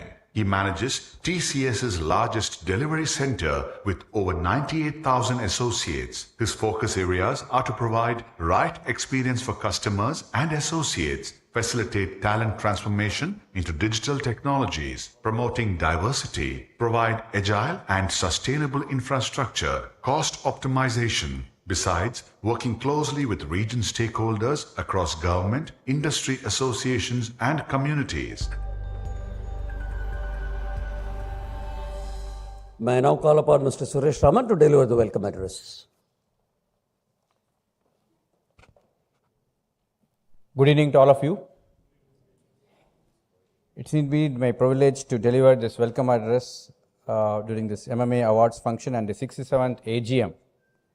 A warm welcome to all the dignitaries, invitees, distinguished past presidents, awardees, and members of MMA who have joined us this evening for this special occasion. We extend a special welcome to our distinguished chief guest, Mr. Srinivas V. Dempo, President of AIMA and Chairman of Dempo Group of Companies. Welcome, sir. And Mr. Shenu Agrawal, Managing Director and CEO of Ashok Leyland Limited. Welcome, sir. Thank you for accepting our invitation to be with us and address the members of MMA and the invitees. I would also like to take this opportunity to welcome the proud winners of the 21st MMA Award for Managerial Excellence and special invitees from their respective organizations. The awardees presented excellent insights this afternoon on the processes and initiatives they have undertaken to achieve excellence, which led them to win the award, prestigious award I should say. My heartfelt congratulations to each one of them. A warm welcome to Mr. Ashish Gupta, who has joined us from Conrad Adenauer Stiftung, New Delhi, our partner in excellence. Dr. Hack, Director KS, has been unable to be with us this evening since he is away in Germany, but shared his video message on this occasion. As you are aware, I think MMA has been in the forefront of promoting sound management knowledge, experience and ideas across various disciplines. I call it, I think it's a compass for what's latest in management practices, but it has been extended to what's latest in technology as well. The type of sessions like Gen AI we had, and the phenomenal reception we had on that. In recognition of excellence in managerial thinking, action, and demonstrable results of companies and institutions, MMA has instituted the Managerial Excellence Award. Any organization with its corporate or registered office in any of the southern states of India is eligible to participate. The MMA Awards for Managerial Excellence has successfully been held for the last 20 years. And this year marks the 21st year of this prestigious event. And Mr. T. Kadir, partner at Deloitte, our consultants for MMA Awards for Managerial Excellence, will provide a briefing on the selection process for the year 2023. And you can imagine it would have been a very tough proposition for Mr. Kadir. The award, supported by companies like us, TCS, Sanmar Group, TVS Supply Chain Solutions, Carbon Universal, and Deloitte as a consultant, aims to promote sound management knowledge, experience, and ideas in various disciplines. The media partner for the award is the Hindu Business Line. I am pleased to share MMA has completed yet another year with great success. The year 22-23, like previous years, has been filled with a wide range of events and activities. I will provide more details during the business session of the AGM. Once again, I extend very warm welcome to each one of you. Thank you and wish you all a great evening. Thank you, Mr. Suresh Raman, for setting the tone of for this evening. Mr. Ashish Gupta is a research officer at Konrad Adenauer Stiftung. May I have his AV, please. Mr. Ashish Gupta has been working as a researcher in Konrad Adenauer Stiftung, New Delhi, India since 2019. He has pursued Bachelor of Computer Application along with Masters in International Management from OHM University, Germany. He has also learnt the German language till B2.2 from Max Müller-Bowen, New Delhi. He has professional experience of over 12 years in various domains from investment banking and financial services to IT services for software giants like Intelnet and IBM.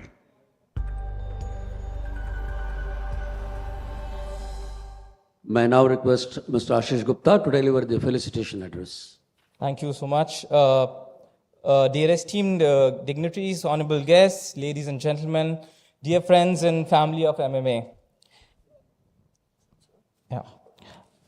I'm here on behalf of Konrad Adenauer Stiftung to express our sincere gratitude to Madras Management Association, MMA.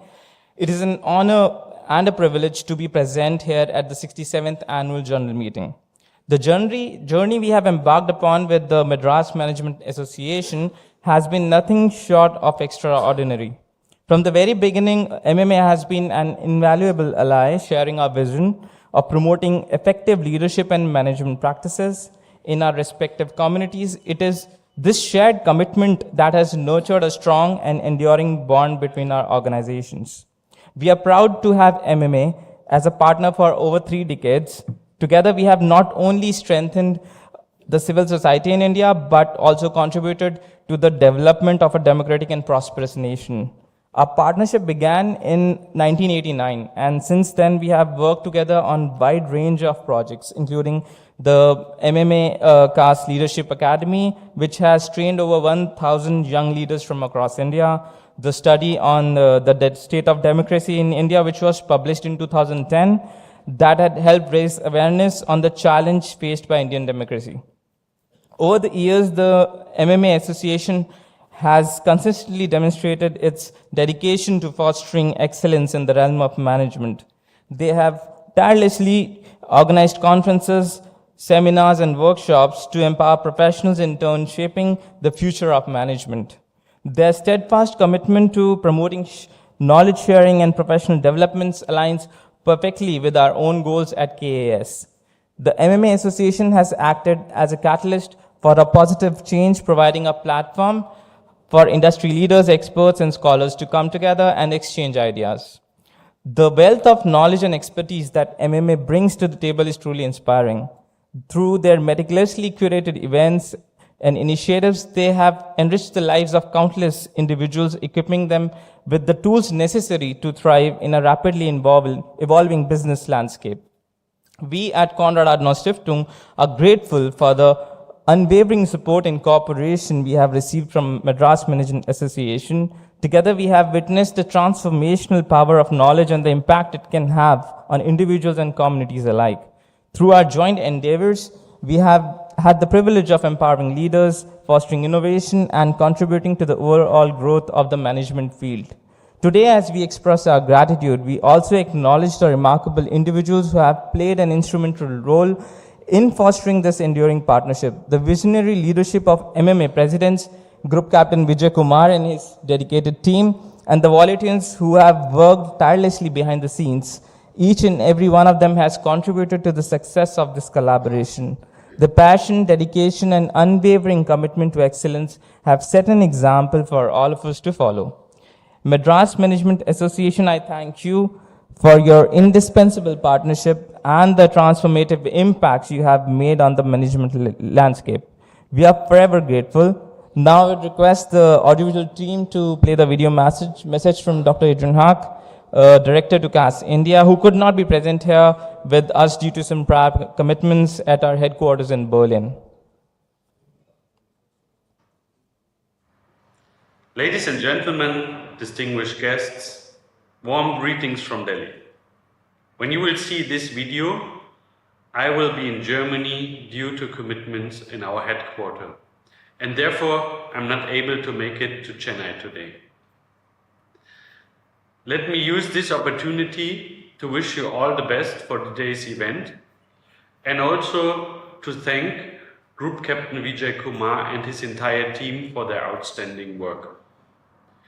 Konrad Adenauer Foundation and Madras Management Association look back for round about 30 years of partnership. And during these 3 decades, you delivered thousands of events. Thousands of people were benefiting from your work. They were able to get new knowledge, to develop their skills, to get in contact with business partners and new people. You influenced so many life stories in a positive way, and your work is also one stone in the fundament of India's growth story. The work you are doing for India, for India's economy, for India's people is outstanding, and a small piece of the journey of becoming the 5th biggest economy in the world. And let me tell you one thing, we as Germans, we are traders, we are engineers, we are business people by our heart, and we always believe that trade is a win-win situation and not a win-lose situation. And therefore, we feel satisfaction by seeing India's rise. We feel personally happy for every single Indian who's able to increase his wealth and reach a better life standard. Because one thing also is proven by reality, the more money people have in their pocket, the more willing are they to buy German products. But ladies and gentlemen, let me not finish with this joke, but finish by wishing you all the best for today's event and all the best for the next decades of the outstanding work of MMA. Jai Hind.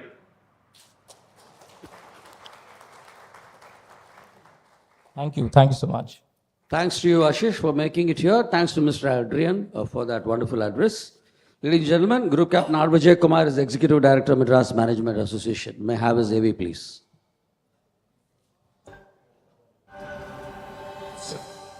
Group Captain R. Vijay Kumar retired. VSM is the Executive Director of the Madras Management Association since April 2007.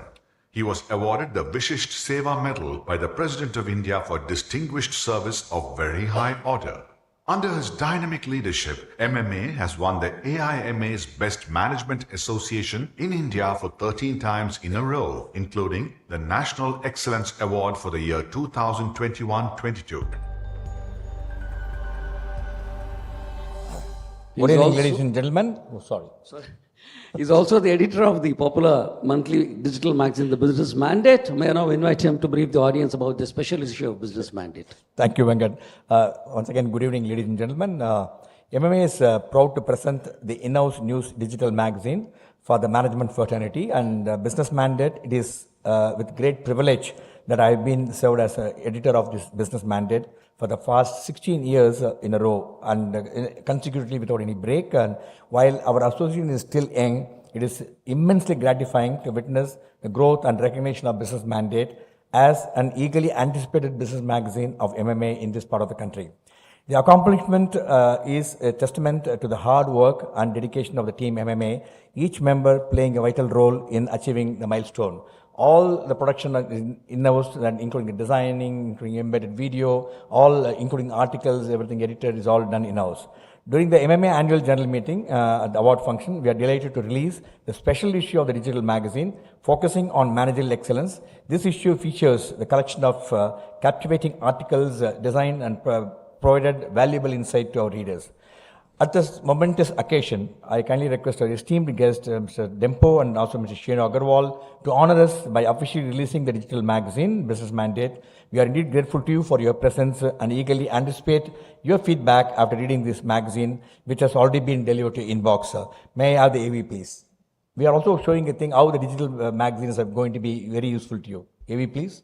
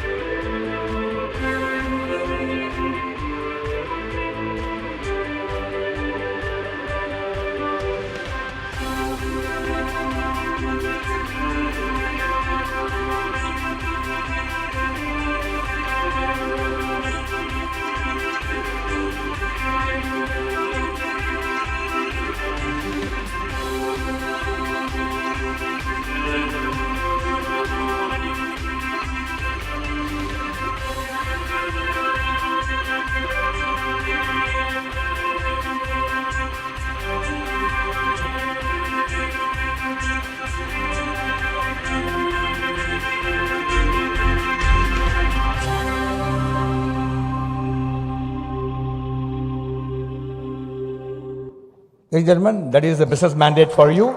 I'm quite sure you'll enjoy reading. It's already been delivered to you. Thank you so much. Keep reading, keep sending your feedbacks, keep sending your articles. We'll be delighted to publish them. Thank you. Thank you, Group Captain Ajay Kumar. Ladies and gentlemen, Mr. Shenu Agarwal is the Managing Director and CEO of Ashok Leyland Limited. May I have his AV, please?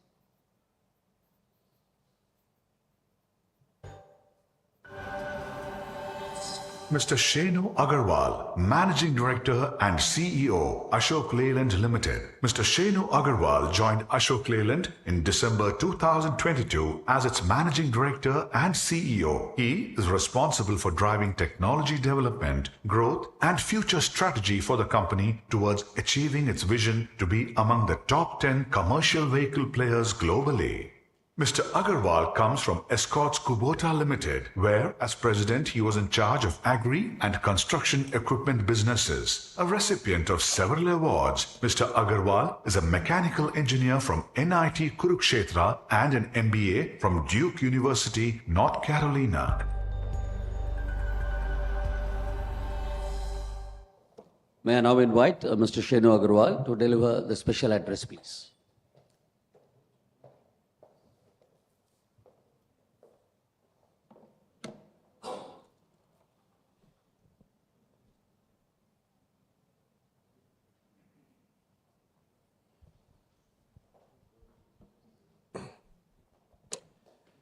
Thank you.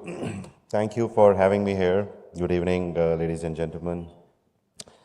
I'm very new to Chennai, just about 6 months. When I met Group Captain Vijay Kumar for the first time, he said, I have to speak on managerial excellence.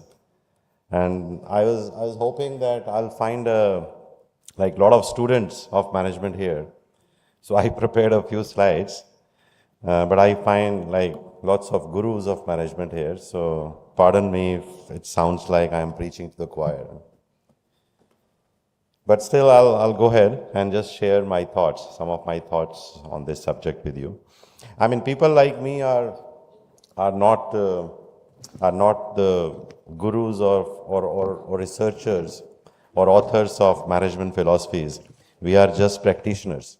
And therefore, I'll just tell you what I have practiced based on a lot of advice and a lot of knowledge I have received from many of my gurus. So this is more of a practical advice than a theoretical points that I'm going to talk about. Just these 5 or 6 points I thought are very, very important for any manager or a leader. Clarity of purpose, clarity of path, clarity of role on one side, and then getting ready for the job, for the war, managing your time, and connecting with the people. So I'm just take a few minutes to just give you my ideas about this. Now, this is a very interesting philosophy, which says clarity of purpose. So all of us play basically in management world, we play either a role of a soldier or a role of a general. In role of a general, normally we have to see ahead of time, we have to predict situations, and we have to tell our troops as to how to deal with those. I think as a manager or a leader, it is very, very important that we bring clarity of purpose, mission, goal, task, whatever we want to get done. It is, I think, to be an excellent leader or excellent manager, that is requirement number 1. A lot of times I see that managers' vision is something else and the action on the ground is entirely different. And when that happens, it is very, very hard to get magical results. I mean, normally, if you see that there is something wrong happening in your work environment and it is getting repeated again and again, normally it is not the mistake of a lower level manager, but it is the mistake of a senior level manager. Probably the manager has not taken enough time or effort to clarify the purpose, the mission, the goal. Right? So this is first point that I wanted to talk about is very, very important. And it is, I think, the number 1 role of a manager or a leader to clarify the purpose. Again and again and again and again. Only then the desired results will come. The second most important point, I think, is also a clarity of path. I think generally speaking, there are 2 types of managers in the management world. One we can call specialists and the other we can call generalists. I think it is very important for oneself to identify what we want to become, right? A specialist or a generalist. The world needs both in probably equal measure. But it is very, very important. A lot of people do mistake in the corporate worlds that they can't just decide what they really want. They want to go deep or they want to go wide. And it's very, very important because the path that you then choose, the career path or the way you mold yourself or mold your path depends on this particular attribute, what you want to do. I call myself a generalist because that is the way I thought, I want to be or the capabilities that I have. I thought that this is kind of more suits me. If you want to become a specialist, it is very important that you work with the best. Because when you want to become a specialist, it is important that you become the best in a particular field. or at least you aspire to be the best in a particular field. And for that, it is very, very important that one works in the best of the fields.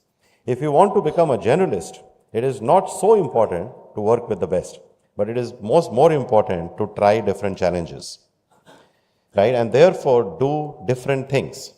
I mean, I started my career as a graduate engineer trainee, and I got into a technical service, like a field job. Then I moved into sales after 4 or 5 years. Then I moved into international business. Some of these I did intentionally, and some of these just happened to me. But I was very fortunate to work into very, very different areas. And the reason it is important is that when you want to become a generalist, you have to have that wider perspective about the business or about the stuff that you want to do. That wider perspective is very, very important. So I think it is not just for a manager to identify specialists and generalists in their team, depending on their capability, but for ourselves also to choose our path, depending on what we want. This is, I think, also is very important. These are very simple philosophies, but I find them very, very interesting and very practical. See, there are only 3 kinds of things we do as managers or leaders. Either we do daily work, like daily management, routine jobs. You know, if I have to go and visit a customer, make a pitch, come back. It's like a routine job. That is what like a salesman do or a saleswoman do. If I am in a production line, then I have a routine job. So that is like one part of the job that we do. The other part is improvement. We always continuously try to say how we can do better, how we can improve, how we can be better than what we were yesterday. And the third is breakthrough. All 3 are important. Breakthrough is like disrupting something that has been happening the way it has been happening for years and doing it or thinking of a way to do it very, very differently. All 3 are important. Sometimes breakthrough is very jazzy. So sometimes we all think, "Arey yaar, bas ye breakthrough hi karna hai." No, that is not the case. For any business to run or any managerial environment, all these 3 things are very important. Routine, improvement, and breakthrough. It is, if you just plot, if as a manager or leader, if you just plot this very carefully and identify what are my routine jobs, how much improvement I want, what are my breakthrough jobs, and then tailor your team according to this, then that would be ideal. I have 30 years of experience in corporate world, and I see a lot of top managers doing routine jobs. Lot of them, not like 10%, 20%, but much more than that. Engaging themselves in routine jobs, doing firefighting. Because that is the way they have learned, because everyone grows from the bottom. So first thing you learn is doing routine jobs. And you excel at doing routine jobs, you think that is how you should be always. People, you have heard of a thing called midlife crisis or mid-career crisis. This is what that crisis is. You excel in something and you think that is the way you will always excel. So when in a junior management, 80% of your time goes in routine jobs. As a middle management, probably only 50% should go in routine jobs. And as a top manager or a leader of an organization, function, department, or whatever, only 20% of your time should go in routine jobs. I think this clarity of role, that who am I and where am I supposed to devote my time and effort, is very, very important. And a lot of people do this mistake. And that is why they get into a kind of a mid-career crisis. A great area sales manager can sometimes becomes the poorest or the weakest zonal sales manager. We see this all the time, because people just don't realize that they have to do different things when they grow. I think this is another thing that, a lot of us practice, but a lot of us ignore also in the corporate world. So, getting ready is like getting ready for a task, getting ready for a role, acquiring the right skill, the right competency, etc. But most of the organizations or most of the HR people, even the coaches, the trainers, they focus only on one part of the manager, which is the mind. they give you skills. They say, "Acha, ye kaam karna hai. Oh, okay, you need this skill. Okay, this technology is changing. You need to learn this. Okay, this market dynamic is changing. Therefore, you need to learn this." Of course, learning is important, but normally I have seen the focus is only on the mind and not on the body and the soul. And if you have a spiritual guru of your own, they will always tell you that you cannot be successful in whatever the definition of success is, but you cannot be successful until the mind, body and soul, they are all trained and developed together over time. I see very little emphasis, at least in corporate world, on training the body. I see even lesser emphasis in corporate worlds on training the soul. The whole attention is mind, and mind itself cannot do much unless body and soul are also trained together. And these are like, a lot of methods are available. It's not that there are not available, but for some reason we are very focused on just training the mind. हमको लगता है कि उसको ये चीज सिखा दिया, उसके दिमाग में घुस गया, okay, good. The manager, the girl or the boy is good enough now to take the role on, which is wrong. So I just wanted to share this thought. Hey, time management is also, a lot of people, whole this talk about work-life balance, it's like a big issue in the corporate world. As a manager, you would always face that, or you would have faced it. कि क्या करें, time कैसे manage करें. I have just found a very simple method. It is too simplistic, so some of you may not even believe that it is the right way. See, whichever area you are in, you have a customer. External, internal, this, that. You always have a customer. Also, you always have tools, technology, always. People, I have seen a lot of people very closely and talked to a lot of people, and I have observed this again and again with successful people. They spend most of their time either with customers or with technology. And they spend the least amount of time in administrative jobs. Administrative jobs are important, right? Some things you have to do just because you are in that position, or you are in that chair, or you are in that role, or you are in that company, etc. You have to do. Like I have to attend quarterly board meetings. It takes my 2 days in a quarter. And I don't think that add so much value to my life or my career कि 2 दिन उसमें quarter में खराब जा रहा है. ठीक है, there is some value of course, but इतना नहीं कि 2 days out of 90 I can spend on this. Yeah. So the best way to handle that is to schedule them, to set those administrative tasks. Normally what I have learned to do is साल का शुरू में, beginning of the year, I ask my office to set up my calendar for the entire year for the administrative tasks. Right? So if you schedule them, then they won't come and bother you. You know, yaar, acha, next Monday ka ye ek hai, kuch. You have to do it. So you set them up, and then your whole life is now available to focus on customer and technology.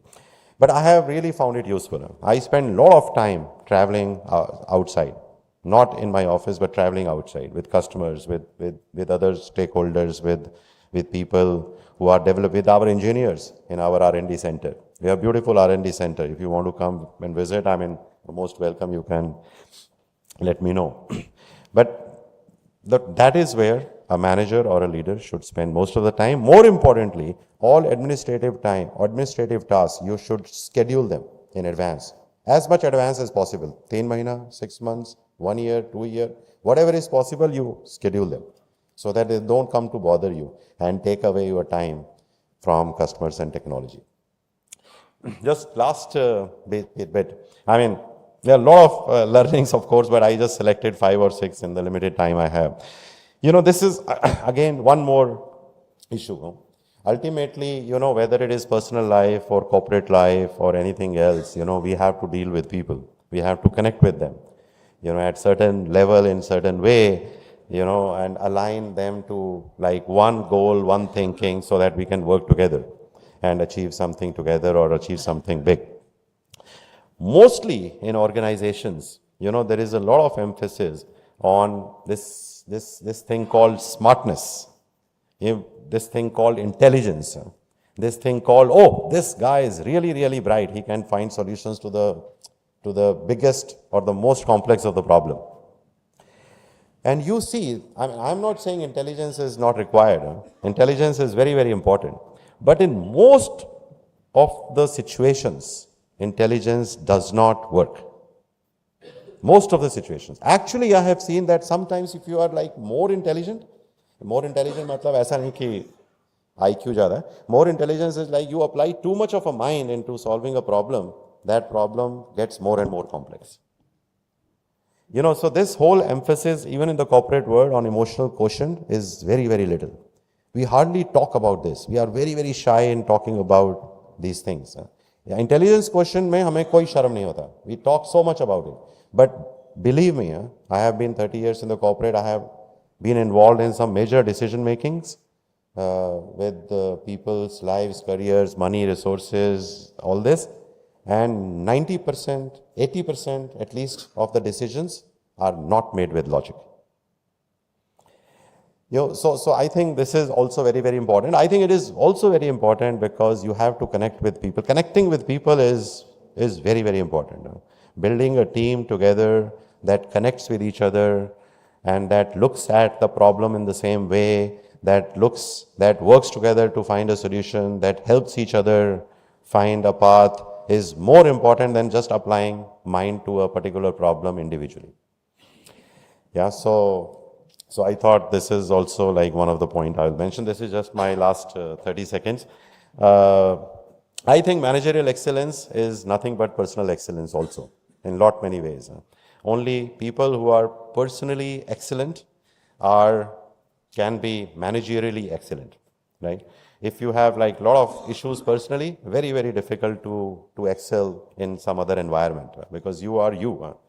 So, in one way, I mean, of being personally excellent or the way to be personally excellent is to be internally very secure. If you have a lot of insecurity inside, you are not going to be an excellent human being. You will do a lot of mistakes. You will do your mind will be like in chaos all the time. So inside you have to be very, very secure. And of course, security means different things to different people. So I don't know like what gives you security, or you don't know what gives me security. But there is one common theme that gives security to all of us, and which is simplicity. You know, if you live a simple life which has less needs, I am not saying don't acquire wealth. Acquire as much wealth as you like. But acquiring wealth and living a simple life are two different things. Right? Living in a big house is another thing. But किसी दिन नीचे बैठ के खाना खाने लग जाए and you have a like frown on your face is another thing. Right? So I think simplicity is one common theme that can make all of us excellent personally in our personal lives. It gives us a lot of security inside. It gives us a lot of stability. Because simplicity says कि तुम्हारा ज़रूरत कम है, your expectations are less. And when you know that, कि I can survive even with less means, you are very secure inside. It's not about how much wealth you have or not have. It is about simplicity. Even like very, very rich people who have accomplished a lot are not secure. Because needs बहुत है, expectation बहुत है. Right? But very simple people, like you look at like some swamis, etc., who live in, so secure inside. So I think this is just, I wanted to share a few thoughts, my personal thoughts as a just practitioner of management. Again, I want to thank you all. I'm very new to Chennai, so I'm very, very happy to see you all, very happy to make new friends here. If I can help you in any ways, the association or individually, I would be very, very happy. Thank you.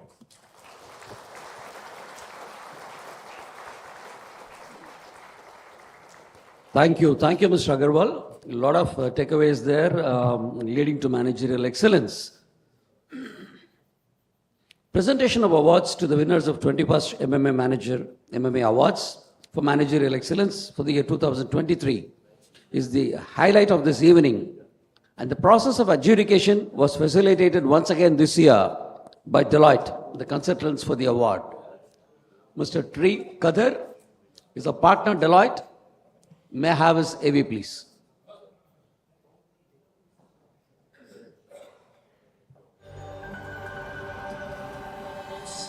Mr. T. Kadir, partner Deloitte, Touche Tomatsu India LLP. Mr. Kadir has 22 years of experience in consulting and industry. His experience in consulting spans across the segments of apparel, personal care, home appliances, food and beverages, automotive, industrial products, and specialty chemicals. He primarily works with leading clients on transforming their business, focusing on revenue growth and profitability. His areas of expertise also include supply chain strategy and operations excellence for clients with complex value chain operations. He has been involved significantly in some of the largest investments in India specific to multinational companies in consumer products, industrial products, and automotive segments. Kadir holds a Bachelor of Engineering, Production Engineering from NIT Trichy and a Master's in Business Administration from IIM Calcutta.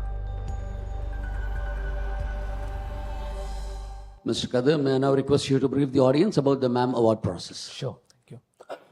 Good evening, ladies and gentlemen. At the outset, I would like to thank Madras Management Association to provide this opportunity for assisting them on this evaluating nominations for management excellence. It has been a long association between Deloitte and MMA. We value it very significantly. I would thank the eminent jury who provided critical inputs and valuable insights during the evaluation process. The jury was led by Mr. Srinivasan K. Swami. As in previous years, we have received overwhelming response from the companies under 4 categories: manufacturing, services, SME and institutions. More than 65 nominations have been received. And as we evaluate the organization, specifically under manufacturing, services and SMEs, we took a comprehensive view on their overall performance. While the core dimensions of financial performance, customer and markets coverage, as well as leadership have been taken into consideration, we also looked at areas or sub-dimensions which are very relevant to put this organization on a sustainable growth path and continued excellence. Say, for example, when we looked at financial performance, we looked at an important dimension of what would be the shareholder value or shareholder return. Similarly, from customer and markets perspective, we looked at their innovation, the product diversity, and what are all the technology developments that they have done.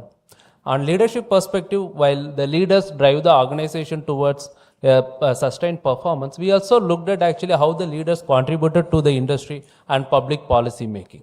Other dimensions on evaluation of these companies include internal processes, which primarily drives the efficiency of the organization.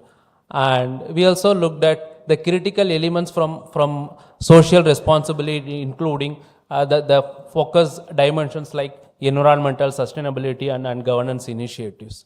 We also recognized, or we also looked into what all the global and India recognition this organization received. So this is a comprehensive parameters that we have deployed to evaluate the organizations who submitted their nominations. On the institution side, we looked at which are all the critical dimensions that put these institutions to serve the society in a sustained manner.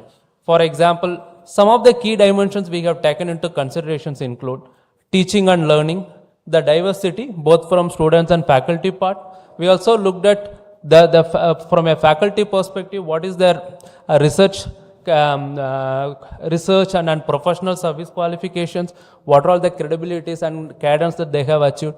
We also looked at how these institutions are continuing to invest in their infrastructure, teaching infrastructure, and how they invest on the individual student to ensure that each student who comes to their institution becoming a successful person. So this is what we have deployed. My congratulations to all the winners, and thank you very much once again for the opportunity. Thank you, Mr. Kadir, Mr. Ishwar, and the entire Deloitte team for helping us year after year. Ladies and gentlemen, now we come to the most awaited moment of this evening, a presentation of MMA Awards for Managerial Excellence for this year 2023. May I now call upon Group Captain Vijay Kumar, Executive Director of MMA, to announce the awards. Thank you, Venkat. MMA has always been a strong advocate of promoting sound management knowledge, experience, and ideas across various disciplines. In our continued effort to recognize excellence in managerial thinking, action, and tangible outcomes, we are delighted to announce MMA Awards 2023. The prestigious award aims to honor the companies and institutions with a corporate registered office within the southern states of India. The MMA Award for Managerial Excellence was established in the year 2002 with the objective of acknowledging overall managerial excellence rather than focusing on solely specific area of expertise. We are indeed grateful for the generous support of our sponsors, TCS, Sanmar, QMI, TVS Supply Chain Solutions, Deloitte Consultant as a process consultant, who have played an instrumental role in making these awards possible. We also extend our gratitude to our media partner, Hindu Business Line, for the valuable support in promoting the event and recognizing the achievements of the winners regularly in their newspaper. May I now request the dignitaries, Mr. Srinivas Dempo, President IMA, Chairman Dempo Group of Companies, and Mr. Shenu Agarwal, Managing Director and CEO of Ashok Leyland Limited, and other dignitaries to please step forward to give away the 21st MMA Award for Managerial Excellence 2023. Yes.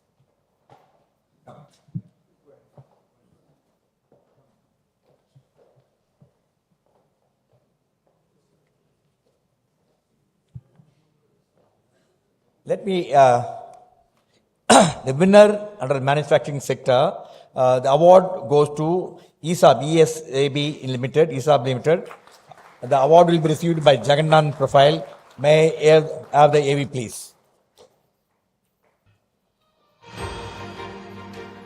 ESAB India Limited is one of the leading suppliers of welding and cutting products in the country. The company is engaged in the business of welding consumables, which include welding electrodes, copper-coated wires, and welding fluxes, and of welding equipment, which includes welding machines and cutting equipment. The company caters to automotive, general fabrication, and civil construction, pipelines, pipe mills, power generation, process industry, repair and maintenance, shipbuilding and offshore platforms, and transport and mobile machinery industries. The company has over 14 family brands and has partnered with 9 independent brands consisting of several products and solutions. ESAB India won the Special Recognition Award from Confederation of India Industry, CII, for the CII Pinnacle Awards for Excellence in Manufacturing 2022 in the Large Enterprise category. Congratulations to ESAB India Limited, winner under manufacturing category.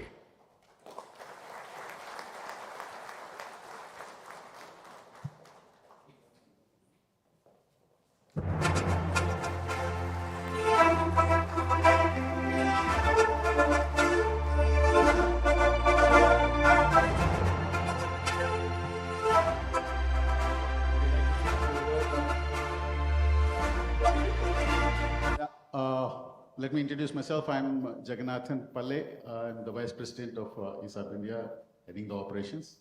And I'm Jaymon Anthony. I head the HR for ESAB India. Actually, it's the first time that we're participating with the MMA Manufacturing Excellence Awards, Managerial Excellence Awards. And I think we are a bit thrilled to get this award for the first time. And actually, we're getting into the award seeking stream in the recent past because we've been doing a lot of good things, but not projecting ourselves in the in the community, industrial community. But I thought we should start doing this, and we are committed to the society in doing good things in terms of ESG and protecting the environment, making continuous improvements, and here we are. Thank you once again for everyone. Thank you, MMA. Thank you, sir. Ladies and gentlemen, big round of applause to yourself for getting the most covered award. Thank you so much, sir. Yes. Now we move on to the services sector. The services sector, the award goes to Zoho Corporation The award will be received by Charles Godwin, HR leader. Charles, onto the stage, please. May I have the AV, please?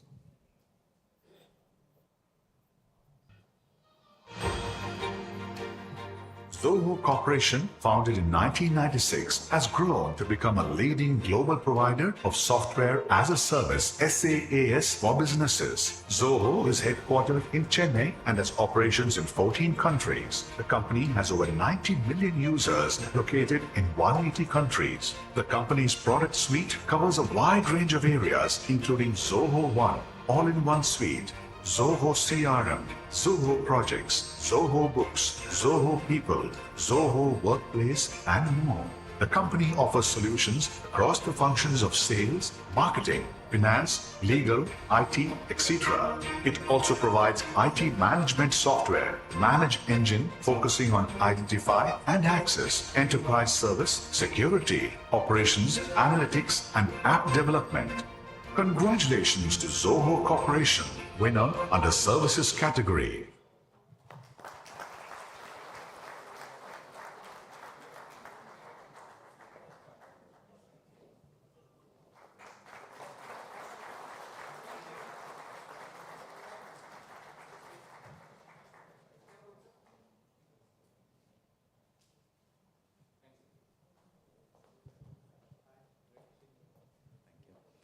Thank you so much. So nice to receive an award in our home ground. And after 25 years, getting an award from MMA is very, very special. Hearty congratulations to the entire team. Thank you so much, Captain, President, and the entire team in MMA. Thank you. Once again, Zoho is such a great brand, and we are indeed privileged to honor to present the award. Big round of applause to Zoho team. Thank you. Now we move on to most important sector, the SME sector. The award goes to Mr. Ramachandran, Managing Director, Mel Systems Limited, and may I have the AV, please. May I also request Srinivas to join us on stage? Yes, please. That one moment.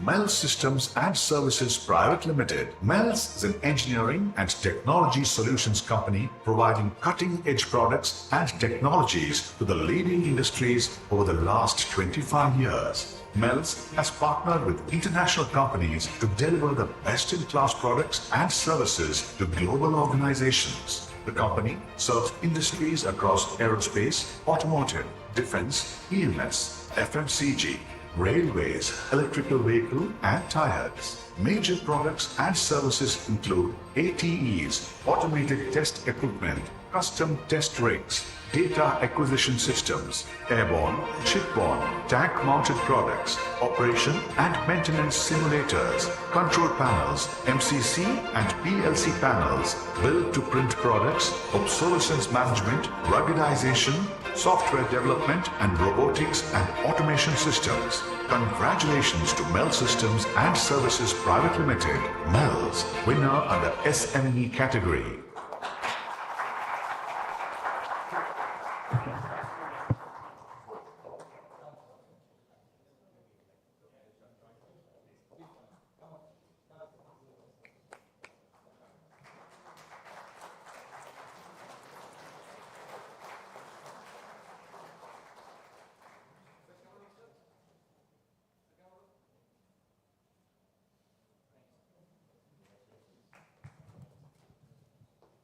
Thank you, Mr. Ramachandran. Would like to say a few words on this occasion?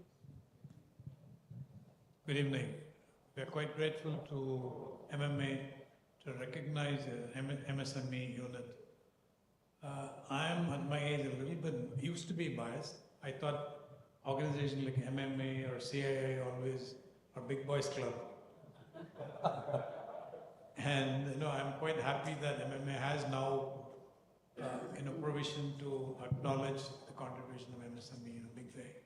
Thank you very much. Thank you for kind words, sir. Now we move on to one of the most important sector, educational institutions. We have the award goes to the Madras University. We are indeed privileged to have the presence of the Vice Chancellor of Madras University, Mr. Gauri. And also Mr. Khwaja and also the Registrar of Madras University is here. You can also join. Please, Mr. Khwaja, you can also join us on stage. Come. Yes. May I have the AV, please? University of Madras or Madras University is a public state university and one of the first 3 universities founded in India. The university is recognized by the UGC as one of the centers for potential for excellence in the country and is Grade A accredited by NAAC.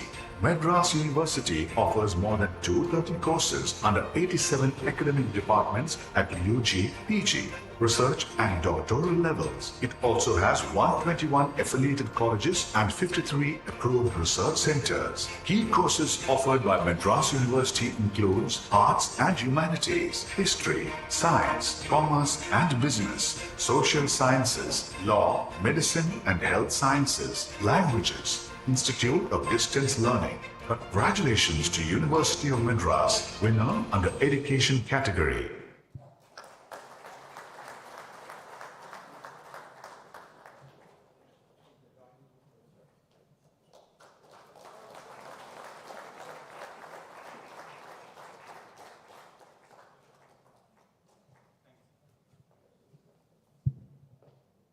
May I Vice Chancellor say a few words?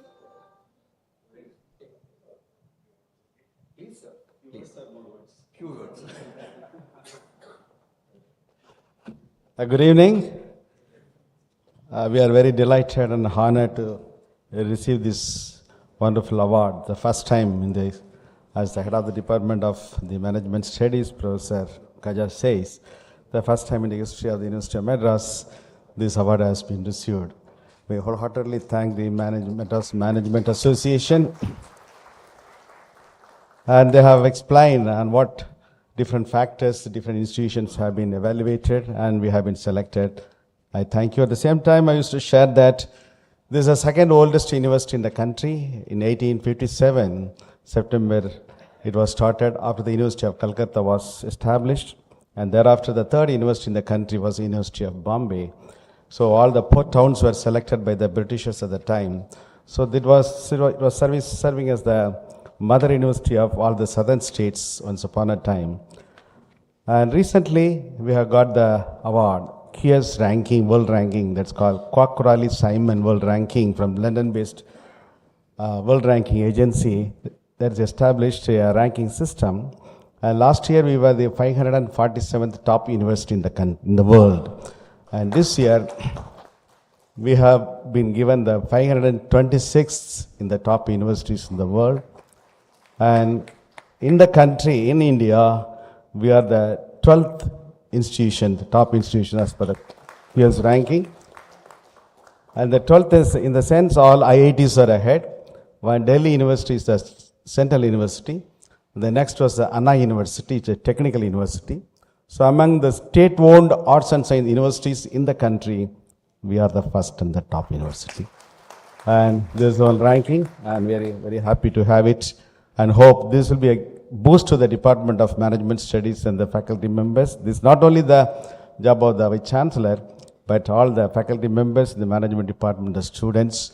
And I love the department because, as the head of the department said, I handle the class operations research for the students of 39 students for the one full semester.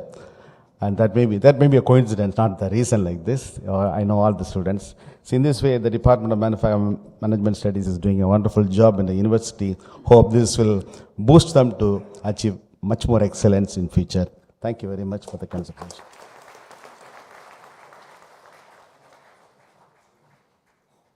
I'll take the request of jury for a moment to stay more. These awards would not have been possible without the support of the very fantastic jury we had. And we have a very, very efficient and very, very sound, very, very strong chairman of the jury, Mr. Srinivasan K. Swami was the chairman of the jury.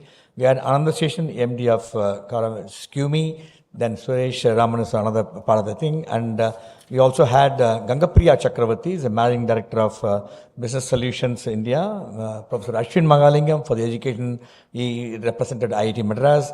And Aarti Lakshmi Narayanan is a partner of Sharadul Amachan. So these are the jury who really selected the thing. And today we have the proud privilege of presence of Mr. Srinivasan Swami, Chairman of the jury. May I request to come and as a token of appreciation, this is a memento from the dignitaries. Mr. Srinivasan K. Swami, please. Ladies and gentlemen, a big round of applause to the Chairman of the jury for selecting outstanding awardees.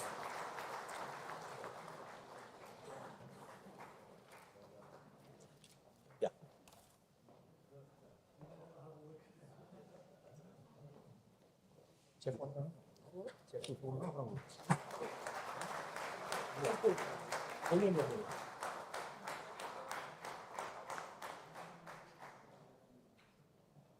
Thank you, dignitaries, for bringing us honor. Thank you so much. Over to you, Venkat. Thank you. Congratulations to all the winners and thank you dignitaries for spending your valuable time in honoring them.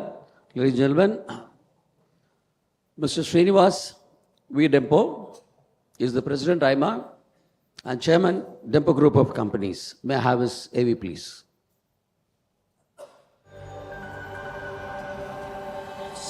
Mr. Srinivas V. Dempo is the president of AIMA and the chairman of Goa-based Dempo Group of Companies, which has diversified interests in different industries. He is associated with CII Western Region, Automobile Corporation of Goa Limited, a Tata Group company, Goa Cancer Society, Goa University, and the Dempo Sports Club. He was named among the 50 most influential people in Indian sports in the 2010 Sports Illustrated Power List. Mr. Dempo has a master's degree in Industrial Administration and Finance from Carnegie Mellon University. In 2020, he received the Tepper Achievement Award in recognition of his services as the chairman and managing director of the Dempo Group and in professional associations and civic organizations across India. May I now invite Mr. Srinivas Dempo to deliver the valedictory address, please.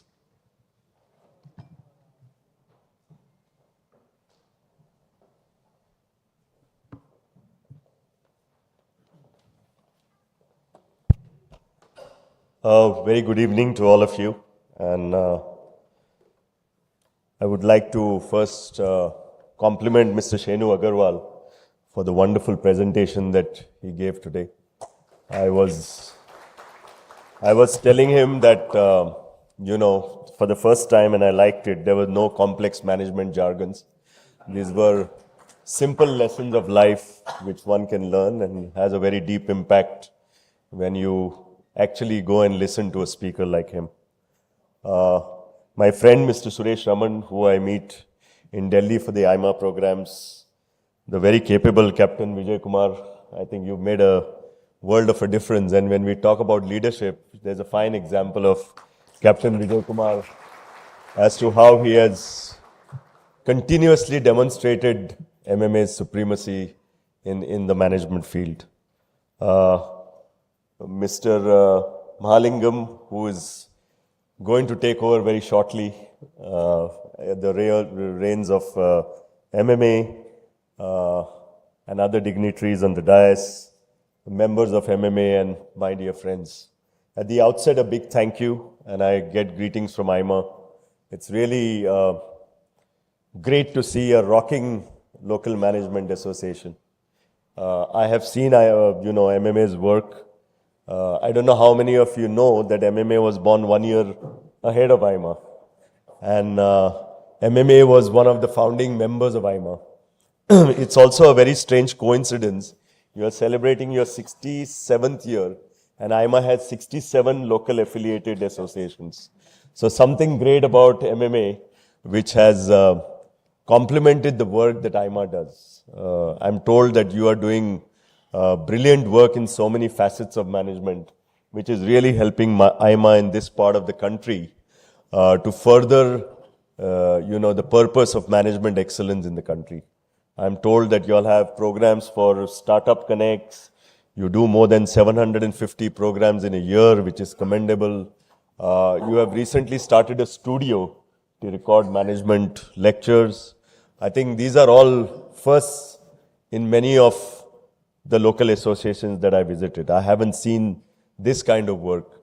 One of the big benefits that I've had as IMA president, though it means a lot of traveling, is to go into the nook and corners of the country and see the brilliant work that many of the companies are doing. When we go to only the big cities and cities like Mumbai and Delhi and see only the big corporations, of course they are doing great work, but the power of India is really in the smaller cities, the kind of innovation happening, the kind of sustainability initiatives they are taking, the kind of R&D initiatives they are taking. And awards is one of the ways that you actually recognize them. So I must congratulate all the award winners for the brilliant work they've done. You are actually a celebration for India. You're celebrating excellence, you're celebrating management. When we talk about a $5 trillion economy that our Honorable Prime Minister talks about, unless we all move ahead, this 5 trillion will not be achieved. And these are fine examples of what brilliant work, whether it's Madras University doing doing work in the field of education and management, whether it is, a company that does, I know ISAB because I buy electrodes from them, or at least I used to, I don't know whether we still buy, but they do great work. Zoho does great work. There are so many others who have done amazing work. So my heartfelt congratulations to them, not only from my personal self, but also from IMA. I'm going to spend a few minutes in talking about my experiences, rather than again giving management jargon. I had a printed speech, but I'm going to not do that. But, because we all talk about leadership today, and my topic was changing leadership in changing times. These are really changing times, and I'll give you my personal experience. Unlike Mr. Shenu Agarwal, I'm not a professional, though I've tried to get as much education as possible. But I am a family, I am a family person who is the third generation of the family who runs businesses. And the kind of challenges and also the opportunities, you can't talk only one way, in our country is phenomenal. Because one way we are connected to the whole world, and the other way, India is an outlier in many senses. I don't know how many of you all saw the body language in the US Congress House when our Honorable Prime Minister went. And it's not that they just want to make friendship with you for no reason. They know that India is a powerhouse. They know that India is a nation that will give their businesses an opportunity to expand their wealth, their market cap. So India is no longer ignored. And I think that's the good news. That's a great news for us, that we all have an opportunity to prove ourselves and to contribute to the country's GDP. But you must also realize that increasingly the world is getting into VUCA. We have volatility, uncertainty, ambiguity, complexity, whatever you call it. And that makes the life of a leader all the more challenging and all the more difficult. But there are solutions to all this. And the solution is to change your mindset.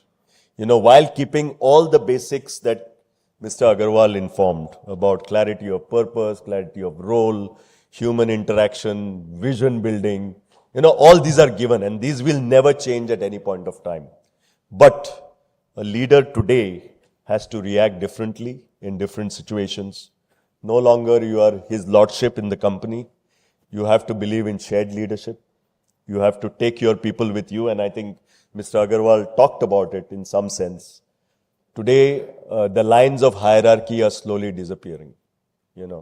I tried to interview a very senior guy for one of my group companies about 2 weeks back. And instead of I telling him that this is what it is, he told me that I will do this. So, things are changing, whether it's work timings, whether it's hybrid models, and COVID has taught us a lot of things. It has demonstrated. But fundamentally, when complexity is increasing, as well as opportunity is increasing, how should a leader behave and how should a leader react in such complex time? So first is that you never fail to recognize your vision, And I'll give you an example of what happened. Our core business about 10, 15 years back was iron ore mining. We were one of the oldest families in Goa which did iron ore mining. It started from my grandfather's times. We had long-term contracts with Japanese steel mills such as Nippon Steel, JFE, all the top leaders of the world. It so happened, and we did this business very sustainably, very respectfully for a very long time.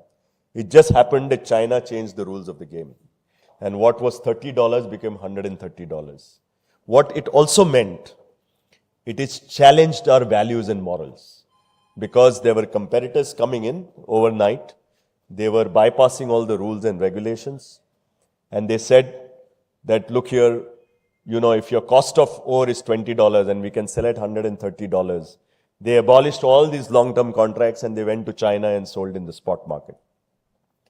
I was increasingly challenged by this. I had a dilemma, whether I continue to rake in the money that all the others are doing, or I should be different from them and also different from the others, and said that no, I will still make only $5 a ton instead of $105 a ton, but I will stick to my core business. It became increasingly difficult for me to continue when the whole world, or larger majority part of the world, was looking into it. And I'm talking this from a vision context, that generating wealth, as Mr. Agarwal said, while it's extremely important, it's not the only purpose in life. You are running your businesses for a purpose other than money. Money is a side effect.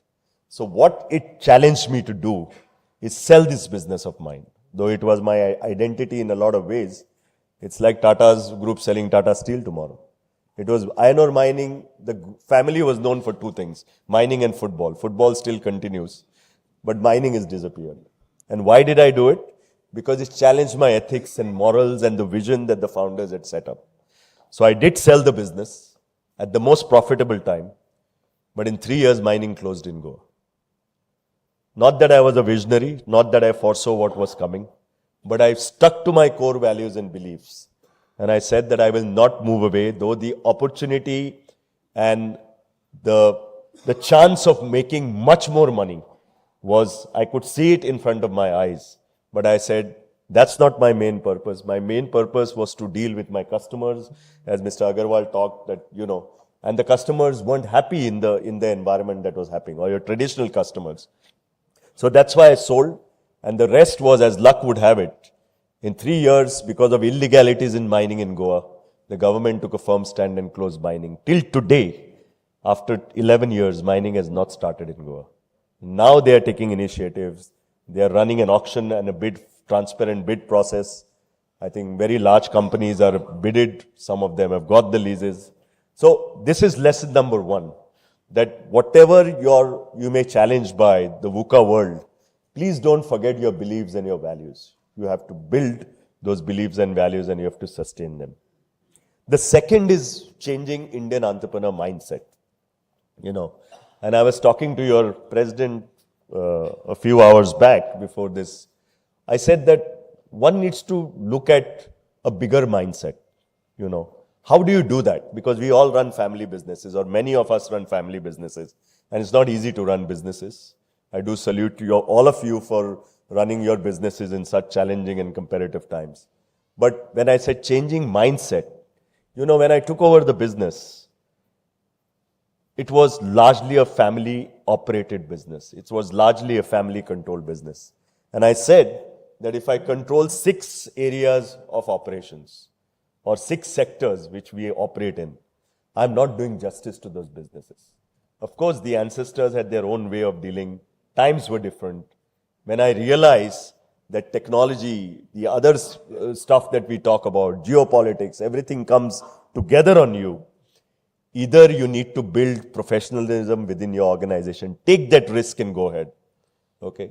And the biggest challenge was, how do you pay a salary bigger than your own self? Because we all have egos. We as owners have egos. We say, I'm the chairman of the company. If I'm getting an X amount, how can my CEO get an X plus 1 or X plus 2 or X plus 3? I came out of that mindset.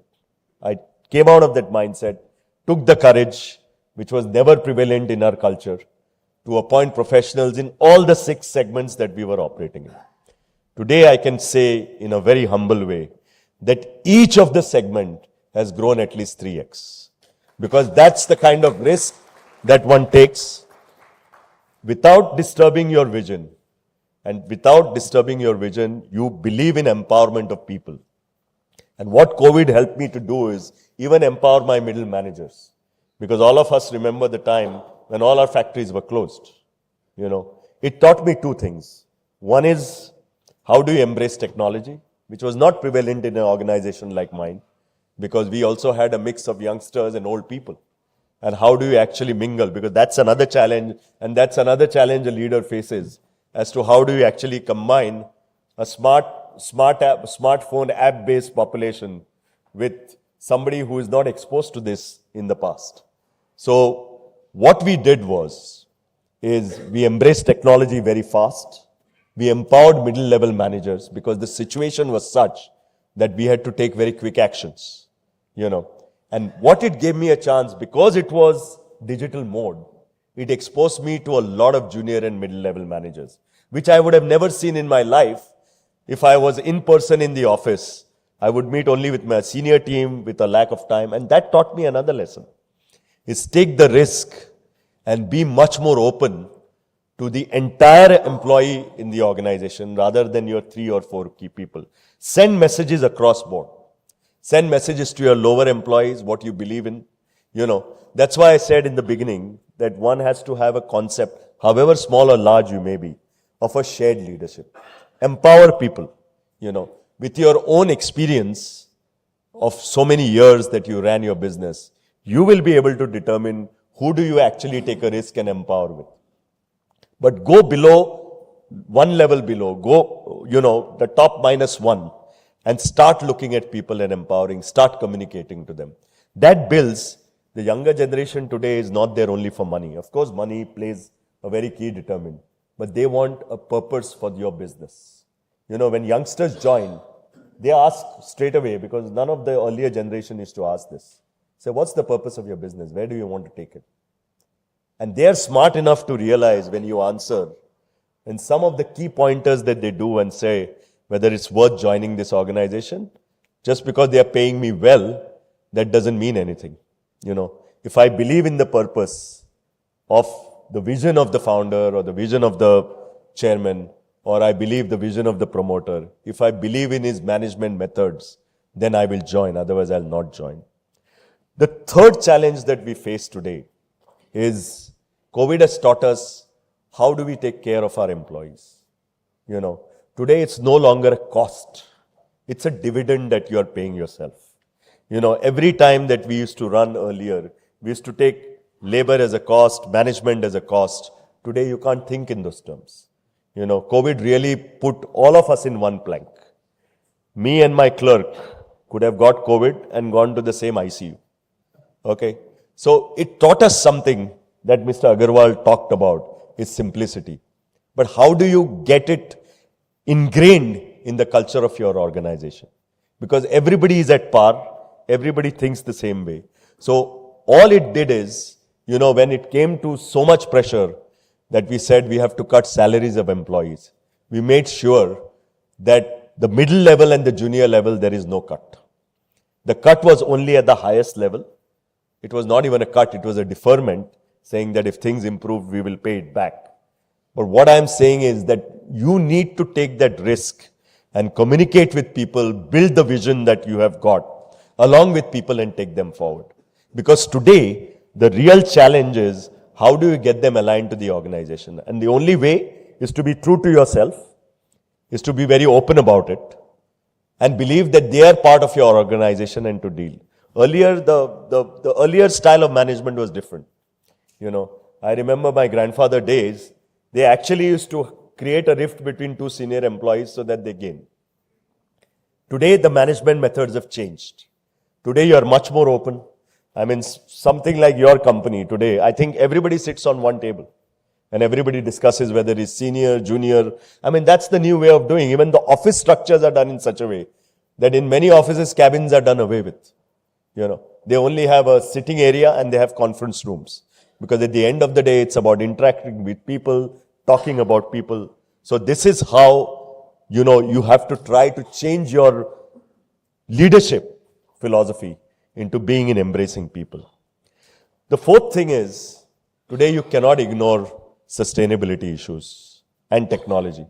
And I think many of us realize, oh, we are small, we are not in that game, nothing will happen to us. You know, the things that are happening, whether it's in technology or in climate change and sustainability, sometimes it's so fearsome that if we don't act with speed, you know, we will be left behind in the race and we will not even know when we have to close it. So we have to be extremely vigilant. We have to start working on a plan. Now, somebody who's a 10,000 crore business and somebody who's a 100 crore business has different implications and different expectations. But at whatever size you are, you have to go to your drawing board and say, this is my technology, this is my production, this is what I produce. How do I make a difference to the environment and the global climate crisis? Today, you have to start with your own employees. You have to start with yourself and question your organization people that what are we doing jointly? For example, when we did not take this very seriously and it only became mottos and slogans at board meetings and press conferences, we got pressure from the reverse side. Some of our customers are based internationally and they sent us a great chart that where are you graded today in terms of all these issues in the ESG? Okay. And they gave us a timeline. They said, if in the next 3 years you don't come to our score, we will be constrained to discontinue your purchase. So this is the kind of pressure that is coming. Today it's international. Tomorrow it's going to be national. Everybody is talking, you know, we as a nation have committed zero emission, net zero emission by 2070. Many of the countries have committed by 2050. We are still 20 years, but 20 years means nothing. You know, what are we doing in terms of embracing renewable sources of energy? How are we changing transportation methods? I was talking to Mr. Agarwal earlier saying that, you know, where is this drive for electric vehicles, you know, start on a massive scale? Because they are doing buses and commercial transport and vehicles. So these are things that all of us at our own levels should look into and look at solutions rather than saying it is somebody else's problem. And, you know, by the time it will come, it will be another 20 years, 30 years. Please don't think like that. You know, the earlier you embrace these things, are better it is. And that's where, you know, a leader has to change itself from in changing times. The last one that I want to say is about technology. Technology today, I don't know how many of you all use ChatGPT, and I'll give you a small example. One of my companies is listed, so I wanted to make a letter to shareholders because the annual report was supposed to be published. So I talked to my team because there's a research team which researches on, you know, the industry, and they write on the industry and then they write on the company. And then I asked my company secretary I said that I didn't tell him I'm using ChatGPT, but I said I will make an attempt. So he was quite surprised that the chairman of the board is making an attempt to write a letter to the shareholders. When I told them, they said that they'll be ready in 3 or 4 days. It took me 3.5 minutes to get a letter from ChatGPT, which was 50% better than their language. So there's a deeper message in this, that you can't ignore technology. Whether it's artificial intelligence, whether it's augmented reality, virtual reality, you know, whatever you may say, we have to embrace it. And by embracing means, you have to expose your employees of the company. You have to make them more aware of these things. You have to train them, reskill them. Because at the end of the day, if you don't empower them and reskill them, not only will they lose their jobs, we'll lose our businesses. And don't again think that you are in a sector which doesn't get embraced with technology. Every single business today, you know, is going to be embraced by technology. If COVID has changed so much for you, you know, I know of an employee, I heard a senior management in Mahindra telling, they had looked at a guy and he says that if you allow me to stay in Thailand for 6 months and I'll work hybrid, I will join, otherwise I will not join. Now, these are the kind of demands that are coming from young people. Because they have realized that 9 to 5 concept, in America, there's a huge backlash. People are not coming to offices. And you know the reasons and these are a bunch of smart guys, which you can't ignore. The reasons given are, I'm used to walking my dog at 12 in the afternoon. And now the dog is not accepting it because it's become a habit for the dog. But he works from home. He delivers to you. So how do we really relate to all this? You know, for us it's tough because we are used to clocking in our cards at 9:30 and then going back at 6 o'clock home. Those days have changed. So we also have to change our mindset. We also have to look at it in a different way so that the world moves on, your businesses move on, and we continue. And at the end of the day, you are in a country which the whole world is looking up to you for. You know, you are a true outlier in every sense. Today, because of geopolitics, there's a lot of distrust. I don't want to name in our neighboring country. Okay. How do we actually, the challenge and opportunity for us is, how do we actually scale, you know, our operations, our businesses, our education? The Honorable Vice Chancellor just now said that they have come in the 500, you know, and no Indian, I mean, it's commendable that they have got that rank. No Indian university, including the IITs, come in the top 100. And there are 3 Chinese or 4 Chinese universities that come in the top 50, forget 100. So we have a lot of catching up to do. India is capable, India has the potential, but we need to understand that unless we think big, unless we change our mindsets, unless we empower people, unless we seriously focus on ease of doing business, and the ease of doing business is not only for the government to look at, it's also for the private enterprise to look at. So these are some of the few issues that I encounter in my businesses, and I thought that I will share with you all. I just want to close with something that I read. I read Mr. Deepak Parekh's article in Economic Times a few days back, and I got some pointers from there, which I wanted to say at the end, because all of you all are leaders in some way. These are excerpts from article published in Economic Times. There is no substitute for time testing values of honesty, integrity, and accountability. It's always there. There's no switch on and switch off. As a leader, you must have clarity, humility, and courage. Always ensure that humility sticks with you like a glue. There is no softer pillow to rest your head at night than a very clear conscience. Ultimate success is just an illusion, but contentment and honesty of intention are real.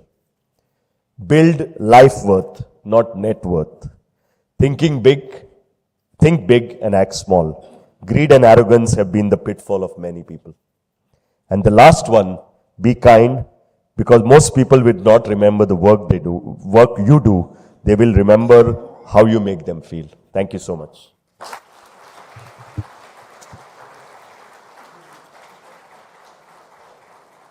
Thank you, Mr. Srinivas, for that enlightening address. Straight from the heart, a lot of takeaways. May now request Mr. Suresh Raman, President MMA, to present a memento to our distinguished guests this evening.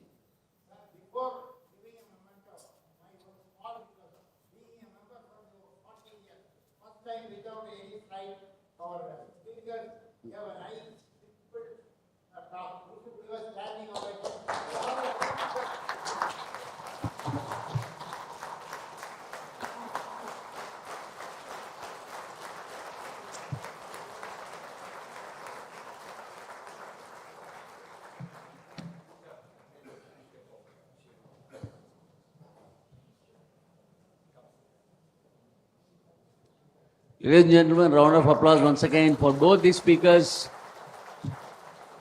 Both of them spoke from their heart out. There was no written script, there were no PPTs.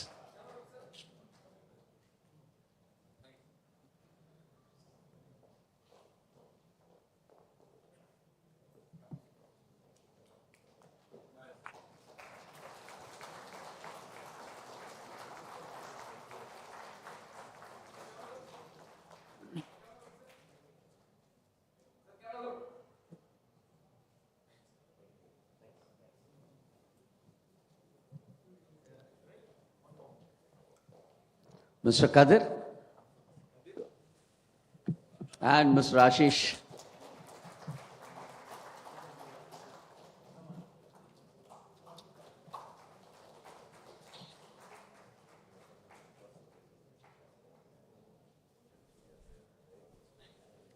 Thank you. Ladies and gentlemen, Mr. K. Mahalingam is the Senior Vice President MMA, a partner TSM group of companies. May I have his AV, please?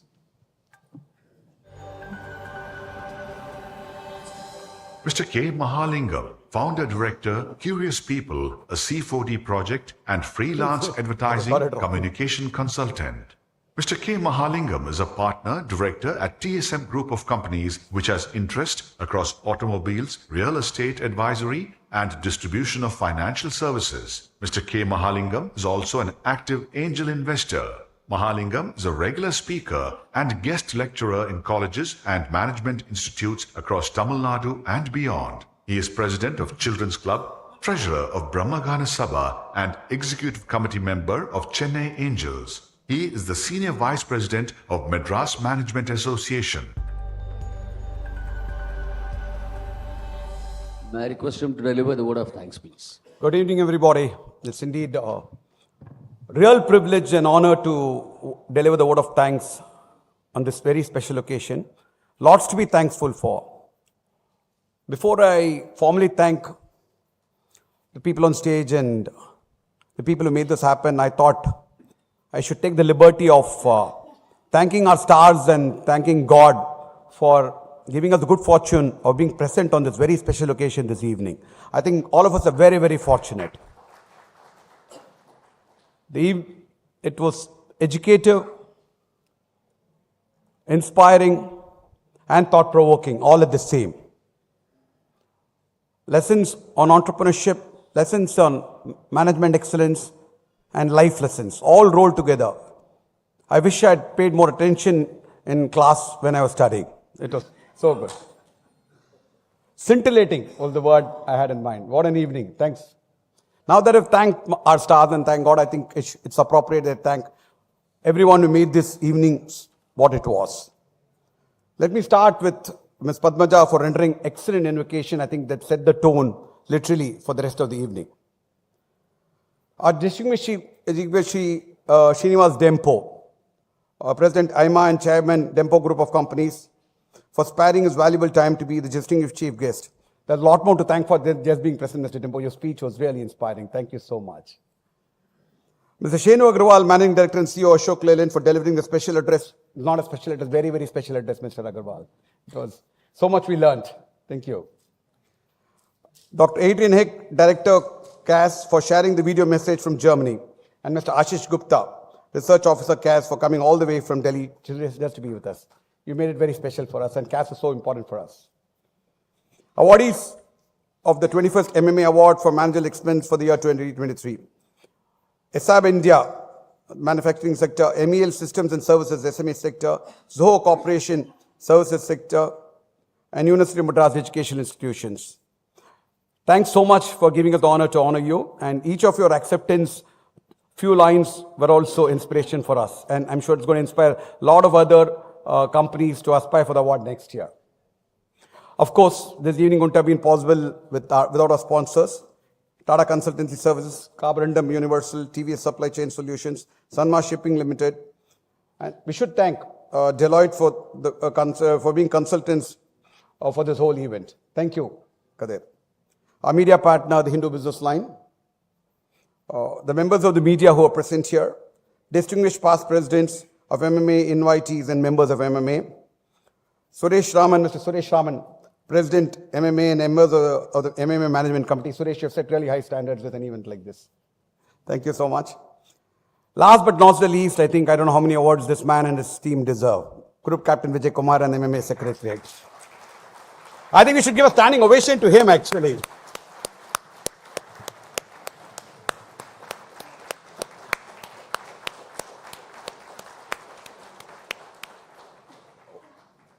What an evening. So much food for thought. Thank you. Have a great evening. Okay. Thank you. Thank you, Mr. Mali, and I think all the good work. good name I get. But for my team, I don't think I would have done this. My team MMA is always there with me. I want to recognize two special people who really put day in, day out, do a lot of work with this. They don't work directly with MMA, but they work with Sindhuri Catering, and they are the one who prepare some delicious food all through the day. We have so many people come and do that even today because not only the beautiful infrastructure we have, the excellent delicious food prepared them. May I request Shankar as well as David to come onto the stage. Mr. President Suresh, can you please present a memento on behalf of MMA? Come, ladies and gentlemen, a big round of applause for people who really take care of us.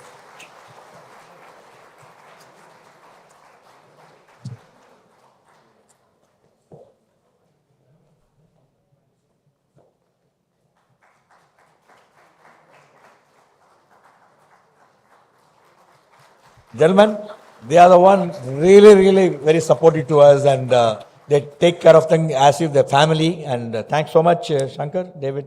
It's indeed a pleasure to have you with us. Over to you. Thank you, sir. Ladies and gentlemen, with this, we come to the end of the award function. We will now commence the business session of MMA 67th Annual General Meeting.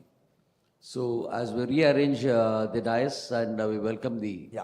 Keep staying back, members. Others would wish you can stay. We'll commence the AGM in another 2 minutes.